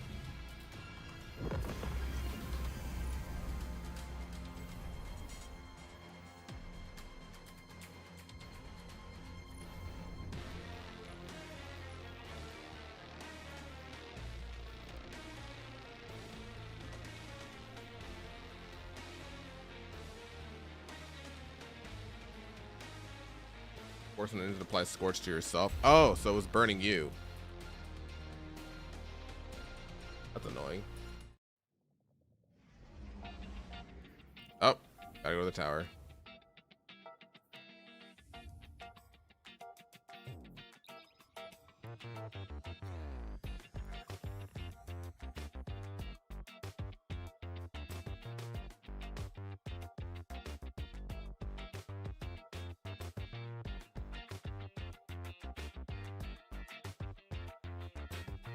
I was always scorching, exploding, the explosion.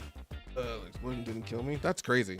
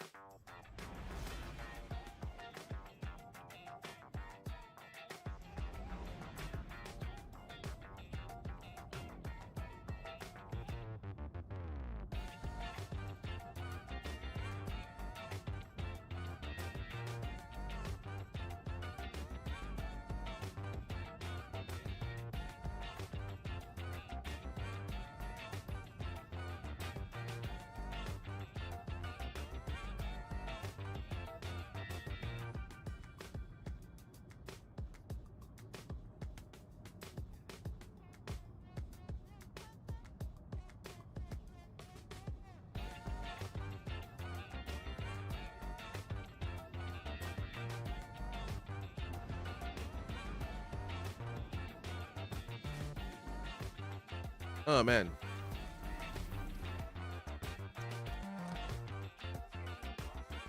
Of that.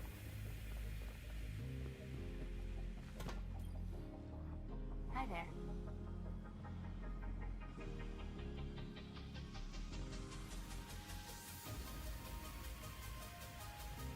Let's go ahead and see what I have to delete off my person.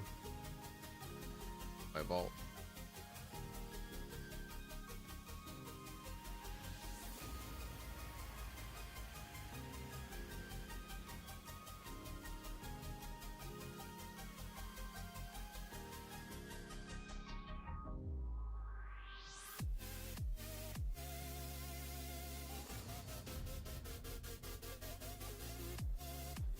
Full of armor too? Jesus Christ, how many legs do I have?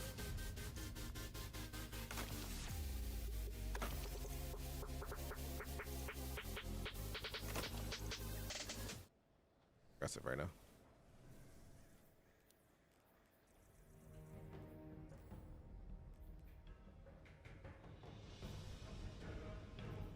Okay, trash. Never gonna use it. Take that. Take that.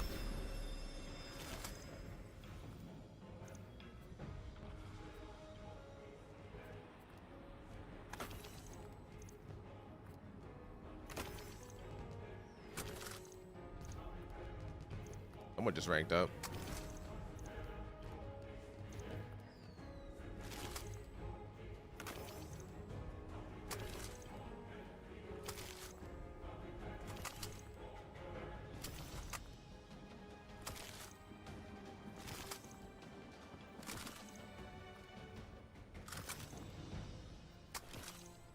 Bye.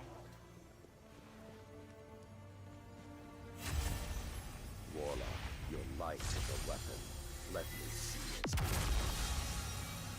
So many people are ranking up right now. This is crazy.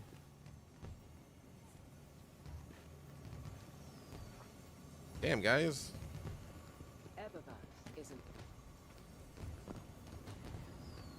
The archives give it, and the cryptarchs. What cipher is this?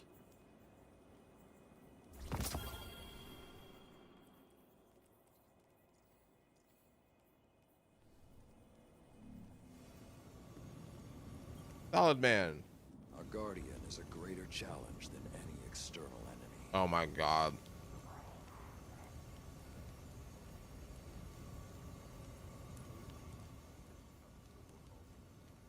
Annihilate your opponents.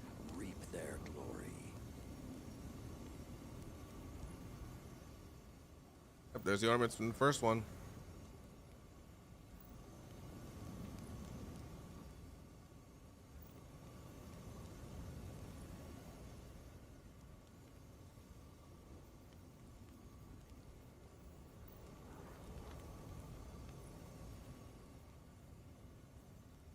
Your Vanguard missions prove your power, but you have a duty to the Iron Banner. The Iron Symmetry, is that the one I'm missing too? Battles rage as we stand here, Guardian. Will you join them?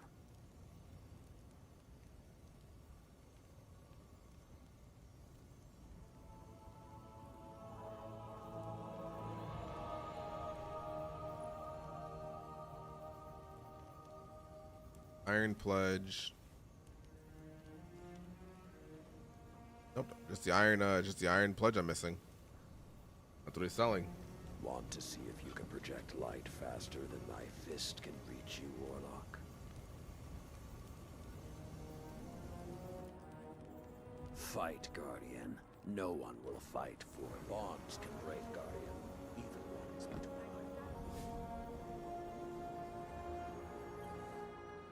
Time to fight, Guardian. What do you need? This was made for you. What's this emblem? Neat.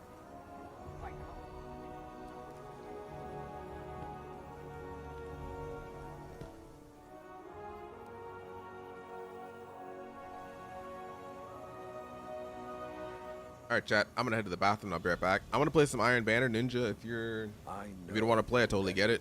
I just need to get some Iron Banner in. Pick off some rust. I will be right back, chat. Enjoy the BRB screen. I'll be back in a few. You fart! Oh my god.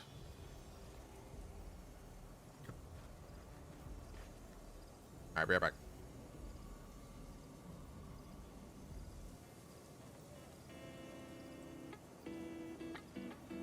All right, Ninja, appreciate you. See you guys in a second. Thanks for the games today, Ninja.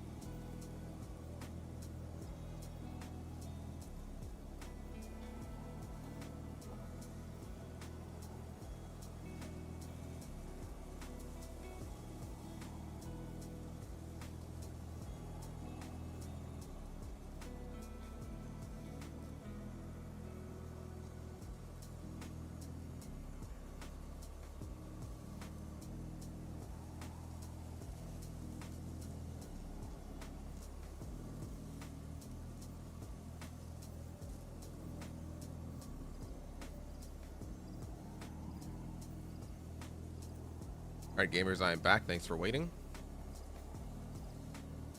Whew. Got up and stretched. Bathroom. I feel refreshed.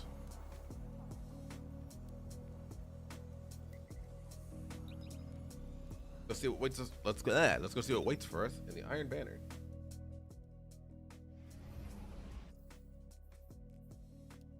Oh, what is this resilience?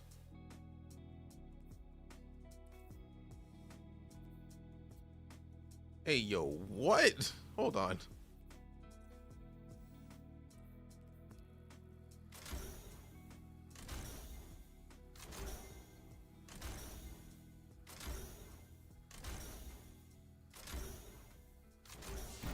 $35 resilience on this shit.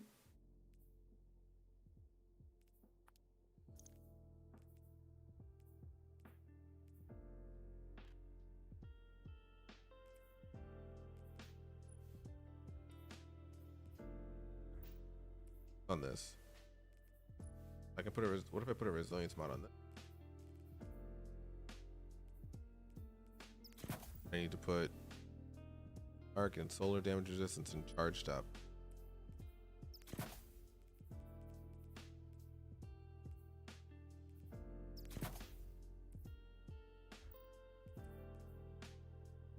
$38.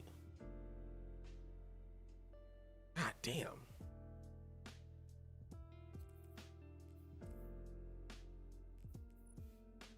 Even if I put a minor there, that placing for what's that build? First of all, this is god ugly.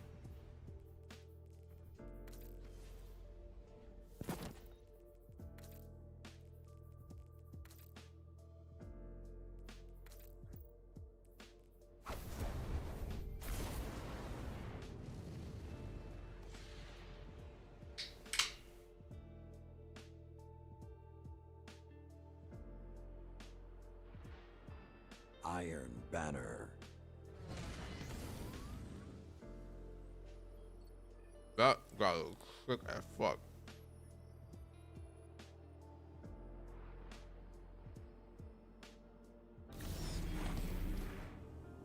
How's this work?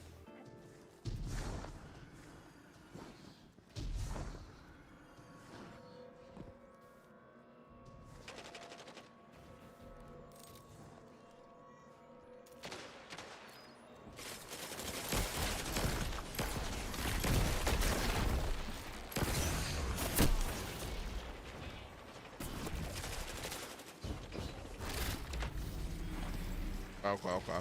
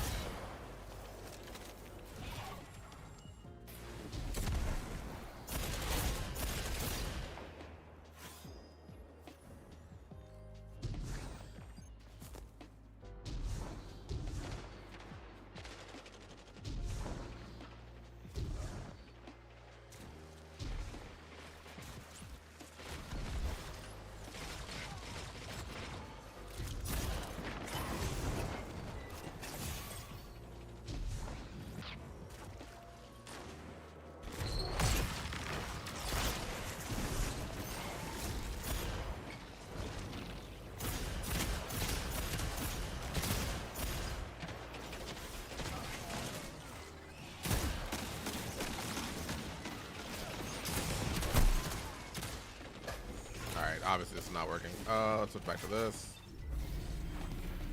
All right.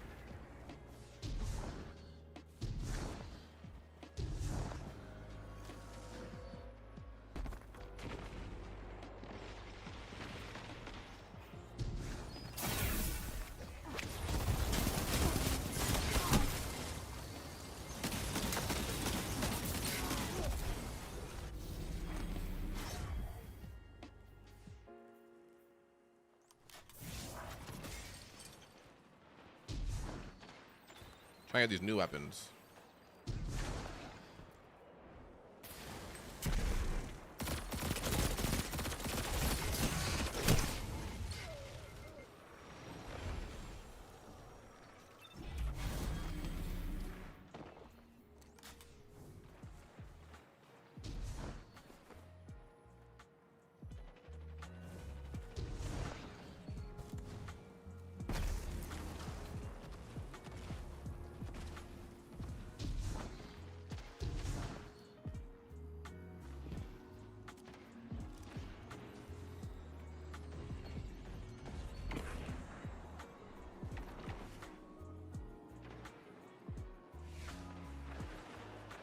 think my actual heat turned on. Hold on.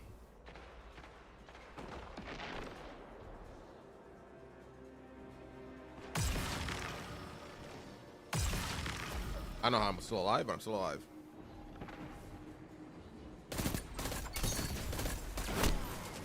Okay.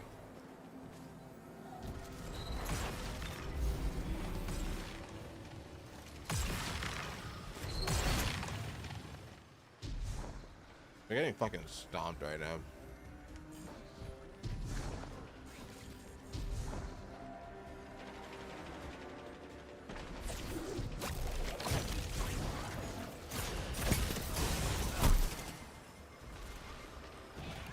I have no idea if I wrap on the map like that.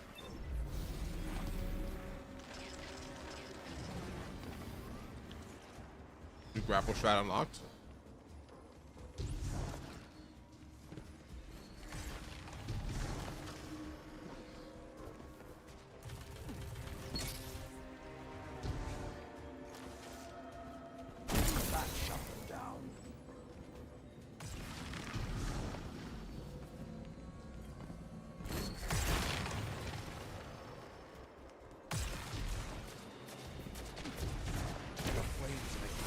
Let the wolves hunt.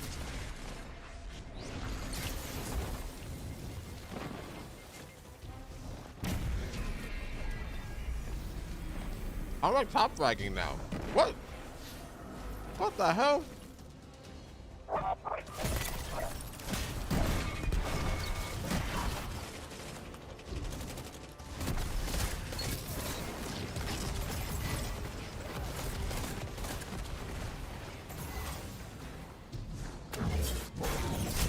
No!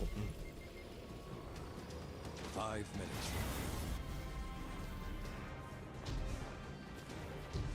So there's just like modes where you drop all that shit. That's crazy. The lead is yours.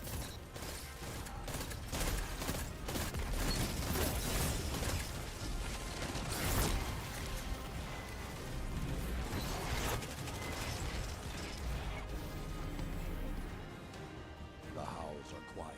Return to the fight. You are the top dog. Thanks, Cole.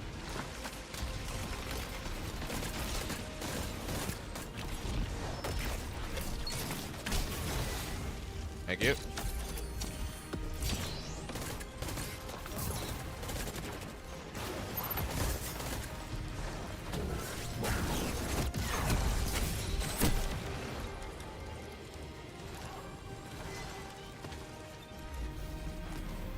Fires are lit.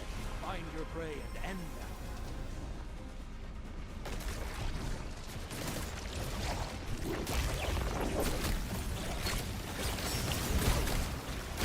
There's so much happening on my screen.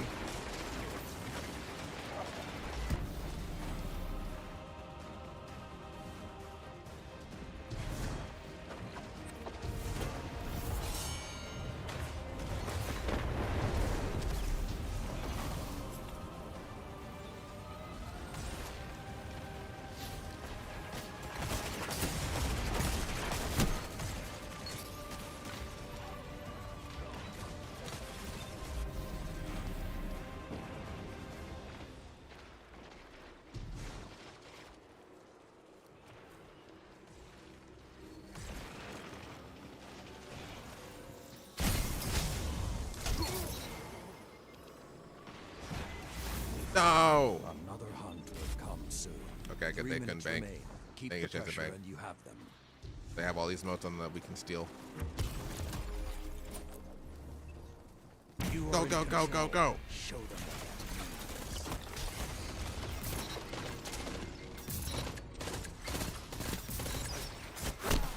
Damn.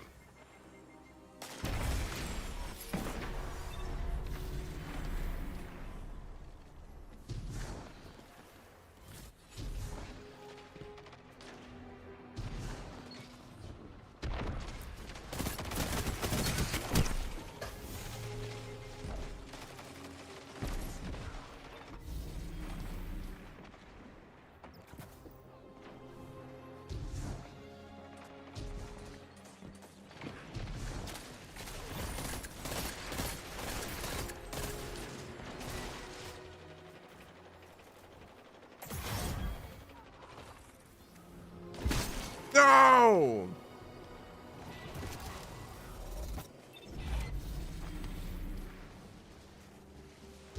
Another hunt will come soon.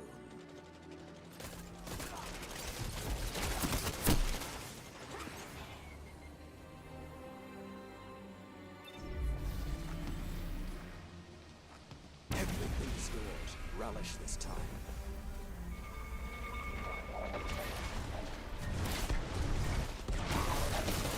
What the fuck?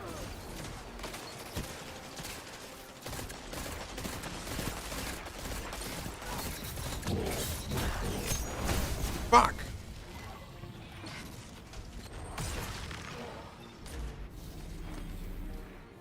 Thought I was in good cover too.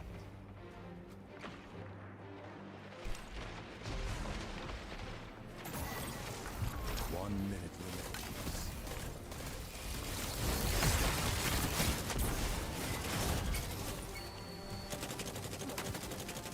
Are we down a teammate too? Yeah, dude.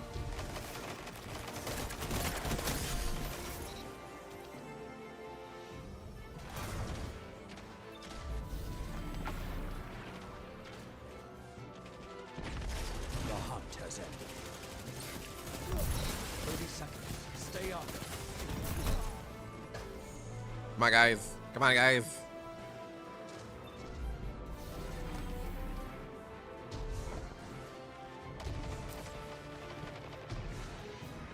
No, they're in the lead. 10 seconds. No! No, they won by 3 points. Ah, it's crazy. Could have gone better.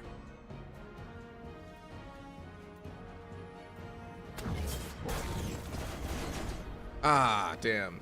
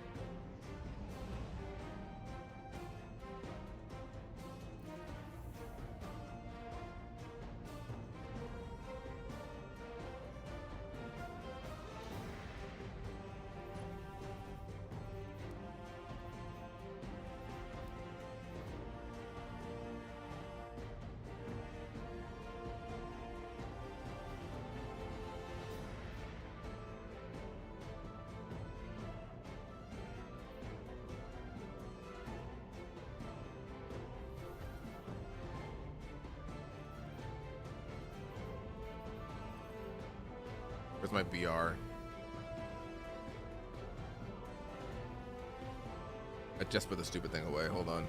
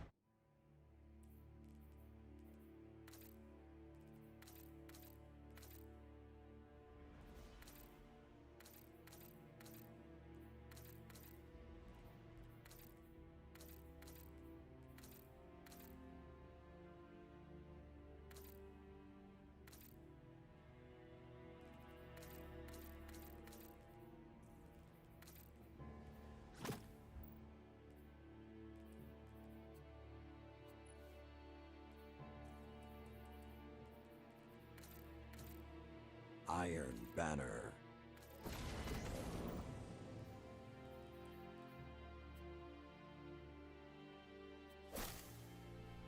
Oh, but it's only 1800. That's why I'm not using it. Okay.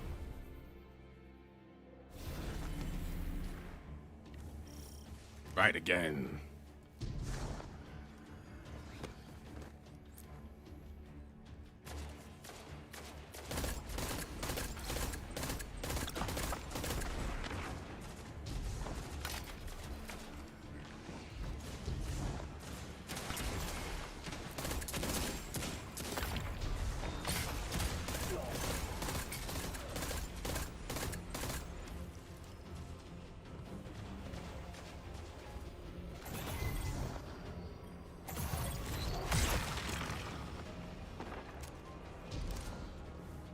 First of the egg, first of the key. Let's go. Oh, Tikkun divination. Okay.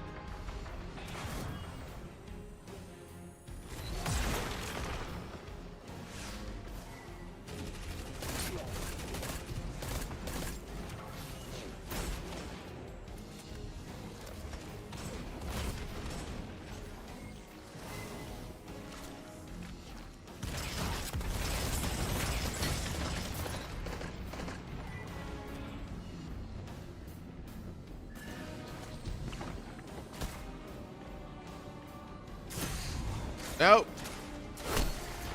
No! My crest! Shit, shit, shit, shit, shit.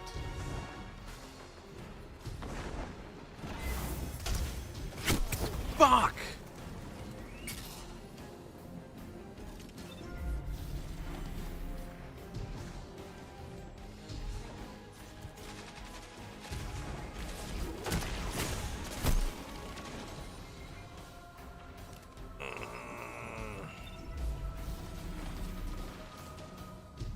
Back here, you motherfucker.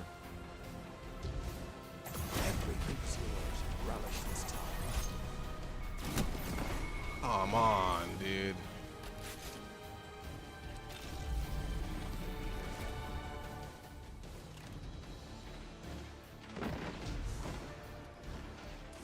I'm so sad.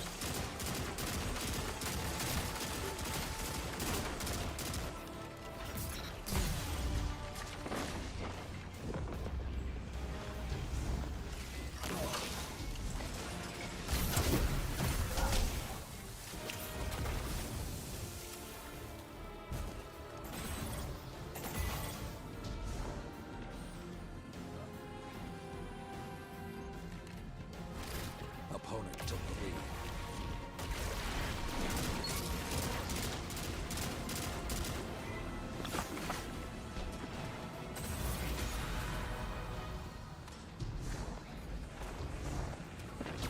Another hunt will come soon. There goes my top frag. You are in control. Show them what that means.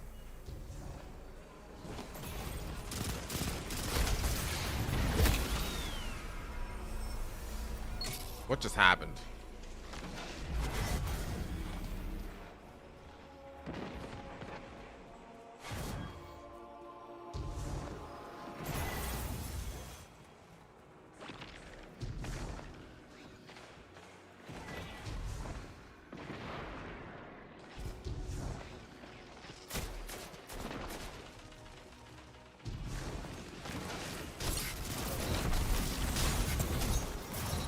Oh my god, it's a fucking war in the middle.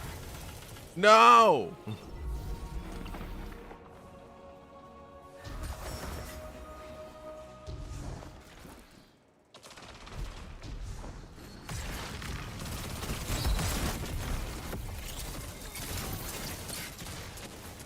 Let the wolves rest.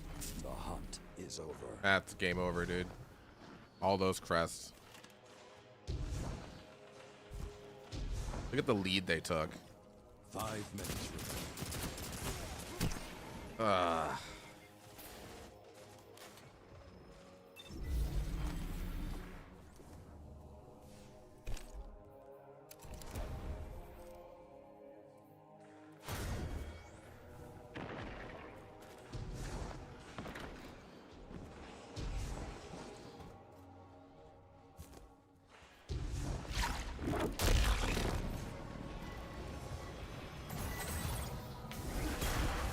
Oh shit.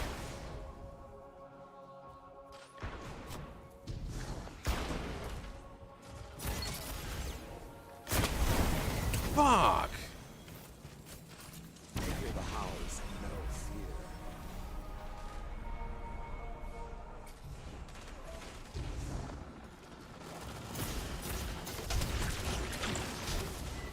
Again, same guy too. Someone kill him, please. In the same room. I'm trash.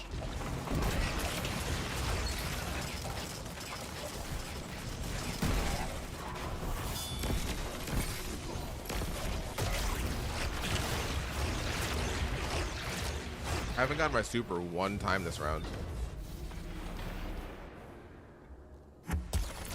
That makes me so sad. Opponents have merely won. Show them you won't go twice. Yep. They won. But we'll be back. Cool, dude.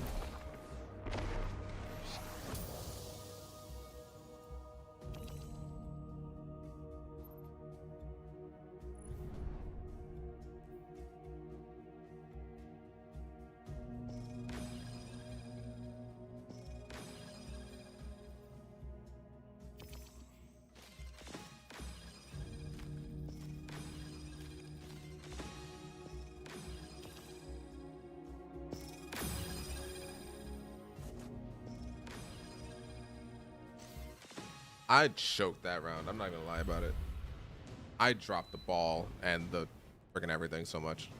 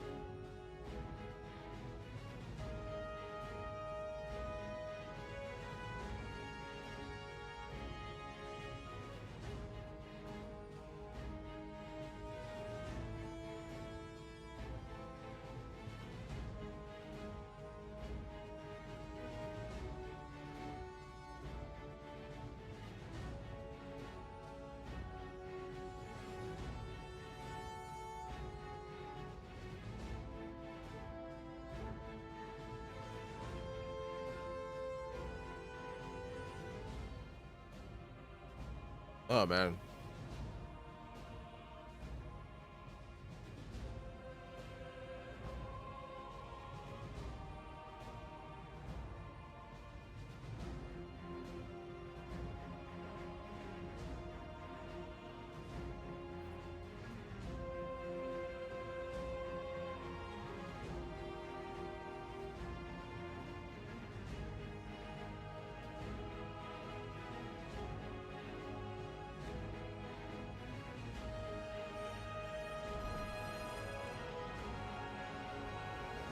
All right, let's go.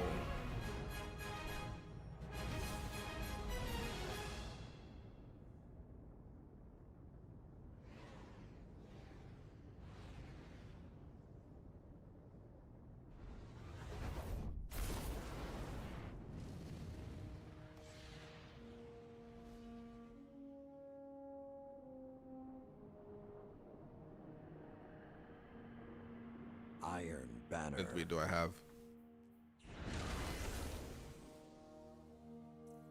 Odd, really? Are they?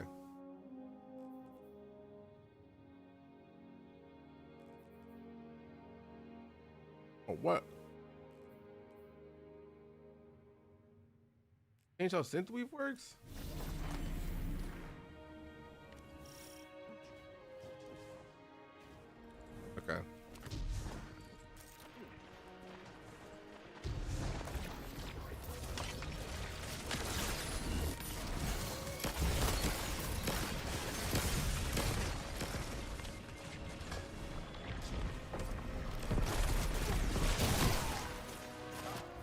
Oof.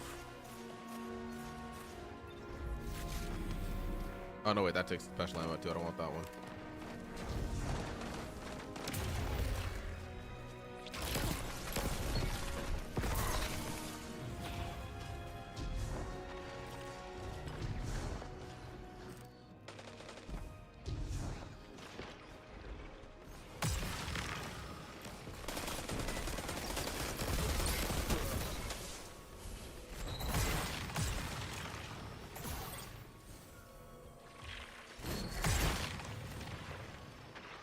I'm just straight banking once I pick up Crest at this point. I'm not waiting.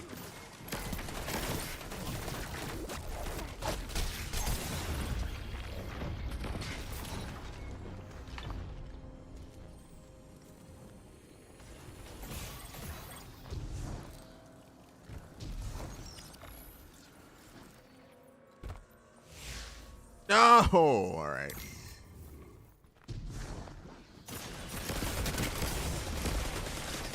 Oh god! Oh, I banked it. We're good. We're good. We banked. I need to change the grapple real quick.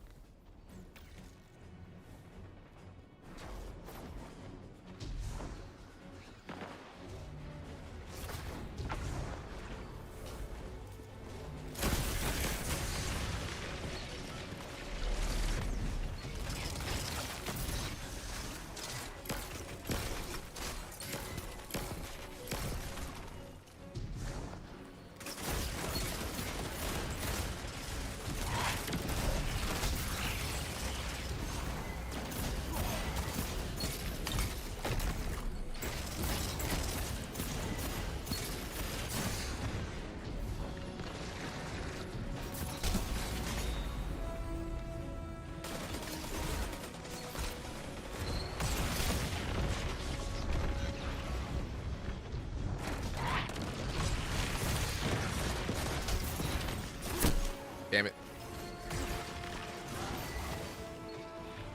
All right, now we're starting to get warmed up. We got shot.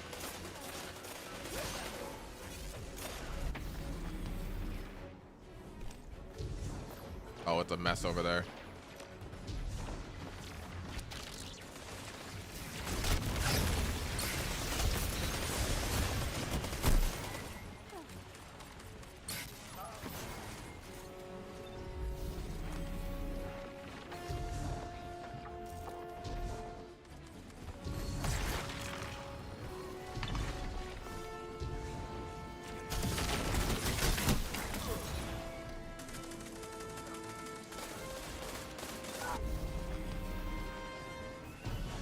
Bum, bum, bum, bum.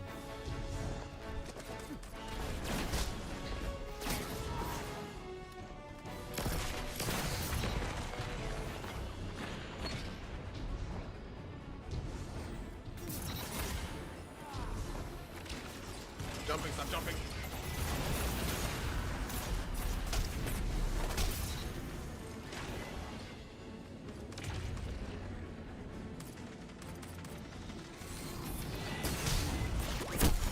No!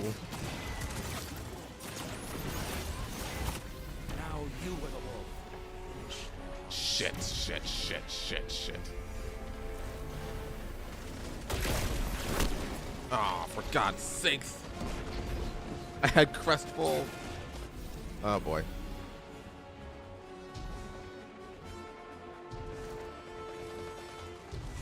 You're full in the head.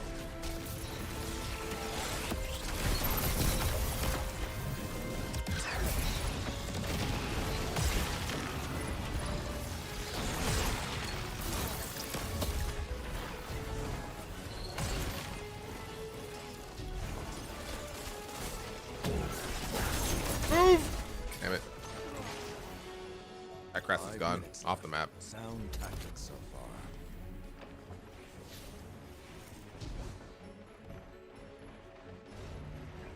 Guess I stopped them from banking all those motes. The hunt has ended.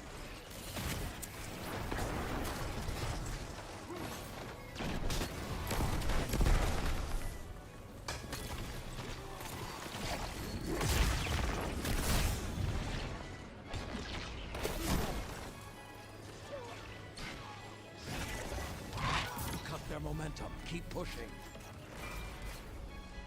Oh, this is probably the craziest Iron Banner I think I've seen in a long time.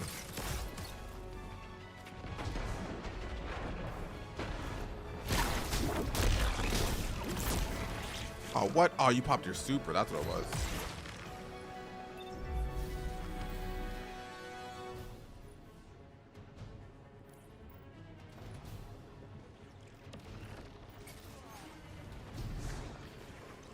What a crest. Make him break. No!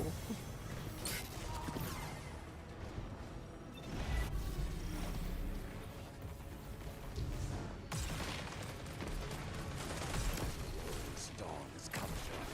Finish this. Now you are the wolf. Finish yours.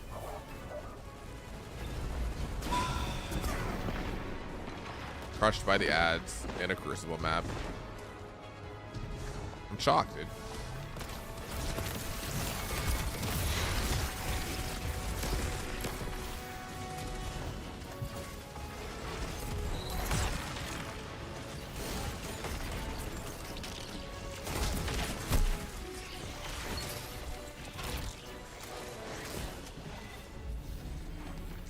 Remain. Keep the pressure and you have them.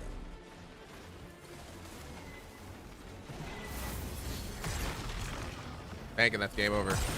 We win. It. One.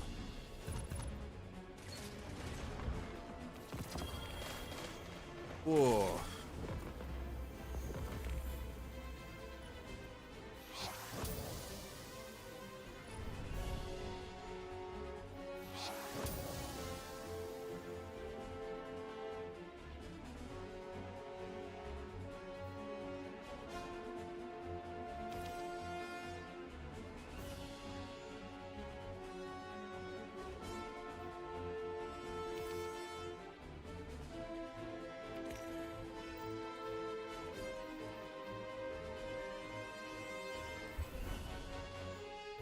Pound cartridge? Oh boy.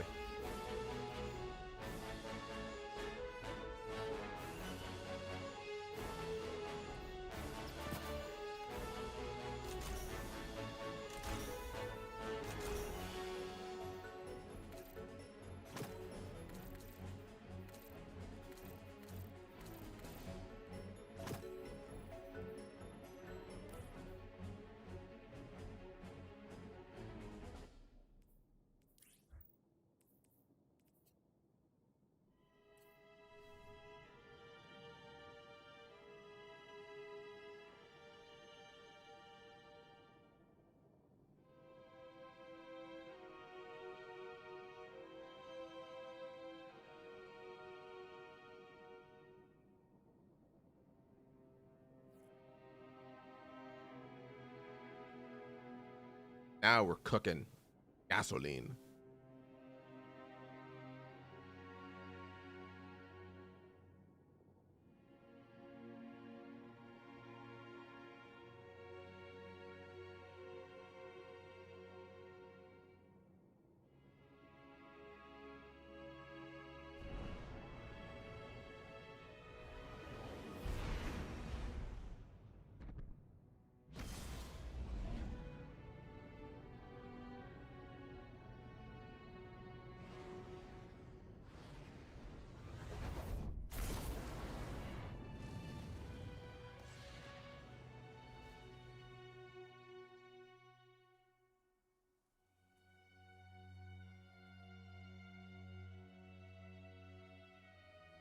Iron Banner.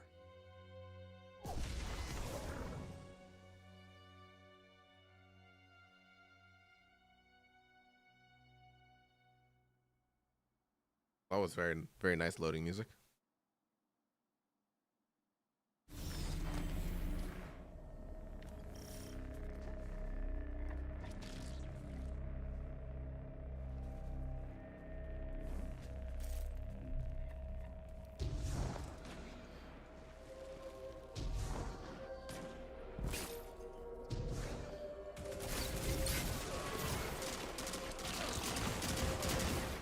Hey, buddy.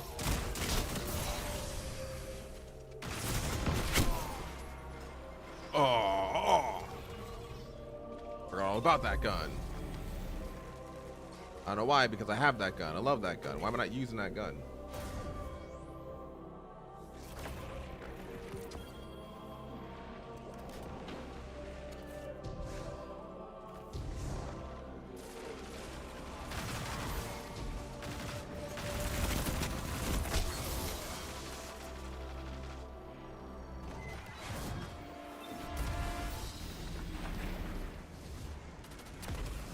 You're pulling ahead. Let me go ahead and bank this. Opponent took the lead.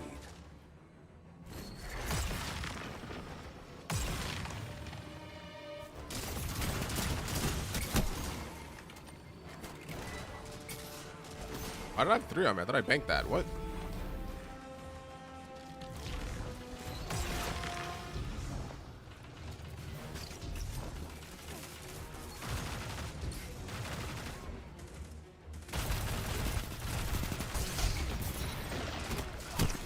Crap.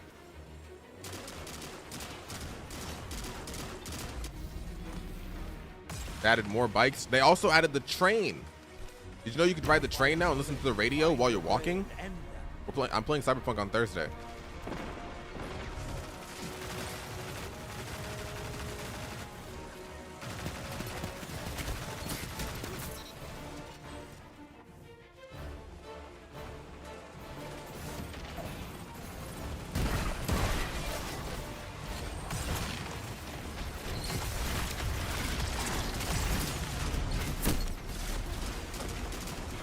Open up high those closed off before. Yeah, every time I've been playing Cyberpunk, it's like a whole new game. Now I have to go back and experience the full game now, which is great.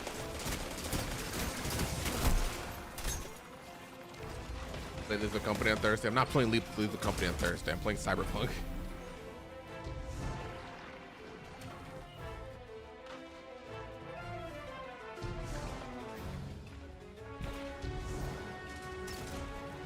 Leave the Company will be next week, though. Let the wolves rest. The hunt is over.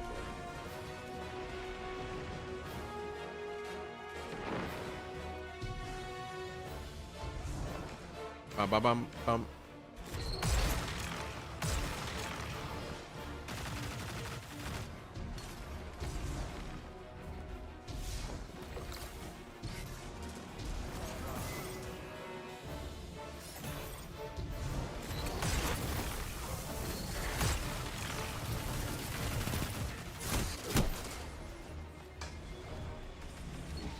You'll wait for GTA 6. 2025, huh? You just woke up? Good morning, Jaggy. You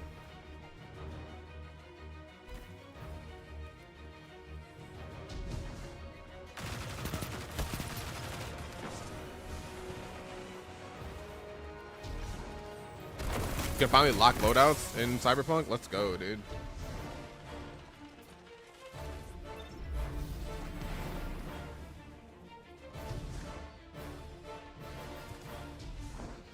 Man, my second playthrough of Cyberpunk is gonna be crazy.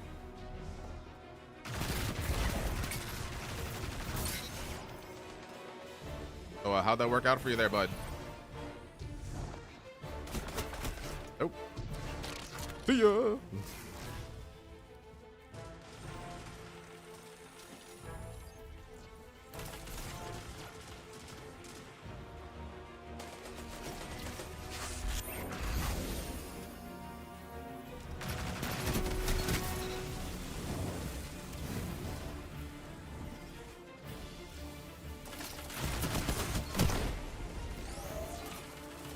Got the Amit. The flames have ignited. Let the wolves hunt.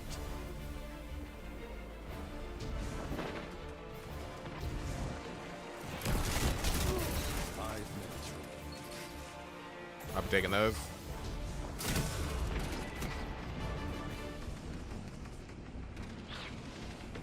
Fucking duck and cover, bro.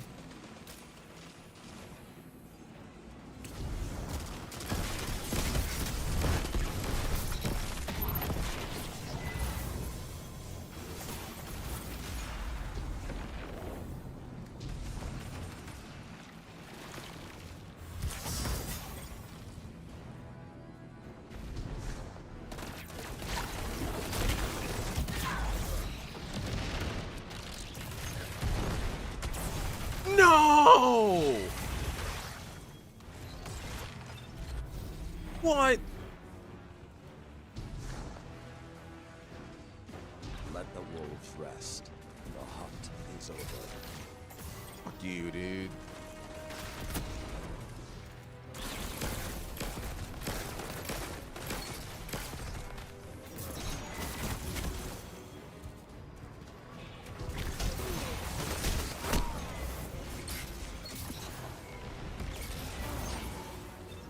Well, all my moats. A lot of moats over there. And they're gone. I was right about the dunk, too. Ooh. Let the wolves hunt. Bum, bum, bum, bum, bum.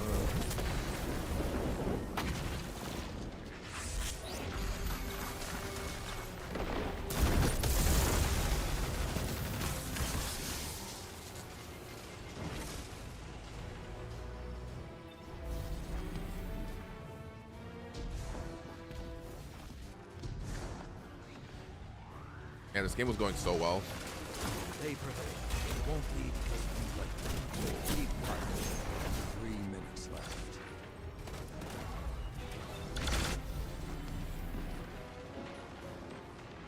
Dang, what time did you go to sleep last night?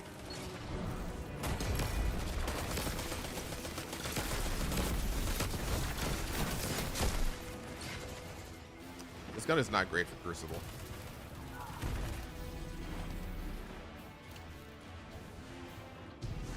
Another hunt will come soon. That shot down.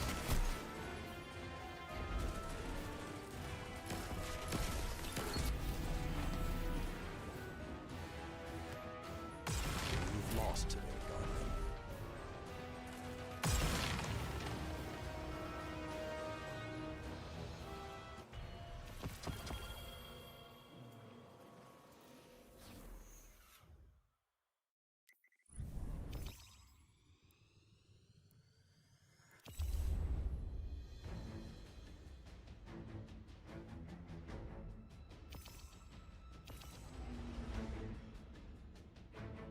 Bum, bum, bum, bum, bum, bum.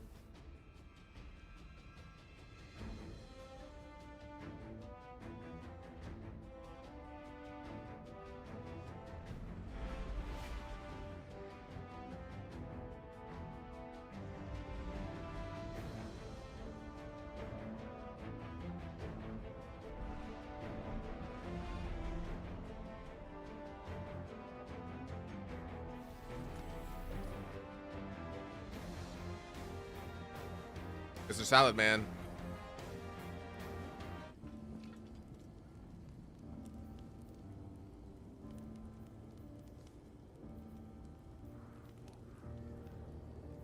I need 3, 6, 9, The Iron 12. Banner awaits. Find opponents. Test your might.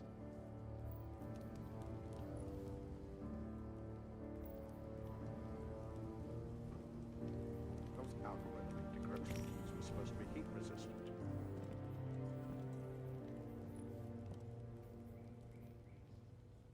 Yep. Cool.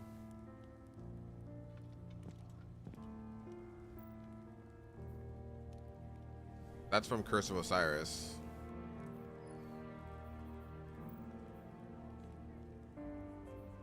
If Savathun can be saved by the light, and a Guardian can wield the dark, we are in uncharted waters. Couldn't possibly be that simple, could it? I see people online that are upset that you have to unlock these. Where's it? The Iron Banner is a celebration of survival, of the collapse, of the Dark Age. It is remembrance of the Iron Lords who fought to protect humanity.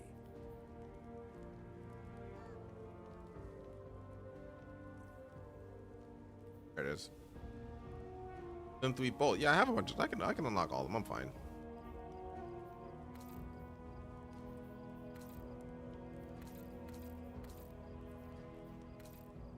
People being upset that you need to unlock these when it's so easy to get stuff from 801, it just baffles my mind. I open up Twitter and I just see people yelling, "You need to unlock the thing when you can't. You should just get it just for getting it."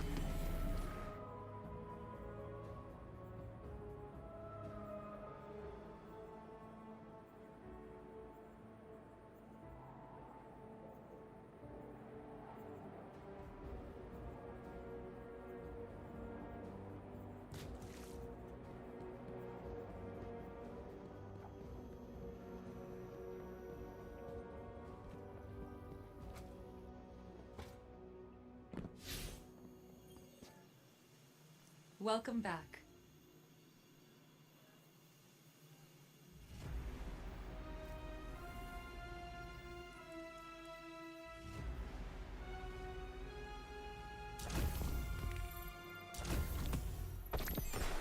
"43 boys, let's go."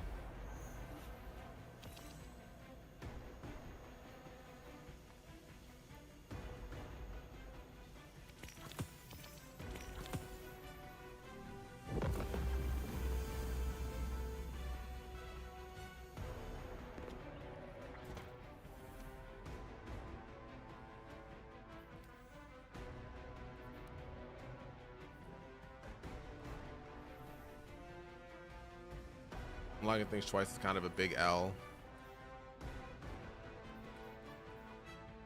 I guess.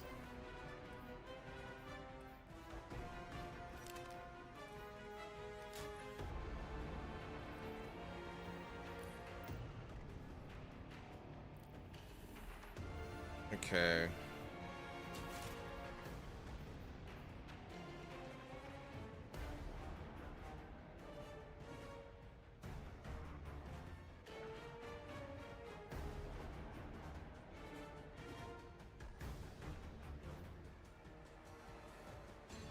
Unlock to pay for it.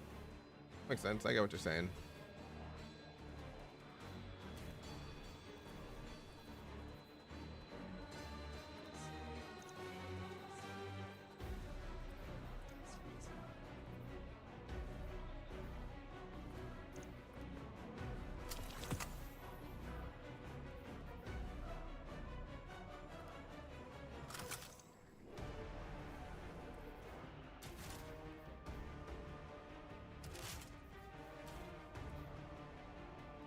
Randy's.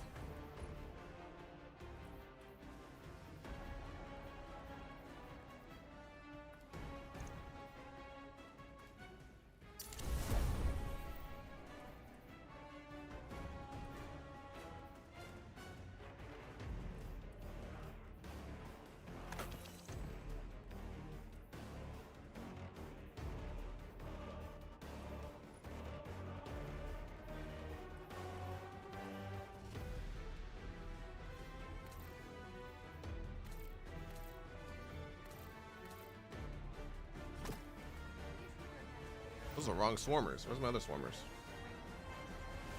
I have to infuse those and make those 1810. Those are the wrong boots.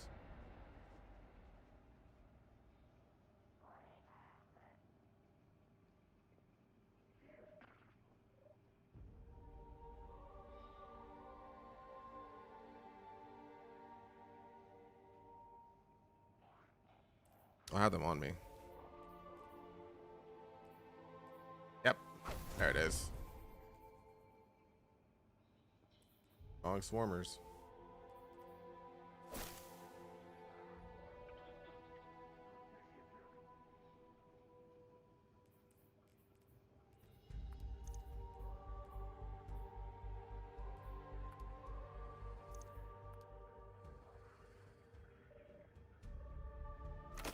Out of here.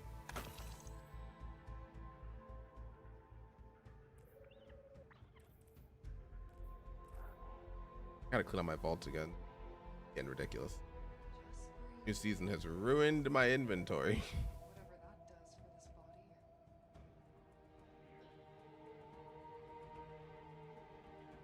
Gone, be gone, be gone.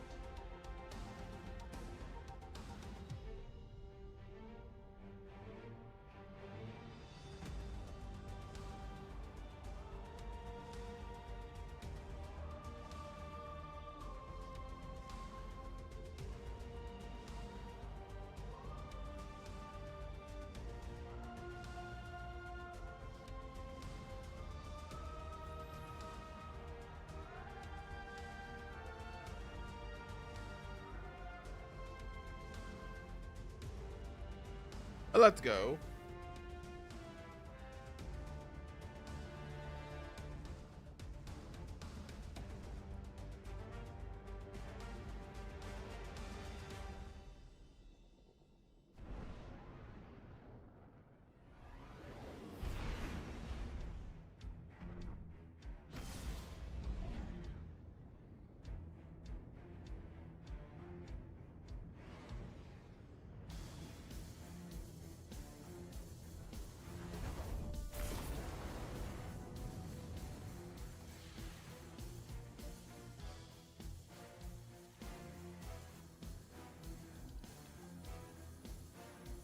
Iron Banner.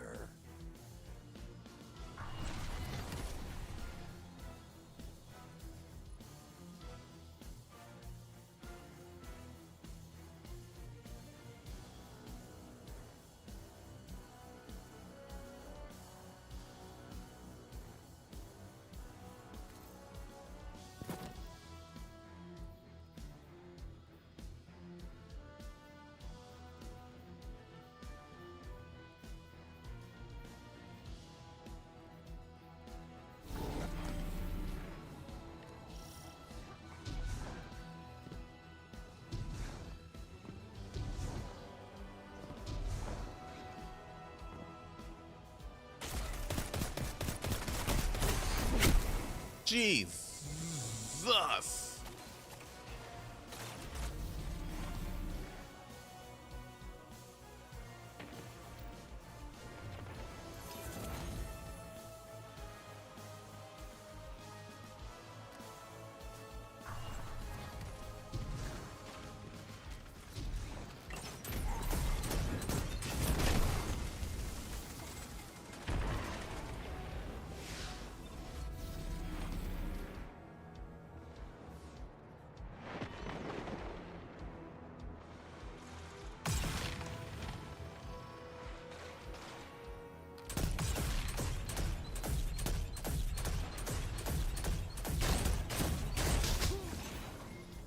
Alright, these guns are fucking useless.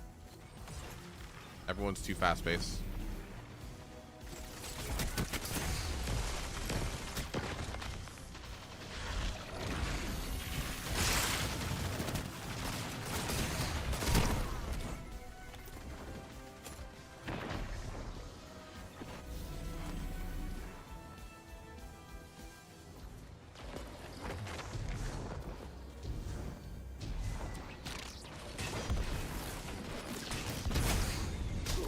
Oh, come on.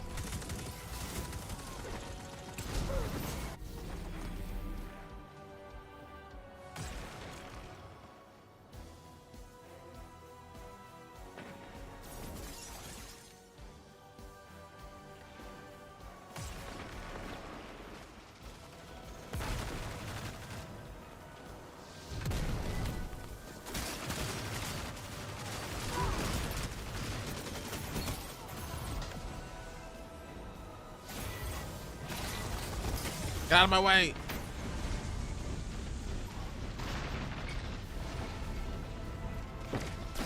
No, where was my team?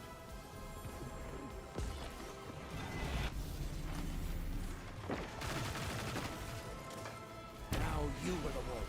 Fuck.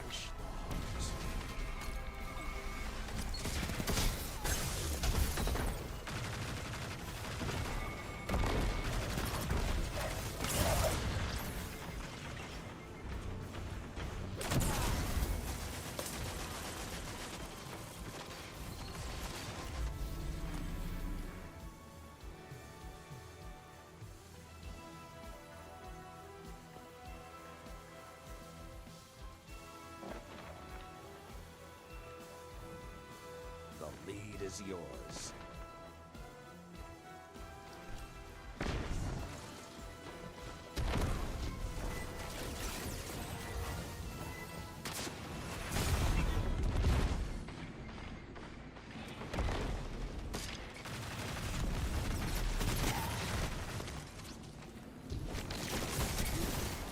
Guys, help me out here. The howls are quiet. Please. Return to the fight. I keep trying to just get any motes. We're in the lead though. I'll take it. Nope.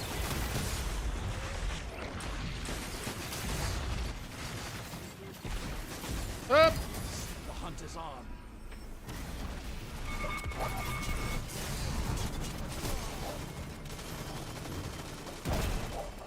I was a fool for thinking I could take those on by myself.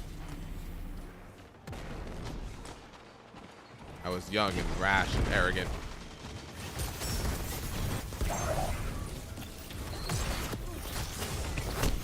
God, trying to be sneaky.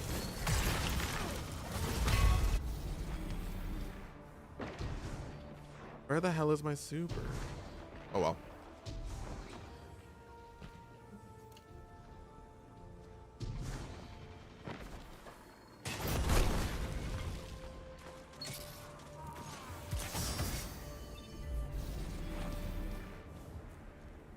I think I've won like maybe 2 of these matches so far.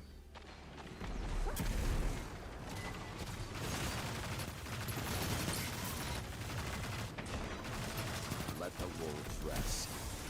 A lot of those were breaking those teams to find a better match type shit. 5 minutes remain. Stray bullet caught me in the shin.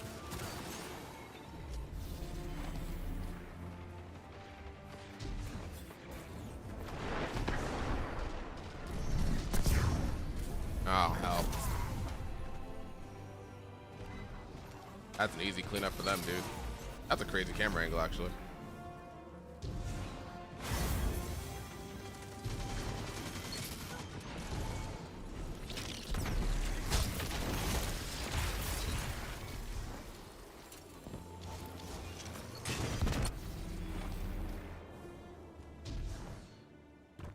Trying my best to run defense. The fires are lit. Find your prey and end them.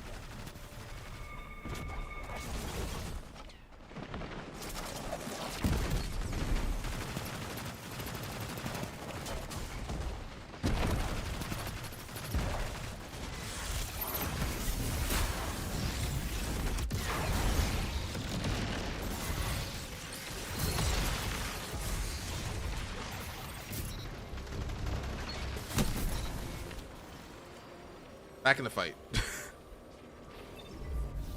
I got 1 super, damn it, I'm gonna use it to make an impression.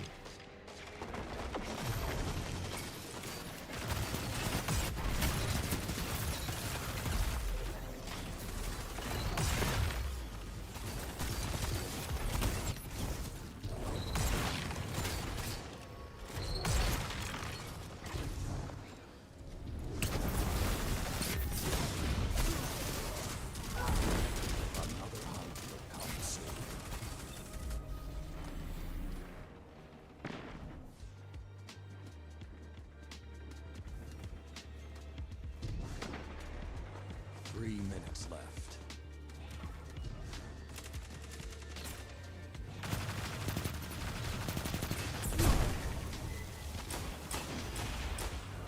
But anyway, they started blasting.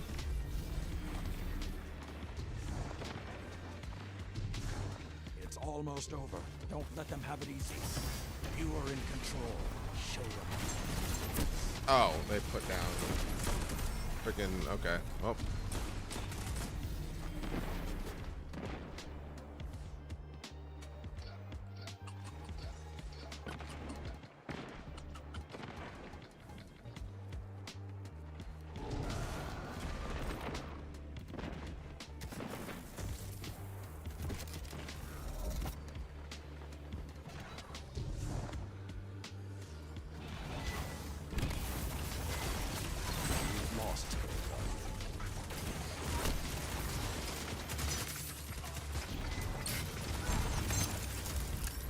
Oh, you know what I should use? I should use Colony for this one. I'm not using an exotic right now. Colony would be absolutely dope. Hold on.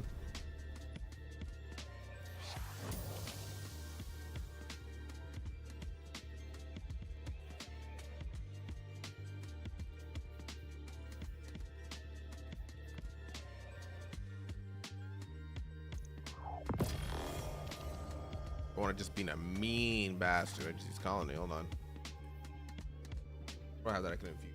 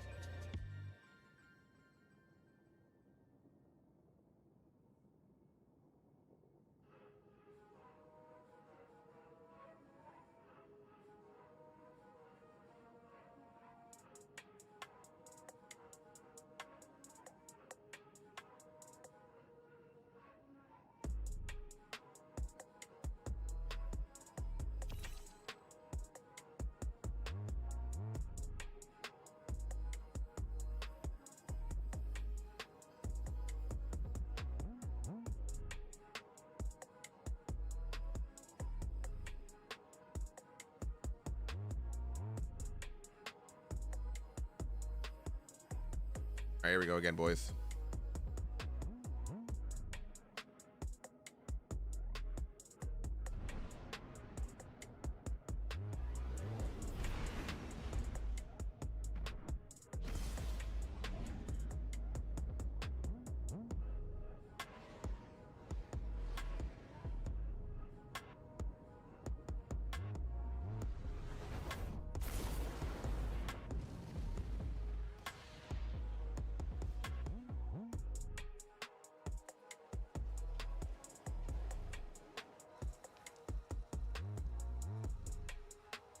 Iron Banner.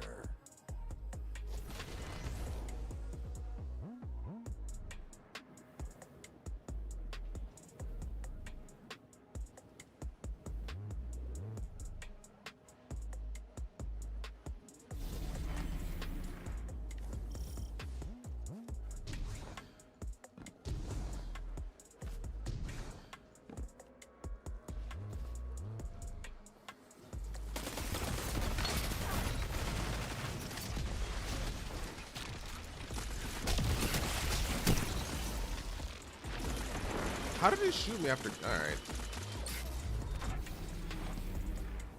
All right, cool. I'll probably do a couple more games and then I'll wrap up. So if you want to just jump into some Iron Banana with me.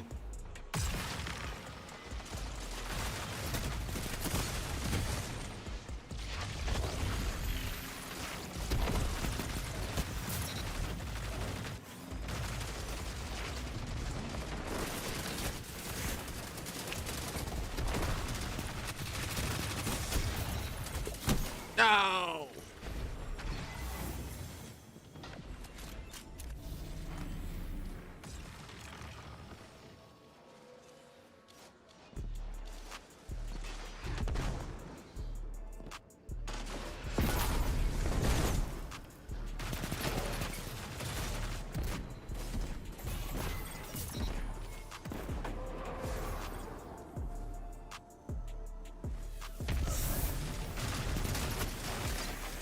Yowza!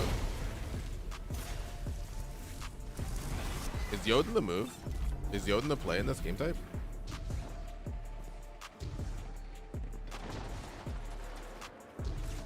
I gotta tell you, this is a bit of a mess.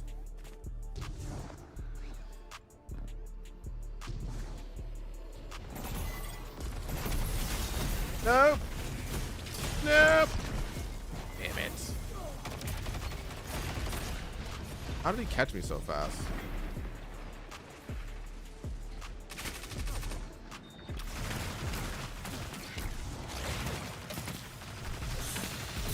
Give me back my crest, you bitch.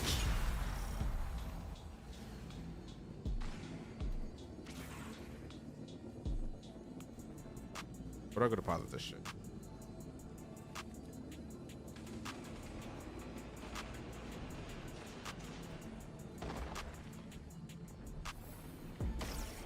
Shit. The hunt is on.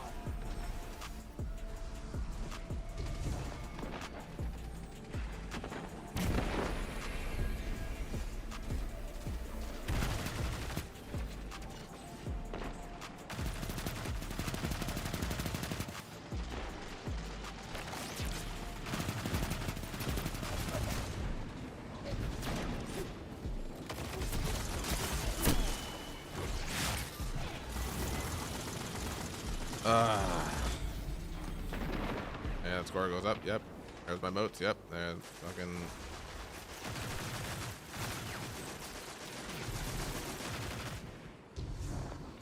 Screw being a solo player in this game sometimes.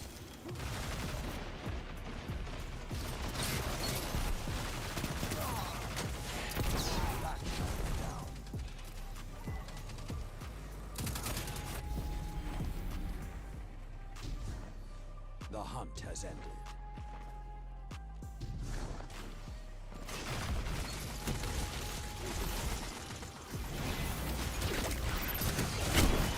God damn it.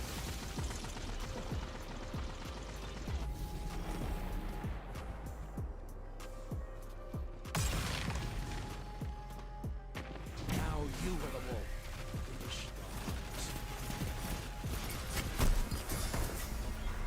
Good counter. Now hit them again.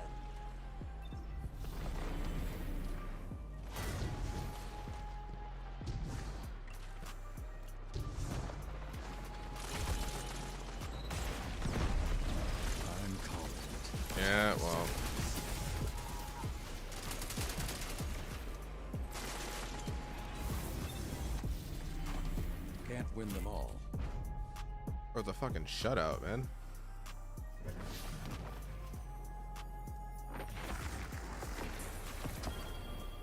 I'm really just doing it for the engrams, honestly. That was embarrassing. I secured 33 crests. I kept getting killed. Thank you for the best trust. Fucking shutout, dude.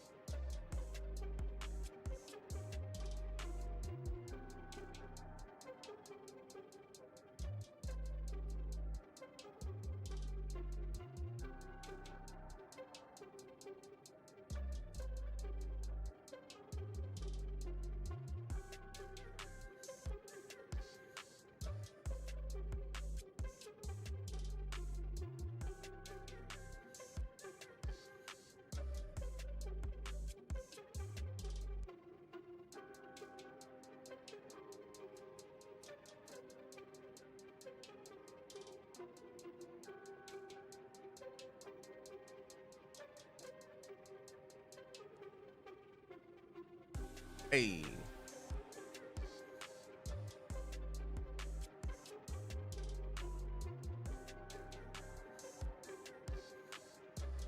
I'm so rusty at. There's also a new game type, new type of Iron Banner. It's not just get kills.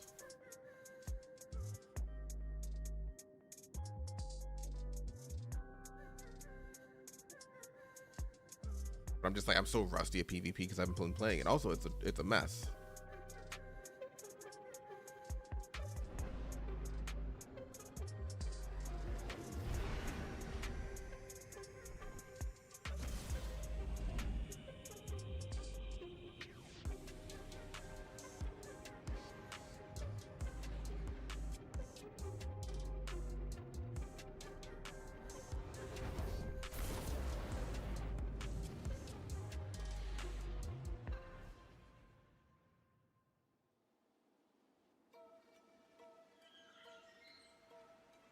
Iron Banner.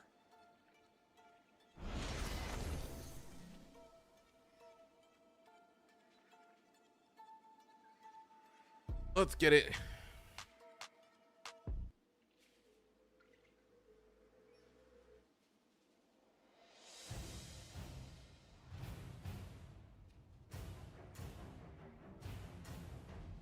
Welcome back, Blake.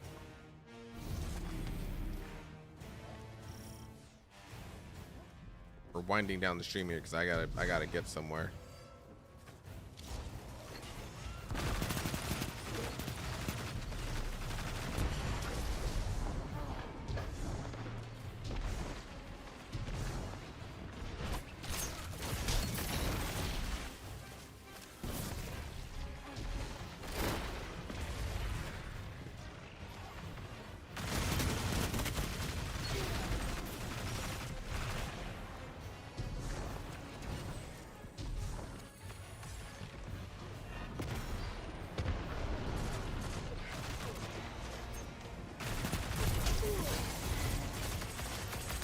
Oh shit!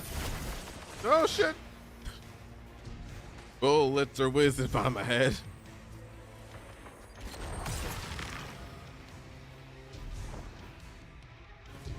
And then when that ball was gone, we ran the dungeon. That was about it. pause that. Bye. Ran the dungeon, did a lot of PvP, PvE stuff, did the story for the week.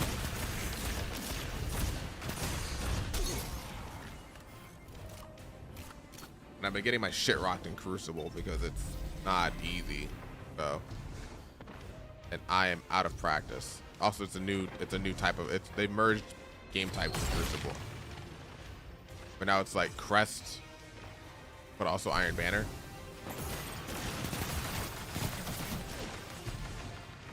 See ya.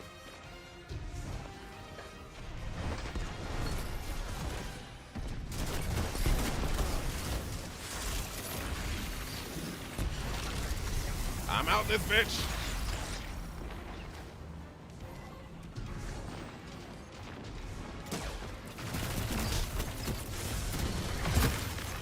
Nailed it. Still banked it. Don't care.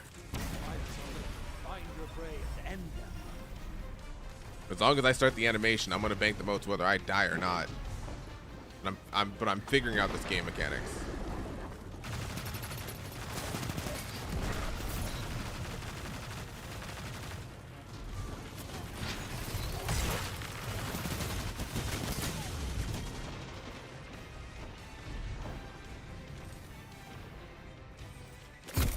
Fuck.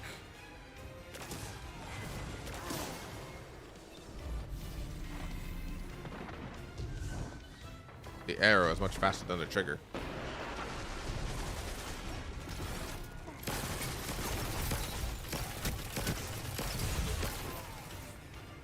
That gun is so slow firing.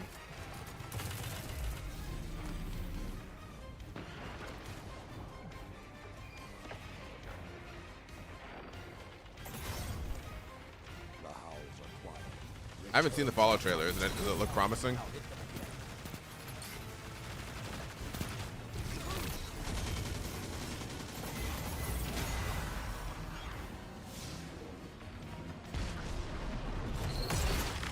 There we go.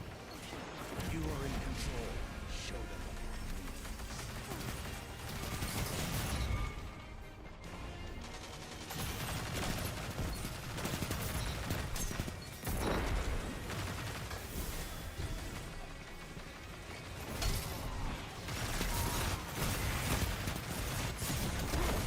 No, they got me from the side.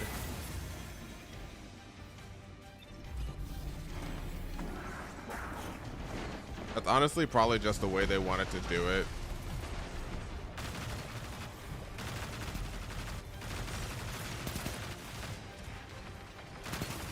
What's crazy, right? That didn't Todd Howard didn't even create Fallout, right? Didn't the people who created Fallout at Bethesda, didn't they leave Bethesda? No, you did. Oh, that was good. Oh, that was a good grenade. Ooh, I would have got you too. The howls are quiet. Return to the fight.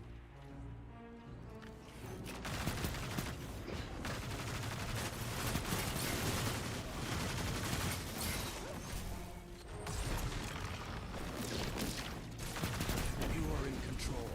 Show them.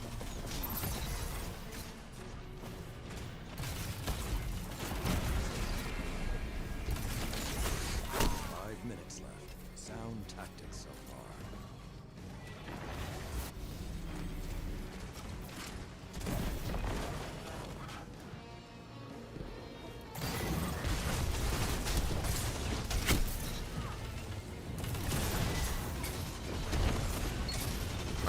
Come on. Oh, I'm so far. Oh no, I'm so far.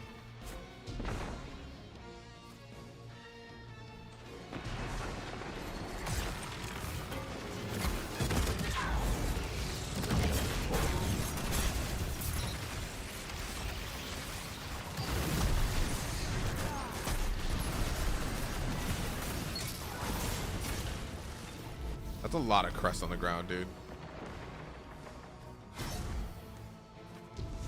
The howls are quiet.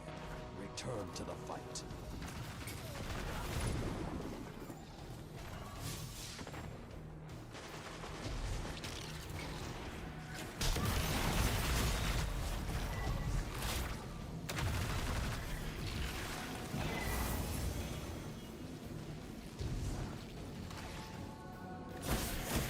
Get the animation. Got it. Find your prey and end them.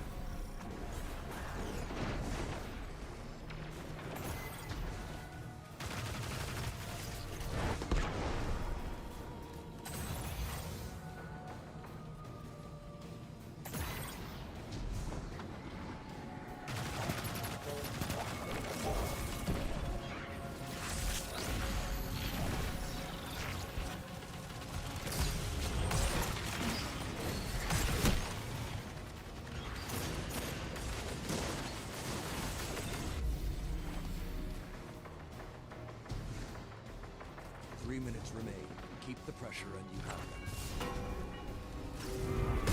Oh shit. I mean, if you want to make it a meme, we have the meme channel. Go for it.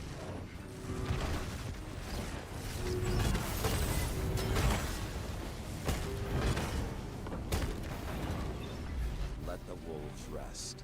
The hunt is over. They have 30 on the floor.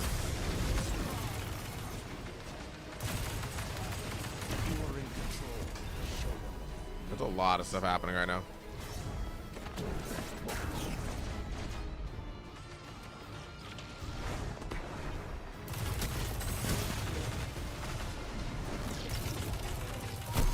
Shit.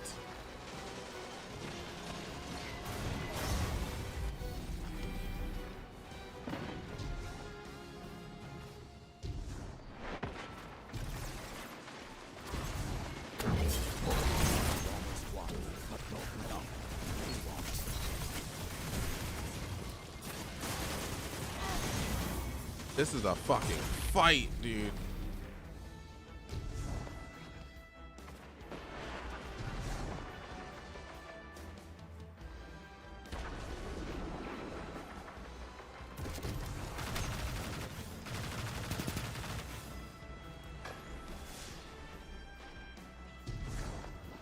The flames have gone cold. Cut their momentum. Keep pushing.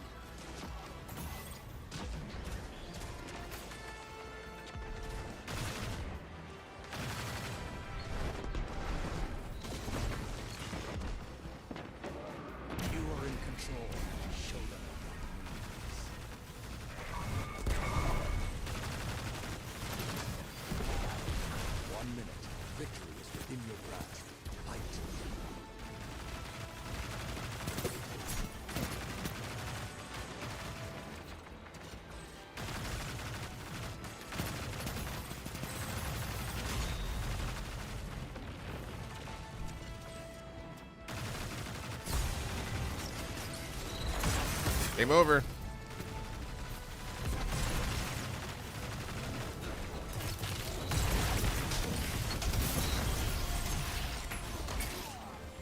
Let's go.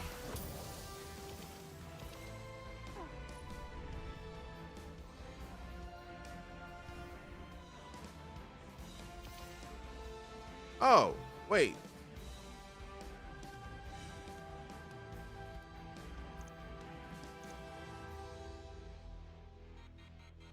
Okay, look. If I'm correct, all I have to do is unlock this and I have it, right? Oh, no, because I already did that. I'm done. I already paid for it, didn't I? Yep. Nope, I was thinking incorrectly. Don't mind me. Don't look at me. Thank you all for the best dressed. Appreciate it.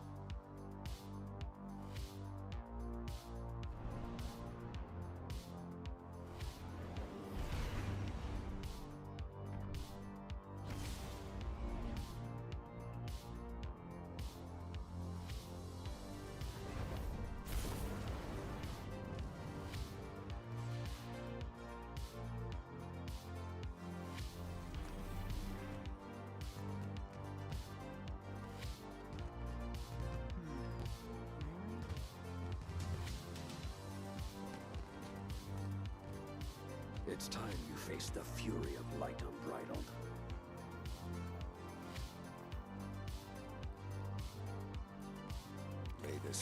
the dragon that is your light.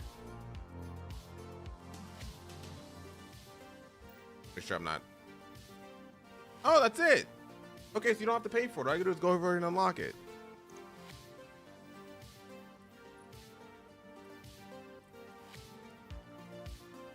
Wow, it really is that simple, huh? Oh, people are reading too far into this. Okay, so look, instead of having to go down here, oh, it's the wrong thing.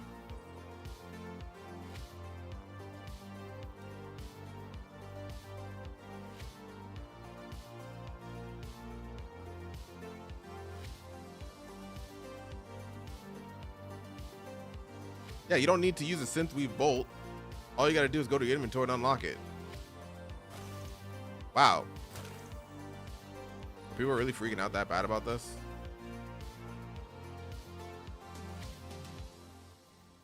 Unlock now? Where is it? Or am I wrong? I unlocked it. Maybe it's a glitch.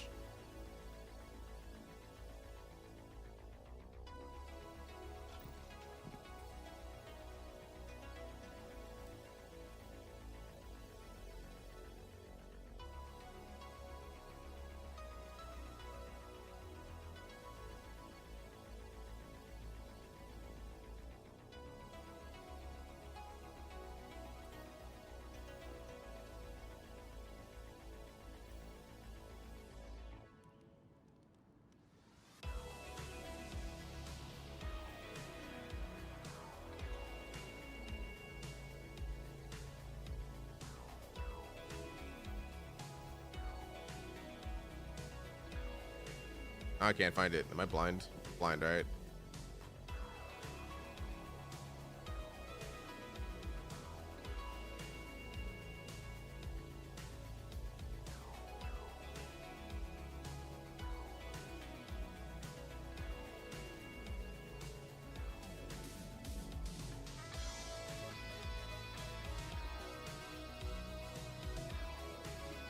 I still need to unlock it. Okay, that's weird. That seems like a glitch.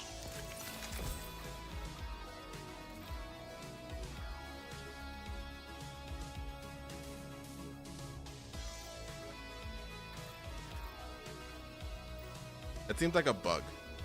I feel like that's a bug.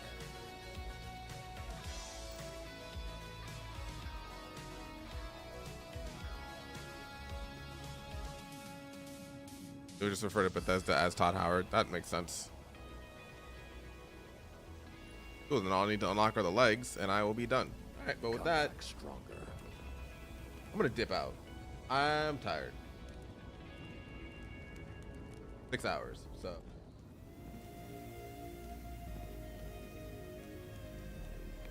I'll be back later tonight, game.